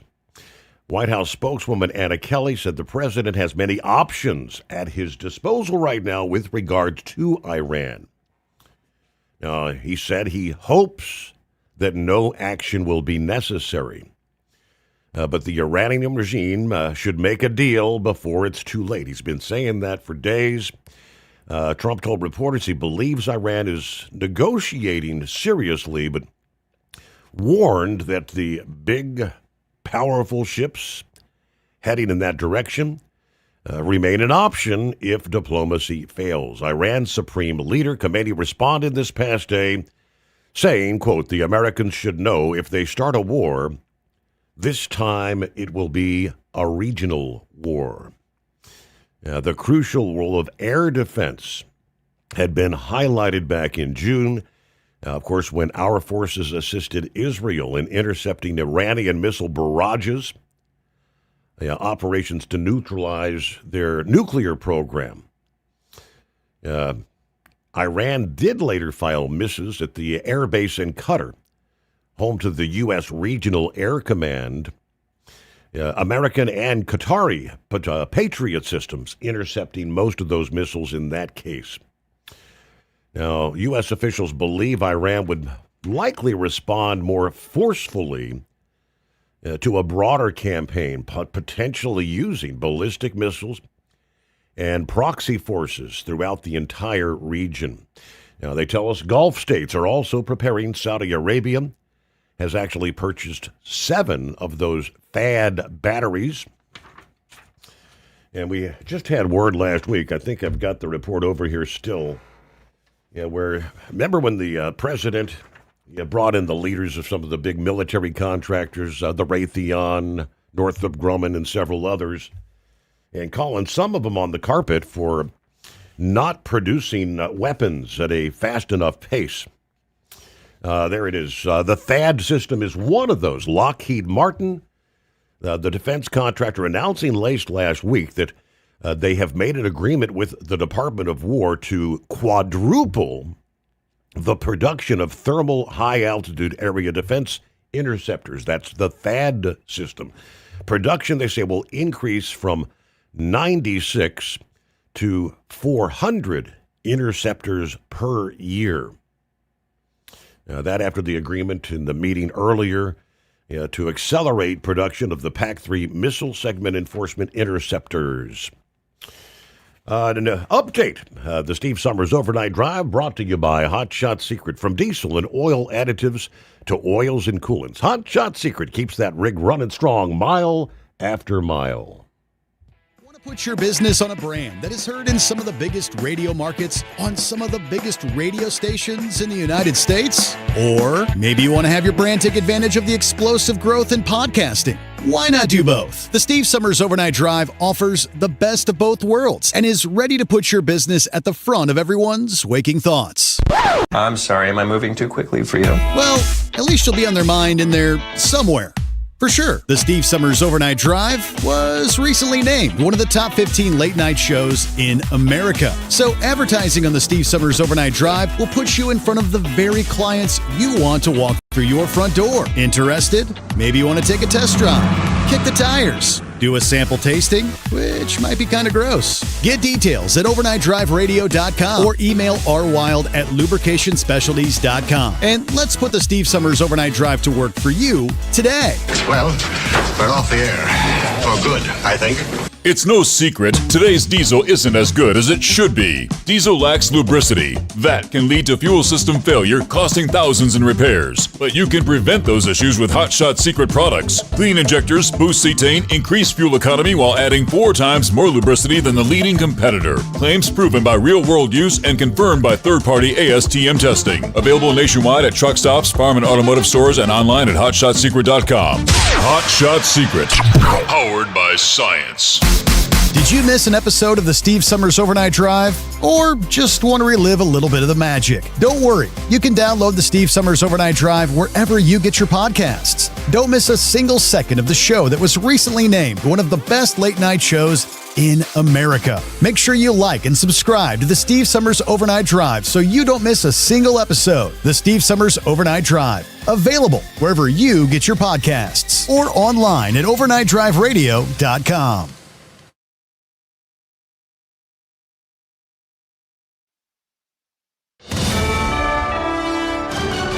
USA Radio News, I'm Anthony Lucero. California Representative Ro Khanna says he's voting no on reopening the federal government under the current funding deal because it contains funding for immigration and custom enforcement. He appeared on NBC's Meet the Press. I'm not just a no, I'm a firm no, and I'm going to advocate with colleagues that they vote no. Khanna argues supporting the bill would endorse recent ICE actions, even as much of the government remains shut and House leaders prepare for votes on Monday. President Trump says federal law enforcement will not step into protests or unrest in Democratic-led cities unless local officials are requesting help, although federal agencies will still protect federal property. We do whatever we can to keep our country safe. So, pulling back? No, not at all. Trump made that comment on social media amid growing protests over recent ICE enforcement actions and shootings. Democratic Maine Senate candidate Graham Plattner was pressed on live television about a controversial tattoo that critics say resembles a Nazi symbol. On MS Now, Plattner denied knowing the meaning of the design and said it was meant as a Marine Corps skull and crossbones, not an endorsement of extremist ideology. I went ashore in Croatia with a bunch of other Marines. We were machine gunners. We'd served 2 deployments together, and we wanted to get a skull and crossbones together to represent our time in the Marine Corps. That's what we got. The issue has become a campaign flashpoint ahead of Maine's primary. Amazon MGM's documentary Melania is outperforming expectations at the box office, earning just over $7 million in its opening weekend. The film placed third, beating projections of $3 to $5 million. Send Help topped the box office with $20 million, Iron Lung at $18. AAA reports the national average price for a gallon of gas is $2.87. Kauai, Hawaii is up to $4.91, while Greer County, Oklahoma, $2.24. From America's News Network, USA Radio News.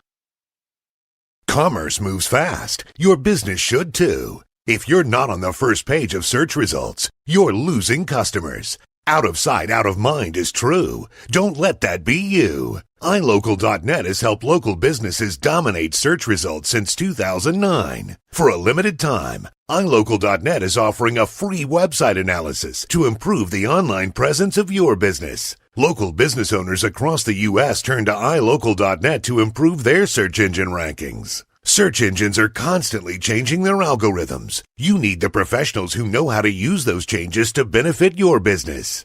Don't hope for new customers. Get found and be chosen. Call 888-699-2407 for your free website analysis. Don't wait. Call 888-699-2407. That's 888-699-2407. For your free website analysis, call 888-699-2407. A 5-year-old boy and his father detained by ICE in Minnesota are returning home after a federal judge ordered their release. Liam Conejo Ramos and his father were taken into custody after leaving the child's preschool and transferred to Texas. Texas Congressman Joaquin Castro says he escorted them back to Minnesota. British Prime Minister Keir Starmer is urging former Prince Andrew to testify before Congress over his connections with Jeffrey Epstein. This comes after the U.S. Justice Department released millions of more documents related to the Epstein case on Friday. On Saturday, Starmer said anybody who has got information should be prepared to share that information in whatever form they are asked to do that. The documents contain mentions of high-profile names such as President Trump, Elon Musk, and Bill Gates. Those men have never been charged in connection with the Epstein case and have denied any wrongdoing. I'm Lisa Carton. Football fans looking to book Super Bowl 60 trips are urged to watch out for scammers. You're spending thousands of dollars to watch the Patriots play the Seahawks in person next Sunday in San Francisco, and that makes you a prime target for scammers. Fake websites, fake reservation numbers. Alma Galvan of the Better Business Bureau. Spokesman Steve McFarland's advice? Don't click on a link on Craigslist or on social media. The Better Business Bureau is also telling fans not to pay with cash, gift cards, or wire transfers. I'm Sarah Lee Kessler. And I'm Anthony Lucero, USA Radio News. What if the music stopped? If the familiar voices were silenced? If there were no breaking news updates? What if your companion and connection to your community came with a monthly fee? Don't worry, we're free local radio with you wherever you go, celebrating 100 years and looking forward to the next 100. We are broadcasters. Text radio to 52886 and let Congress know you depend on your local radio stations. By the National Association of Broadcasters. At Hot Shot Secret, we share the science behind common diesel problems and their solutions. For example, Hot Shot Secret Diesel Extreme. Today's ultra-low sulfur fuels leave injector deposits causing frequent DPF regens and low throttle response. Diesel Extreme is a once every 6-month treatment that will clean your entire fuel system, including the tank, lines, pump, and the injectors. Hot Shot Secret Diesel Extreme is available nationwide at truck stops, fine farm and auto stores, and online at hotshotsecret.com. Did you miss an episode of the Steve Summers Overnight Drive? Or just want to relive a little bit of the magic? Don't worry, you can download the Steve Summers Overnight Drive wherever you get your podcasts. Don't miss a single second of the show that was recently named one of the best late night shows in America. Make sure you like and subscribe to the Steve Summers Overnight Drive so you don't miss a single episode. The Steve Summers Overnight Drive, available wherever you get your podcasts or online at overnightdriveradio.com. You're listening to the Overnight Drive with Steve Summers.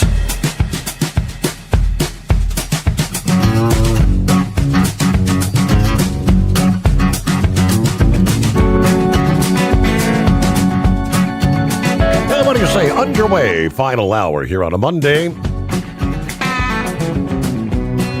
As the crowd gathers, Gobbler's Knob, Punxsutawney, PA, this early Monday morning.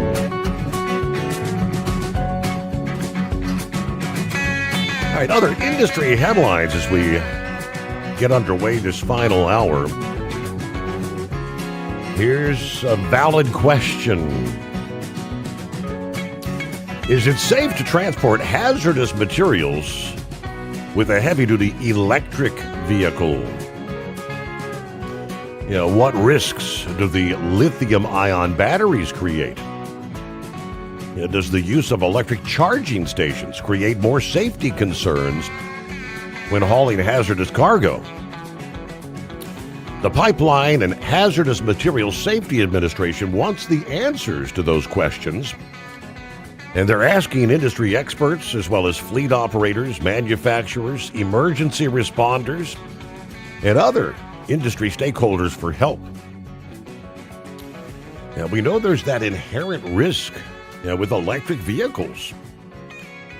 Cars, buses, trucks, scooters, the fires occurring with the lithium-ion batteries. And a notice and request for information scheduled to be published in the Federal Register today, Monday. The association announced that they're opening a 90-day public comment period as part of their fact-finding mission. The PHMSA requests feedback on the potential safety risks, operational challenges, and regulatory implications of using heavy-duty electric vehicles to internal combustion engine motor carriers for the transportation of hazardous materials.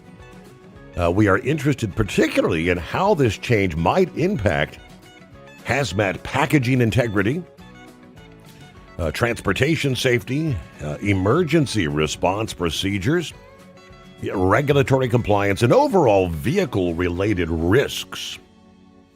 Now, obviously, the concerns when it comes to electric vehicle batteries, it's nothing new. In 2024, the Department of Transportation held a virtual stakeholder meeting addressing electric vehicle battery safety. One of the common themes, of course, was EV batteries can reignite well after an initial fire occurs. After an electric vehicle fire is put out, the battery may still maintain a charge. Consequently, it's susceptible to reigniting while the damaged vehicles being transported or stored. In some cases, EV batteries have reignited while being towed. In other cases, batteries have reignited in the likes of tow yards days later. All this is amplified when you're putting that electric vehicle battery in a heavy-duty truck that's hauling hazardous materials. I mean, right off the top of my head, what could possibly go wrong? Now, the notice includes dozens of questions.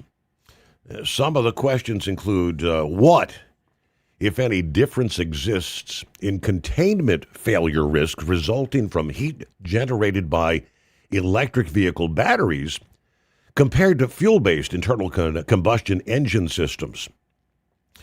How does the weight distribution and the increase in total powertrain rate of an EV battery affect cargo safety compared, say, to an internal combustion engine motor carriers?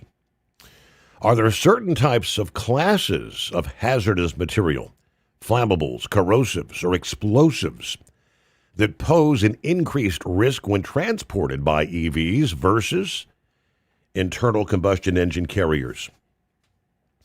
Let's see. How do hazmat cargo risks differ based on the interaction with heavy-duty electric vehicle powertrains versus internal combustion engines?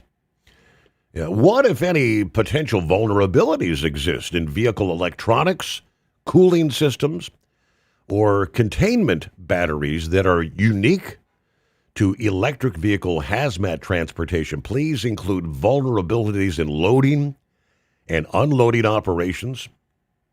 How do the fire risks associated with thermal runaway and EV batteries differ from an internal combustion engine vehicle involved in equivalent incidents? I mean, that's pretty simple to answer. I mean, in an internal combustion engine, if you get a fire truck on location and you can get some water on it, you can put out that internal combustion engine fire rather quickly.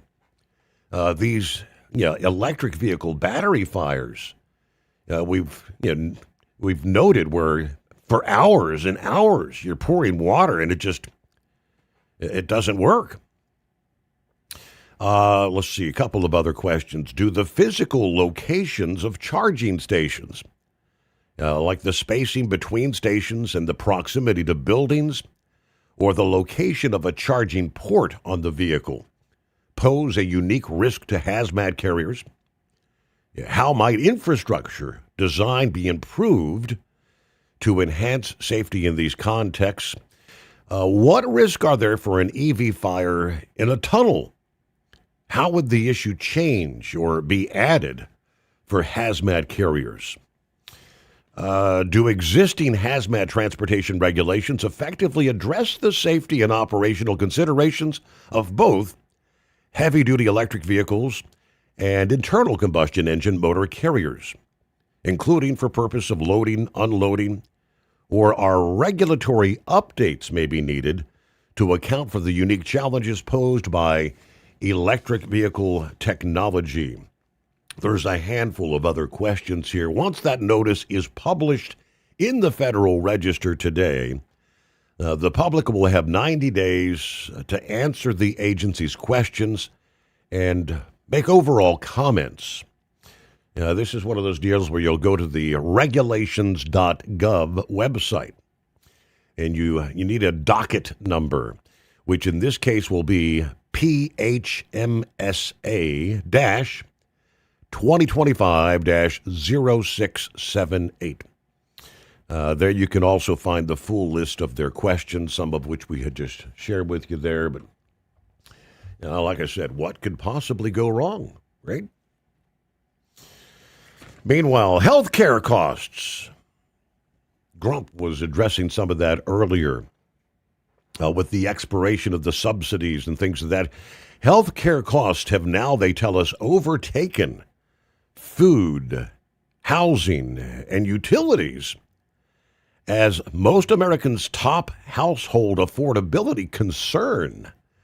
According to the Kaiser Family Foundation, a poll released late last week, which also finds broad criticism of Congress for allowing the Affordable Care Act tax credits to expire at the start of the year. Poll conducted between January 13th and 20th found 66% said they worry about being able to afford health care for themselves and their families, and actually ranking higher than utilities, food, groceries, housing, gas costs.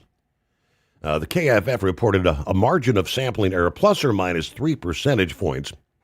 A majority of adults, 55%, said their health care costs have risen in the past year, including at least 1 in 5 who said those costs increased faster than either food or utilities. Another 56% said they expect health care to become even less affordable in the coming year. Now, here we are with less than 10 months to the midterm elections. Kaiser Family Foundation found majorities across party lines said health care cost will affect their votes. Interesting. Now, the poll found the issue was more intense among Democrat and independent voters rather than Republican voters. 2/3 of Democrat voters and more than 40% of independents saying health care cost will have a major impact on their voting decisions this year. Now, the survey released as the enhanced premium tax credits that lowered premiums for many people buying coverage on the Affordable Care Act marketplace have now expired. KFF found 66% said Congress did the wrong thing by not extending those credits, including 89% of Democrats and 72% of independents. Republicans split the other way, 63% saying Congress did the right thing. Those credits temporarily expanded for the tax years 2021 through 25. Last month, or actually in December, the Senate voted 51-48 against moving forward on the Democrat bill to expand or extend those subsidies. Now, early indicators suggest the end of those subsidies is already reshaping the ACA market, as out-of-pocket insurance costs were estimated to double without continued funding. Reuters reported late last week enrollment for this year dropped by about 1.2 million compared to last year, and that the average premium for subsidized enrollees was expected to more than double after the enhanced subsidies expired. Now, they found Democrats hold an advantage over Republicans on most health care issues, with a 13-point edge when it comes to health care costs. The exception was prescription drug prices, where similar shares said that they trust the Democrats at 35%, Republicans 30%, which KFF linked to the president's focus on drug pricing here in his second term. Back in December, of course, announcing agreements with 9 major pharmaceutical companies tied to the most favored nation pricing, bringing down the cost of prescriptions for the everyday average American. 17 past the hour. The Steve Summers Overnight Drive, live from the Hotshot Secret Studios. Want to put your business on a brand that is heard in some of the biggest radio markets on some of the biggest radio stations in the United States? Or maybe you want to have your brand take advantage of the explosive growth in podcasting? Why not do both? The Steve Summers Overnight Drive offers the best of both worlds and is ready to put your business at the front of everyone's waking thoughts. I'm sorry, am I moving too quickly for you? Well, at least you'll be on their mind in there somewhere. For sure, the Steve Summers Overnight Drive was recently named one of the top 15 late-night shows in America. So advertising on the Steve Summers Overnight Drive will put you in front of the very clients you want to walk through your front door. Interested? Maybe you want to take a test drive, kick the tires, do a sample tasting, which might be kind of gross. Get details at overnightdriveradio.com or email rwild@lubricationspecialties.com. And let's put the Steve Summers Overnight Drive to work for you today. Well, we're off the air. For good, I think. It's no secret, today's diesel isn't as good as it should be. Diesel lacks lubricity. That can lead to fuel system failure, costing thousands in repairs. But you can prevent those issues with Hotshot Secret products. Clean injectors, boost cetane, increase fuel economy while adding 4 times more lubricity than the leading competitor. Claims proven by real-world use and confirmed by third-party ASTM testing. Available nationwide at truck stops, farm and automotive stores, and online at hotshotsecret.com. Hotshot Secret, powered by science. Did you miss an episode of the Steve Summers Overnight Drive? Or just want to relive a little bit of the magic? Don't worry, you can download the Steve Summers Overnight Drive wherever you get your podcasts. Don't miss a single second of the show that was recently named one of the best late-night shows in America. Make sure you like and subscribe to the Steve Summers Overnight Drive so you don't miss a single episode. The Steve Summers Overnight Drive, available wherever you get your podcasts or online at overnightdriveradio.com.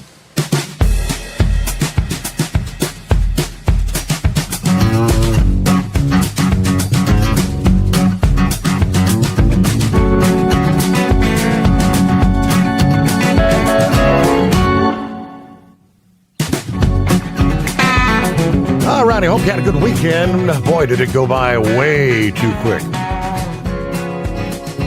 And here we are, back, settled in, back to the old grind. Yeah, as Eagle mentioned earlier, the NASCAR race, the Clash at Bowman Gray Stadium, now postponed to Wednesday. Due to the impacts of the winter weather. NASCAR this past day said Wednesday. Cup Series practice and qualifying is scheduled for 1:30 in the afternoon. That'll be covered live on the Fox Sports app. Looks like parking lots open Wednesday at 11:30 a.m. Off-site shuttle services beginning at the noon hour. Gates open again at 12:30 p.m. Yeah, I'm not anticipating we'll see that big of a crowd there.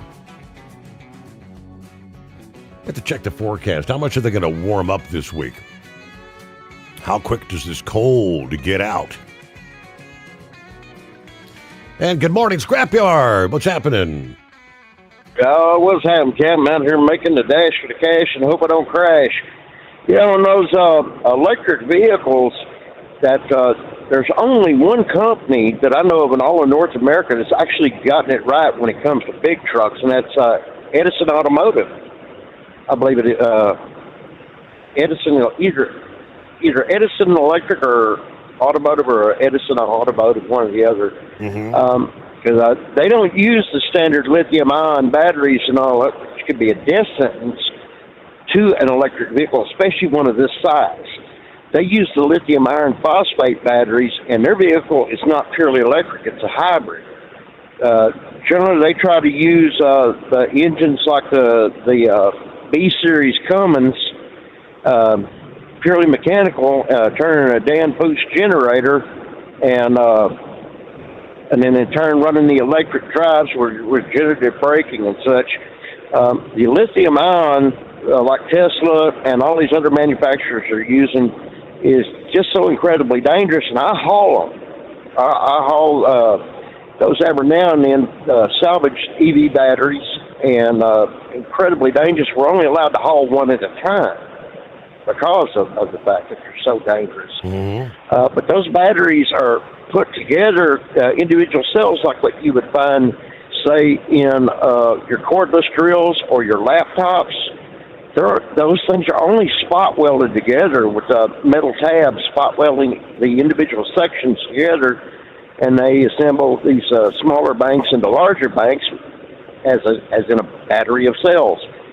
And the problems with thermal runaways are exacerbated because if a cell dead in the middle starts going bad and like it breaks its weld in there, and that tab goes over and makes contact with another tab, then starting right in the middle, there's no way at all to put them out.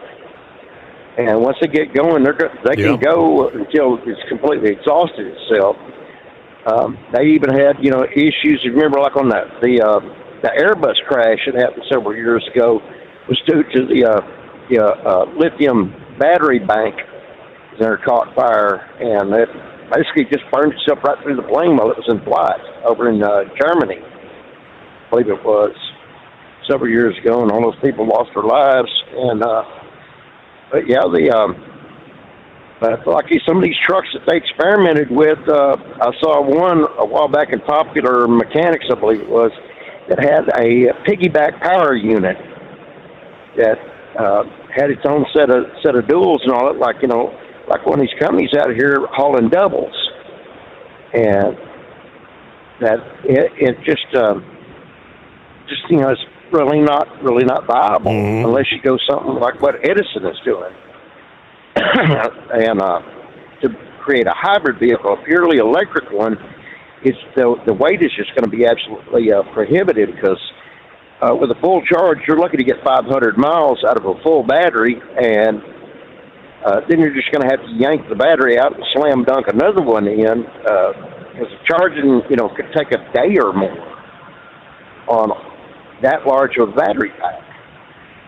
So they just need to get their head out of their hind end and realize if they're going to go with an electric vehicle, it needs to be a hybrid, or it's just not going to work. And it's like the regulations, too, for hauling these things is very, very restrictive. I have to carry a fire blanket, and the placement in the load, we have to haul them right at the back door. They can't be in the load. There can't be anything up on load bars above it. It can't be mixed in the load. It has to be right at the rear on the right-hand side, especially for the swing doors like what I got, so that if you have to hit the side of the road and take a pallet hook, you can snatch onto it as quickly as possible and snatch it out in the road to keep from hopefully losing your trailer and everything that you have. Right. These just dropping one like in a warehouse when we're taking them off the trucks, they have to be set all by themselves, and no flammables anywhere near it. And because one of these things, if it catches on fire, even the smoke is toxic. So there's a lot of considerations that need to be brought about, and these purely electric vehicles, it works all right if, say, like an electric train that has power lines, but running on batteries, no. It's like the with that movie they was talking about, the monorail. How big of a wild goose chase, a folly that it was. And so maybe common sense will win out. Because California is pushing high and low. I forgot by 2028 they didn't want any gas or diesel engines whatsoever in California, and they need to get their head out of their hind end, or they're going to be eating whatever the hell they can find, because nobody's going to bring them anything. Well, Scrapyard, always good to hear from you. Trust you had a good weekend. What's your prognostication? 6 more weeks of winter? Yeah. Right along the line, tensions in the Middle East. for several weeks, maybe the last couple of months, we had a brief lull in activities as far as ships trying to traverse the Red Sea, the shipping there. That may all turn around. There were some shipping operations that were looking at possibly transiting rather than going around the Horn of Africa, the long route. Right now, as tensions continue to expand, the Middle East rebel militia is threatening more violence against shipping in the event that the United States follows through on threats against Iran. We'll give you more on that coming up here. First, news update brought to you by Hot Shot Secret. Learn more at hotshotsecret.com. The Steve Summers Overnight Drive. USA Radio News, I'm Anthony Lucero. House Speaker Mike Johnson is expressing confidence that the partial government shutdown will come to an end on Tuesday. The Republican tells NBC's Meet the Press he believes they have enough Republican votes to push forward, even after Democratic Minority Leader Hakeem Jeffries warned Johnson they can't rely on Democrats to help fast-track a funding package. Because of the conversation I had with Hakeem Jeffries, I know that we've got to pass a rule and probably do this mostly on our own. The House will be back in session on Monday. A deal agreed to by President Trump and Senate Democrats would fund all of the government except Homeland Security, which would operate on a 2-week stopgap bill. I'm Scott Carr in Washington. 5-year-old Liam Conejo Ramos and his father have returned to Minnesota after being detained by Immigration and Customs Enforcement in Texas. A federal judge ordered their release. Democratic Representative Joaquin Castro escorted them home. The case drew national attention after images of Liam in custody sparked outrage over immigration enforcement practices. From America's News Network, USA Radio News. This is Denny Gillum, host of Frontlines of Freedom, here to tell you about an amazing new book, The Miracle Man, written by a good friend of mine. It's a remarkable, true account of faith, healing, and restoration in the face of impossible odds. Through a harrowing series of events and miraculous answers to prayer, Bill receives a donor's heart with only hours left to live. His rapid recovery and return to normal life is a story that shows God's power to heal and his faithfulness in answering prayers. The Miracle Man is available online through Amazon, Barnes & Noble, and other booksellers. Lisa Wolf here to tell you about our newest website for old-time radio lovers. It's 100radioshows.com. At this site, there are 5 old-time radio shows waiting for you to download free as our gift to you. And be sure to browse the additional 700 old-time radio shows available to you for 70% off by using the promo code RADIO at checkout. This is a limited-time offer, so log on to 100radioshows.com. That's 100radioshows.com. Want to put your business on a brand that is heard in some of the biggest radio markets on some of the biggest radio stations in the United States? Or maybe you want to have your brand take advantage of the explosive growth in podcasting. Why not do both? The Steve Summers Overnight Drive offers the best of both worlds and is ready to put your business at the front of everyone's waking thoughts. I'm sorry, am I moving too quickly for you? Well, at least you'll be on their mind in there somewhere. For sure, the Steve Summers Overnight Drive was recently named one of the top 15 late-night shows in America. So advertising on the Steve Summers Overnight Drive will put you in front of the very clients you want to walk through your front door. Interested? Maybe you want to take a test drive, kick the tires, do a sample tasting, which might be kind of gross. Get details at overnightdriveradio.com or email rwild@lubricationspecialties.com. And let's put the Steve Summers Overnight Drive to work for you today. Well, we're off the air. For good, I think.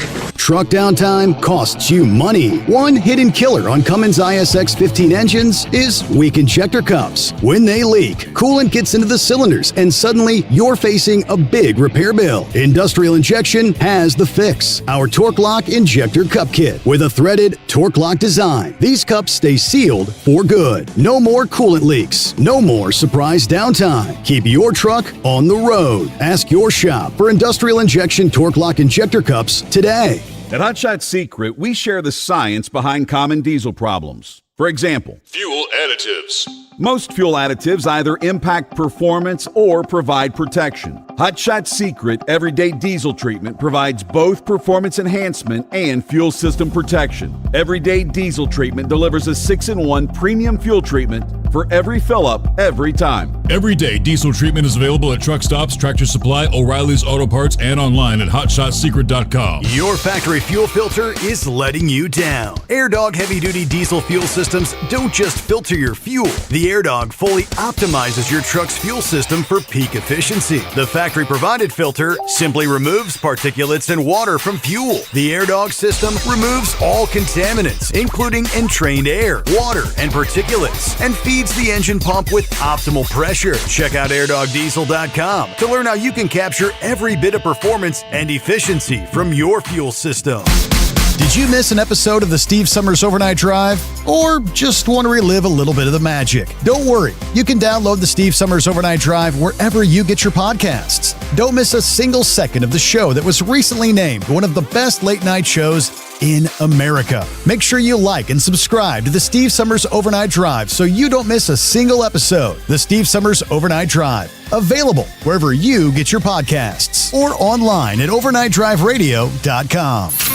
Keep the bugs off your glass and the smokies off your ass. This is the Overnight Drive with Steve Summers. Now that the calendar has changed to January, it's time to look forward to the 2026 season, and it all begins soon. From the NTPA headquarters in Marion, Ohio, this is the NTPA Overnight Report. I'm Greg Hunter. Are you counting down the days till trucks and tractors start slinging dirt? Me too. Good news, the season starts in about 3 weeks. But you do need to go south to catch the shows. That's right, Florida. The NTPA Grand National Championship polling opens the 2026 season in Inverness, Florida for the first time, having the season open in the Sunshine State. It all begins on Valentine's Day, Saturday, February 14th, and then back on the track again on Sunday the 15th at the Citrus County Fairgrounds, with Region 6 pullers taken to the dirt. With 5 classes taken to the track, there'll be no shortage of action or horsepower. With the 3.0 diesel trucks, modified tractors, 2-wheel drive trucks, minis, and hot farm tractors pulling both days, if you're into pulling and looking for a reason to go south, you have just found your reason. NTPA Executive Director Greg Randall spoke about the event saying, quote, "The NTPA is incredibly excited to kick off our 2026 circuit in the sunny confines of Florida. Inverness is the perfect place to launch a season filled with horsepower, innovation, and unforgettable moments. We can't wait to see the stands packed and the track roaring as we begin a new era of NTPA Championship polling." Good news, a month later the Southern Swing officially gets underway in Zellwood, Florida, the weekend of March 13th and 14th, with 4 classes hitting the track. Superstock diesel 4x4 trucks, modified mini rods, 4.1 limited pro stock tractors, and for the first time ever in Florida, light modified tractors. With the defending Grand National champion Wayne Sullivan making the trip for the NTPA Southern Swing, it's sure to be full of dirt, action, and lots of horsepower. The next weekend, the same 4 classes make their way a bit north into Satsuma for 2 nights of polling. If you can't make it to Florida, need not worry. Full Pull Live will be streaming both events, so you don't have to leave the comfort of your home. Speaking of watching polling at home, you can watch every week with NTPA Championship Polling on RFD TV. Every Wednesday evening at 8 o'clock Eastern, you can watch the best pullers in the country take the toughest tracks head-to-head. From traditional-looking farm tractors to multi-engine monsters, you'll see them during a look back at the 2025 season with NTPA Championship Polling on RFD TV. If you're also chomping at the bit for NTPA Polling, very simple. You can find schedules, participants, news, and more just a click away, and even get your NTPA gear at ntpapoll.com. It is a one-stop shop for everything NTPA, and you can purchase things to go to every poll, and you can find out the 2026 schedule the moment it gets released. It will be posted to ntpapoll.com. Again, that website, ntpapoll.com. This has been the NTPA Overnight Report. I'm Greg Hunter. Remember, pull hard.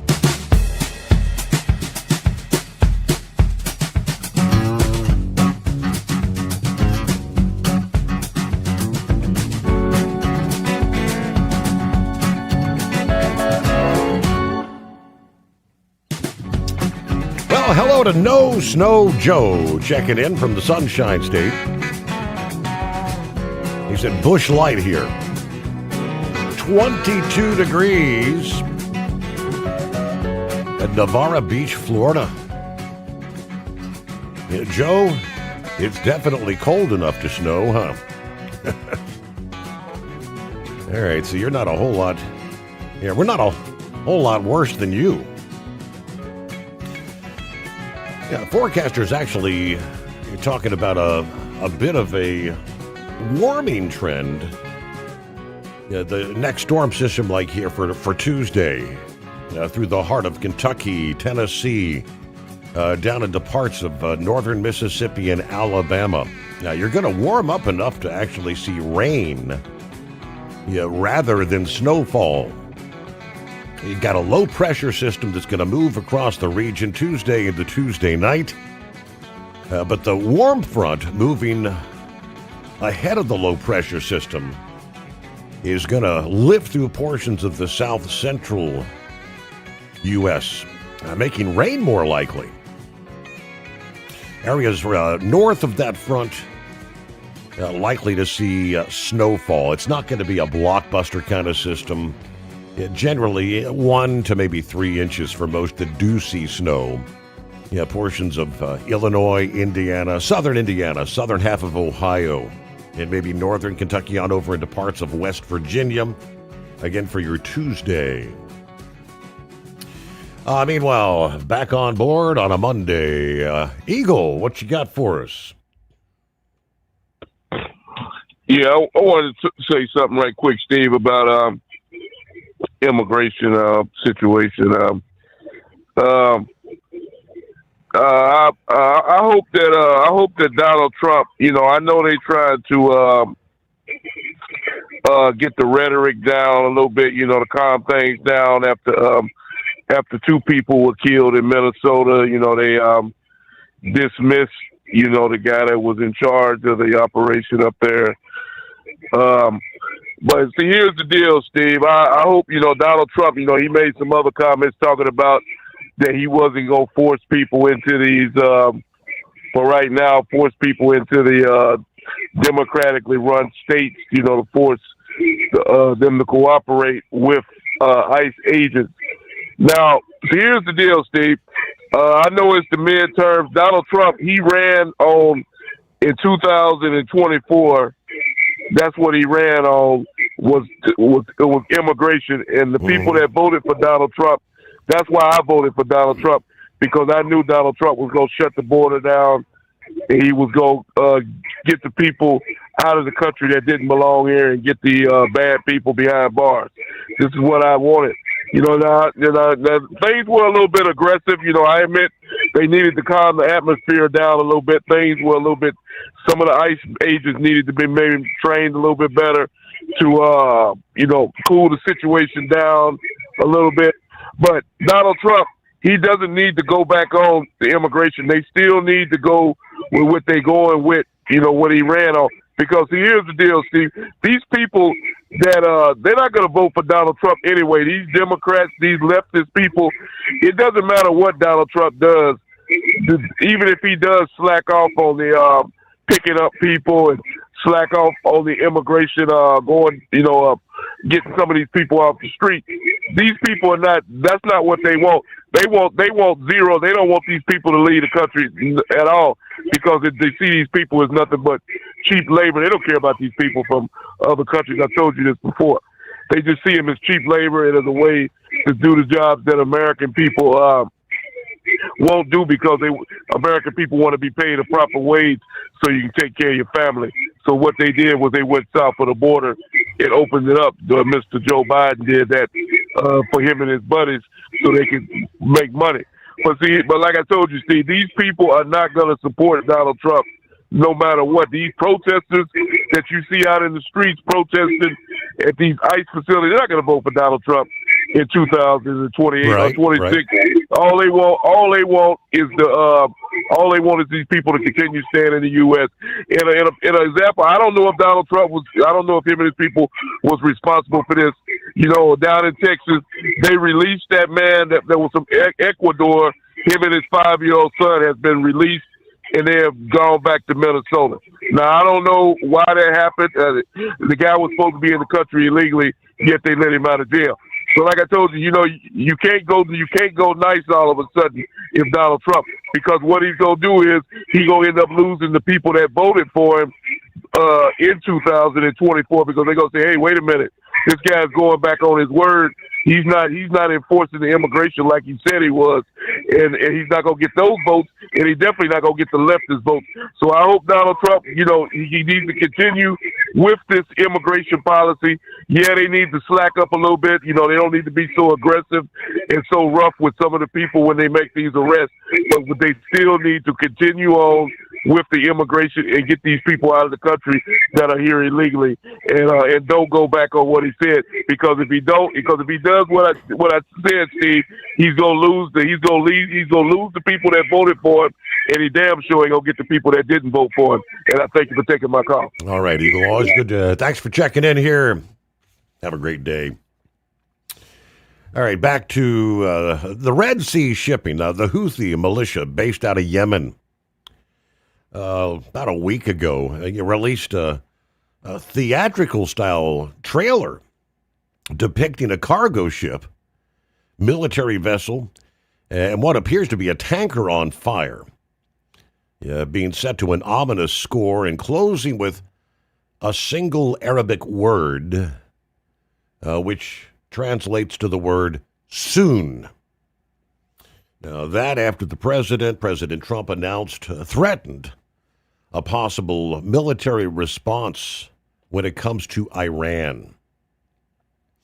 Now, the Houthis control about 40% of Yemen. Since late 23, they've been waging attacks on shipping in solidarity with the Palestinians that all but shut down the global container and crude oil traffic through the Red Sea and the Suez Canal.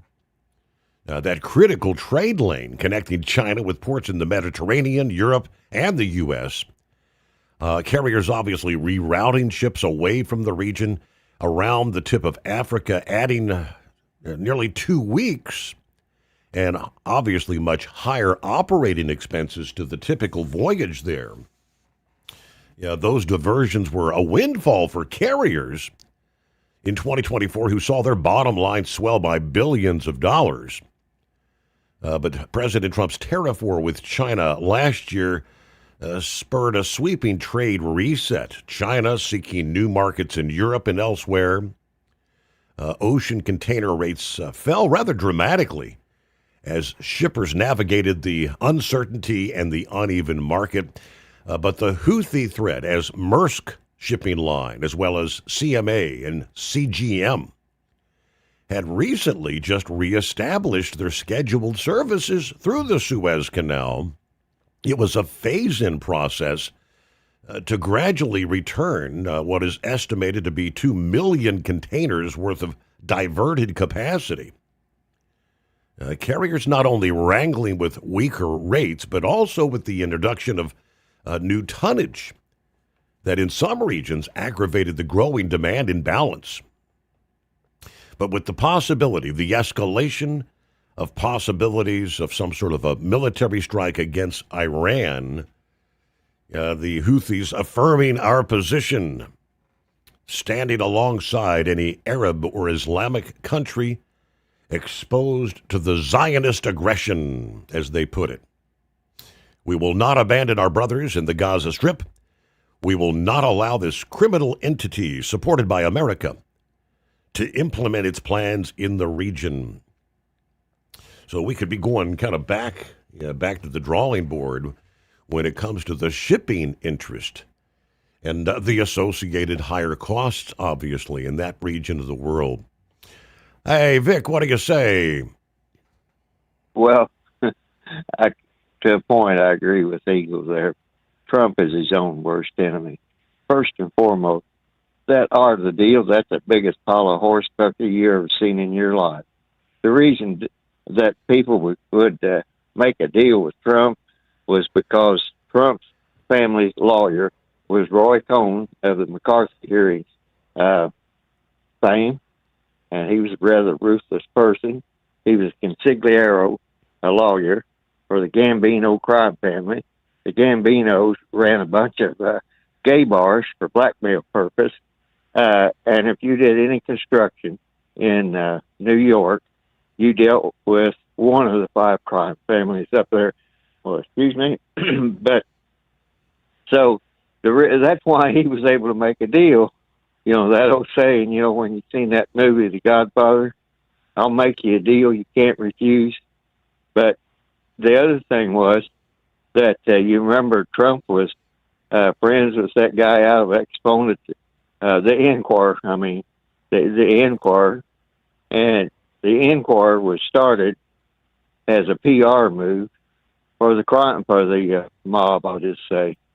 So that guy, the Inquirer, they had a network of taxi drivers, hotel clerks, one thing and another, at a level most people didn't even think about, that would rival anything. So I just listen. But when Trump talks, that's what I'm basically thinking about. So the deal is it was a puff piece that was written, and a lot of executives have had it done. But I don't believe that a bit more than Man in the Moon. I'd like to see him done that without a support system. But the other thing too is he is fixated on these tariffs. They're the great things that ever happened, and there's a whole history there of how our American trade policies came about. And I don't know if you studied Boss Tweed and Tammany Hall, because New York used to be the harbor there. They used to bring in a lot of money through the tariffs, but it was as corrupt as it could be, and go back almost a century and a half ago, as the situations are totally different. But up to the current thing now, that Kirsty Noem, she said she was doing what Trump wanted her to do, and Trump said he was going to go after the worst of the worst, and that's what he did. He had basically attacked the cities that he didn't like, the sanctuary cities and all this other. I think he would have been, when basically had to switch gears, I would like to see him give a speech. Was we thought that people wanted gangs like the Trinidad Agua and the cartels and all that. They thought they wanted them, out of their state and city.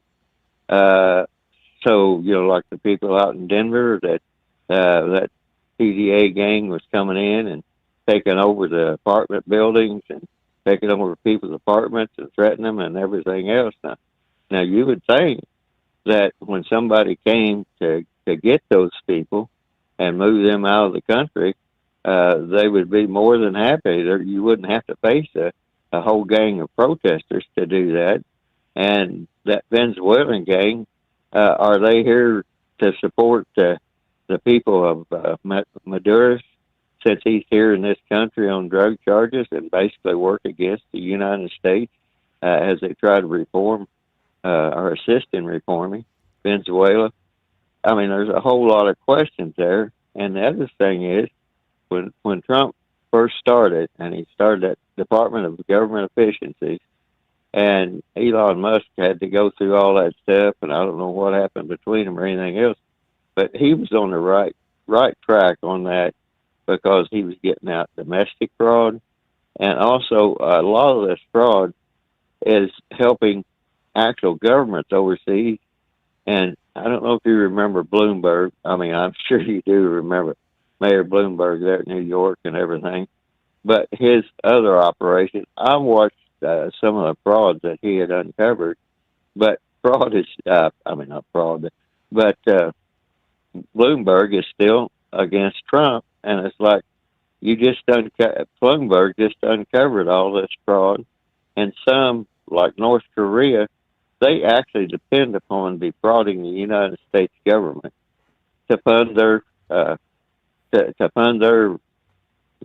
regime. Mm-hmm. And they even have a thing called a laptop farm. Have you ever heard of that? I didn't. I knew it was bad, but I didn't realize how bad it was until I watched that today.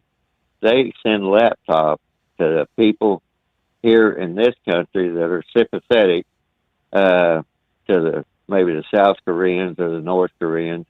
Sometimes they let on like they're South Koreans, but they're actually working for the North Korean government. And they do outsourced work for some of the major companies in this country. And they pay these people. One woman, I think she was making about $4,000 or $5,000 a month doing that. But it started out kind of little, and then they got rather. She was upset that they were getting rather dictatorial, and they have the person running their laptop farm open a bank account over here, and they put the money in the bank account, and then the person in Korea then withdraws that money electronically. They have them put all their laptops on remote access, and a lot of that then goes back to Korea, and that's just one.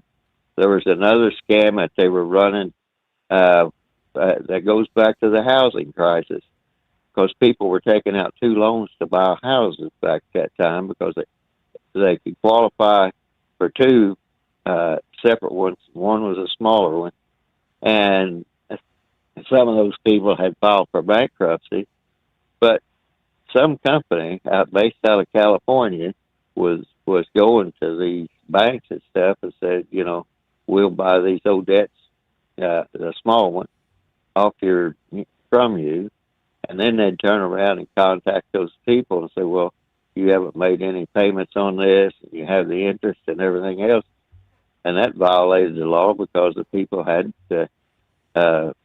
That they hadn't notified the people that loan was still valid, and IRS had given them a notice, had actually taxed them. So in a bankruptcy, you usually have to pay a tax on the discharge of the debt. IRS considers that, and then IRS had given those people a clear short. Said they no longer had to pay that debt.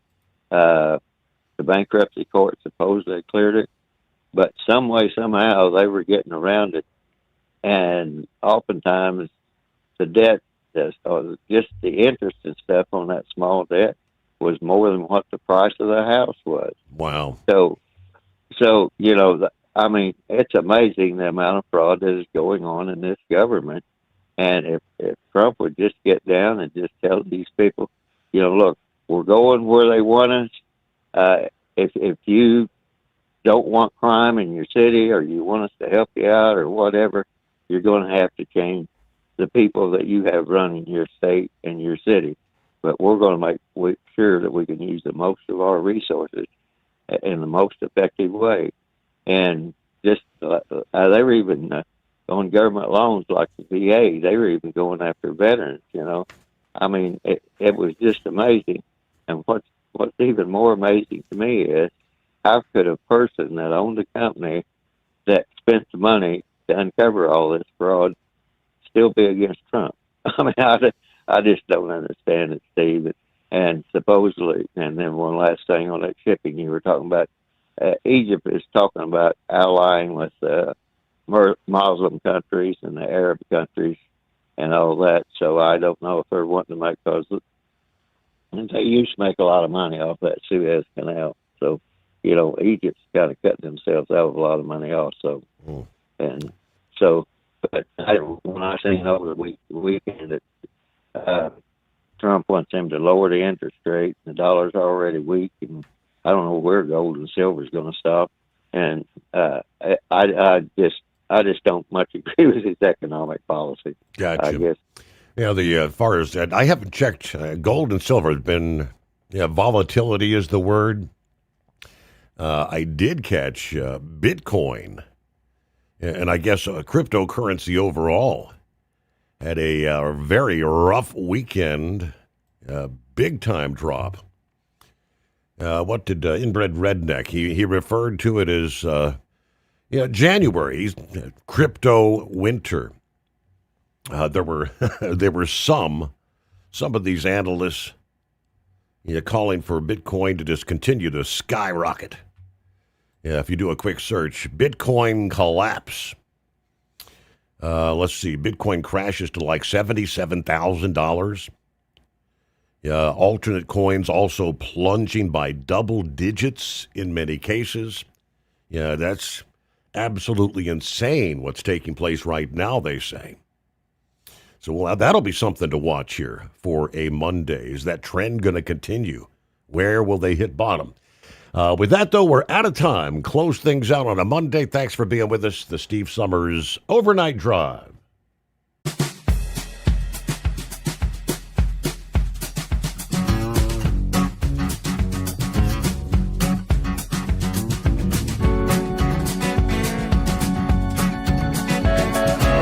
You'll never guess the places that I've been. You never guess the places that I've been. 'Cause everything is like a dream, yeah, but only in that dream that I live in. I'm never gonna let the day begin. Never gonna let the day begin. 'Cause everything is like a dream, yeah, but only in that dream that I live in. Oh, don't wake me up before you go, and I'll just make this bed my home. Oh, darling, please just let me sleep. Give me my dreams.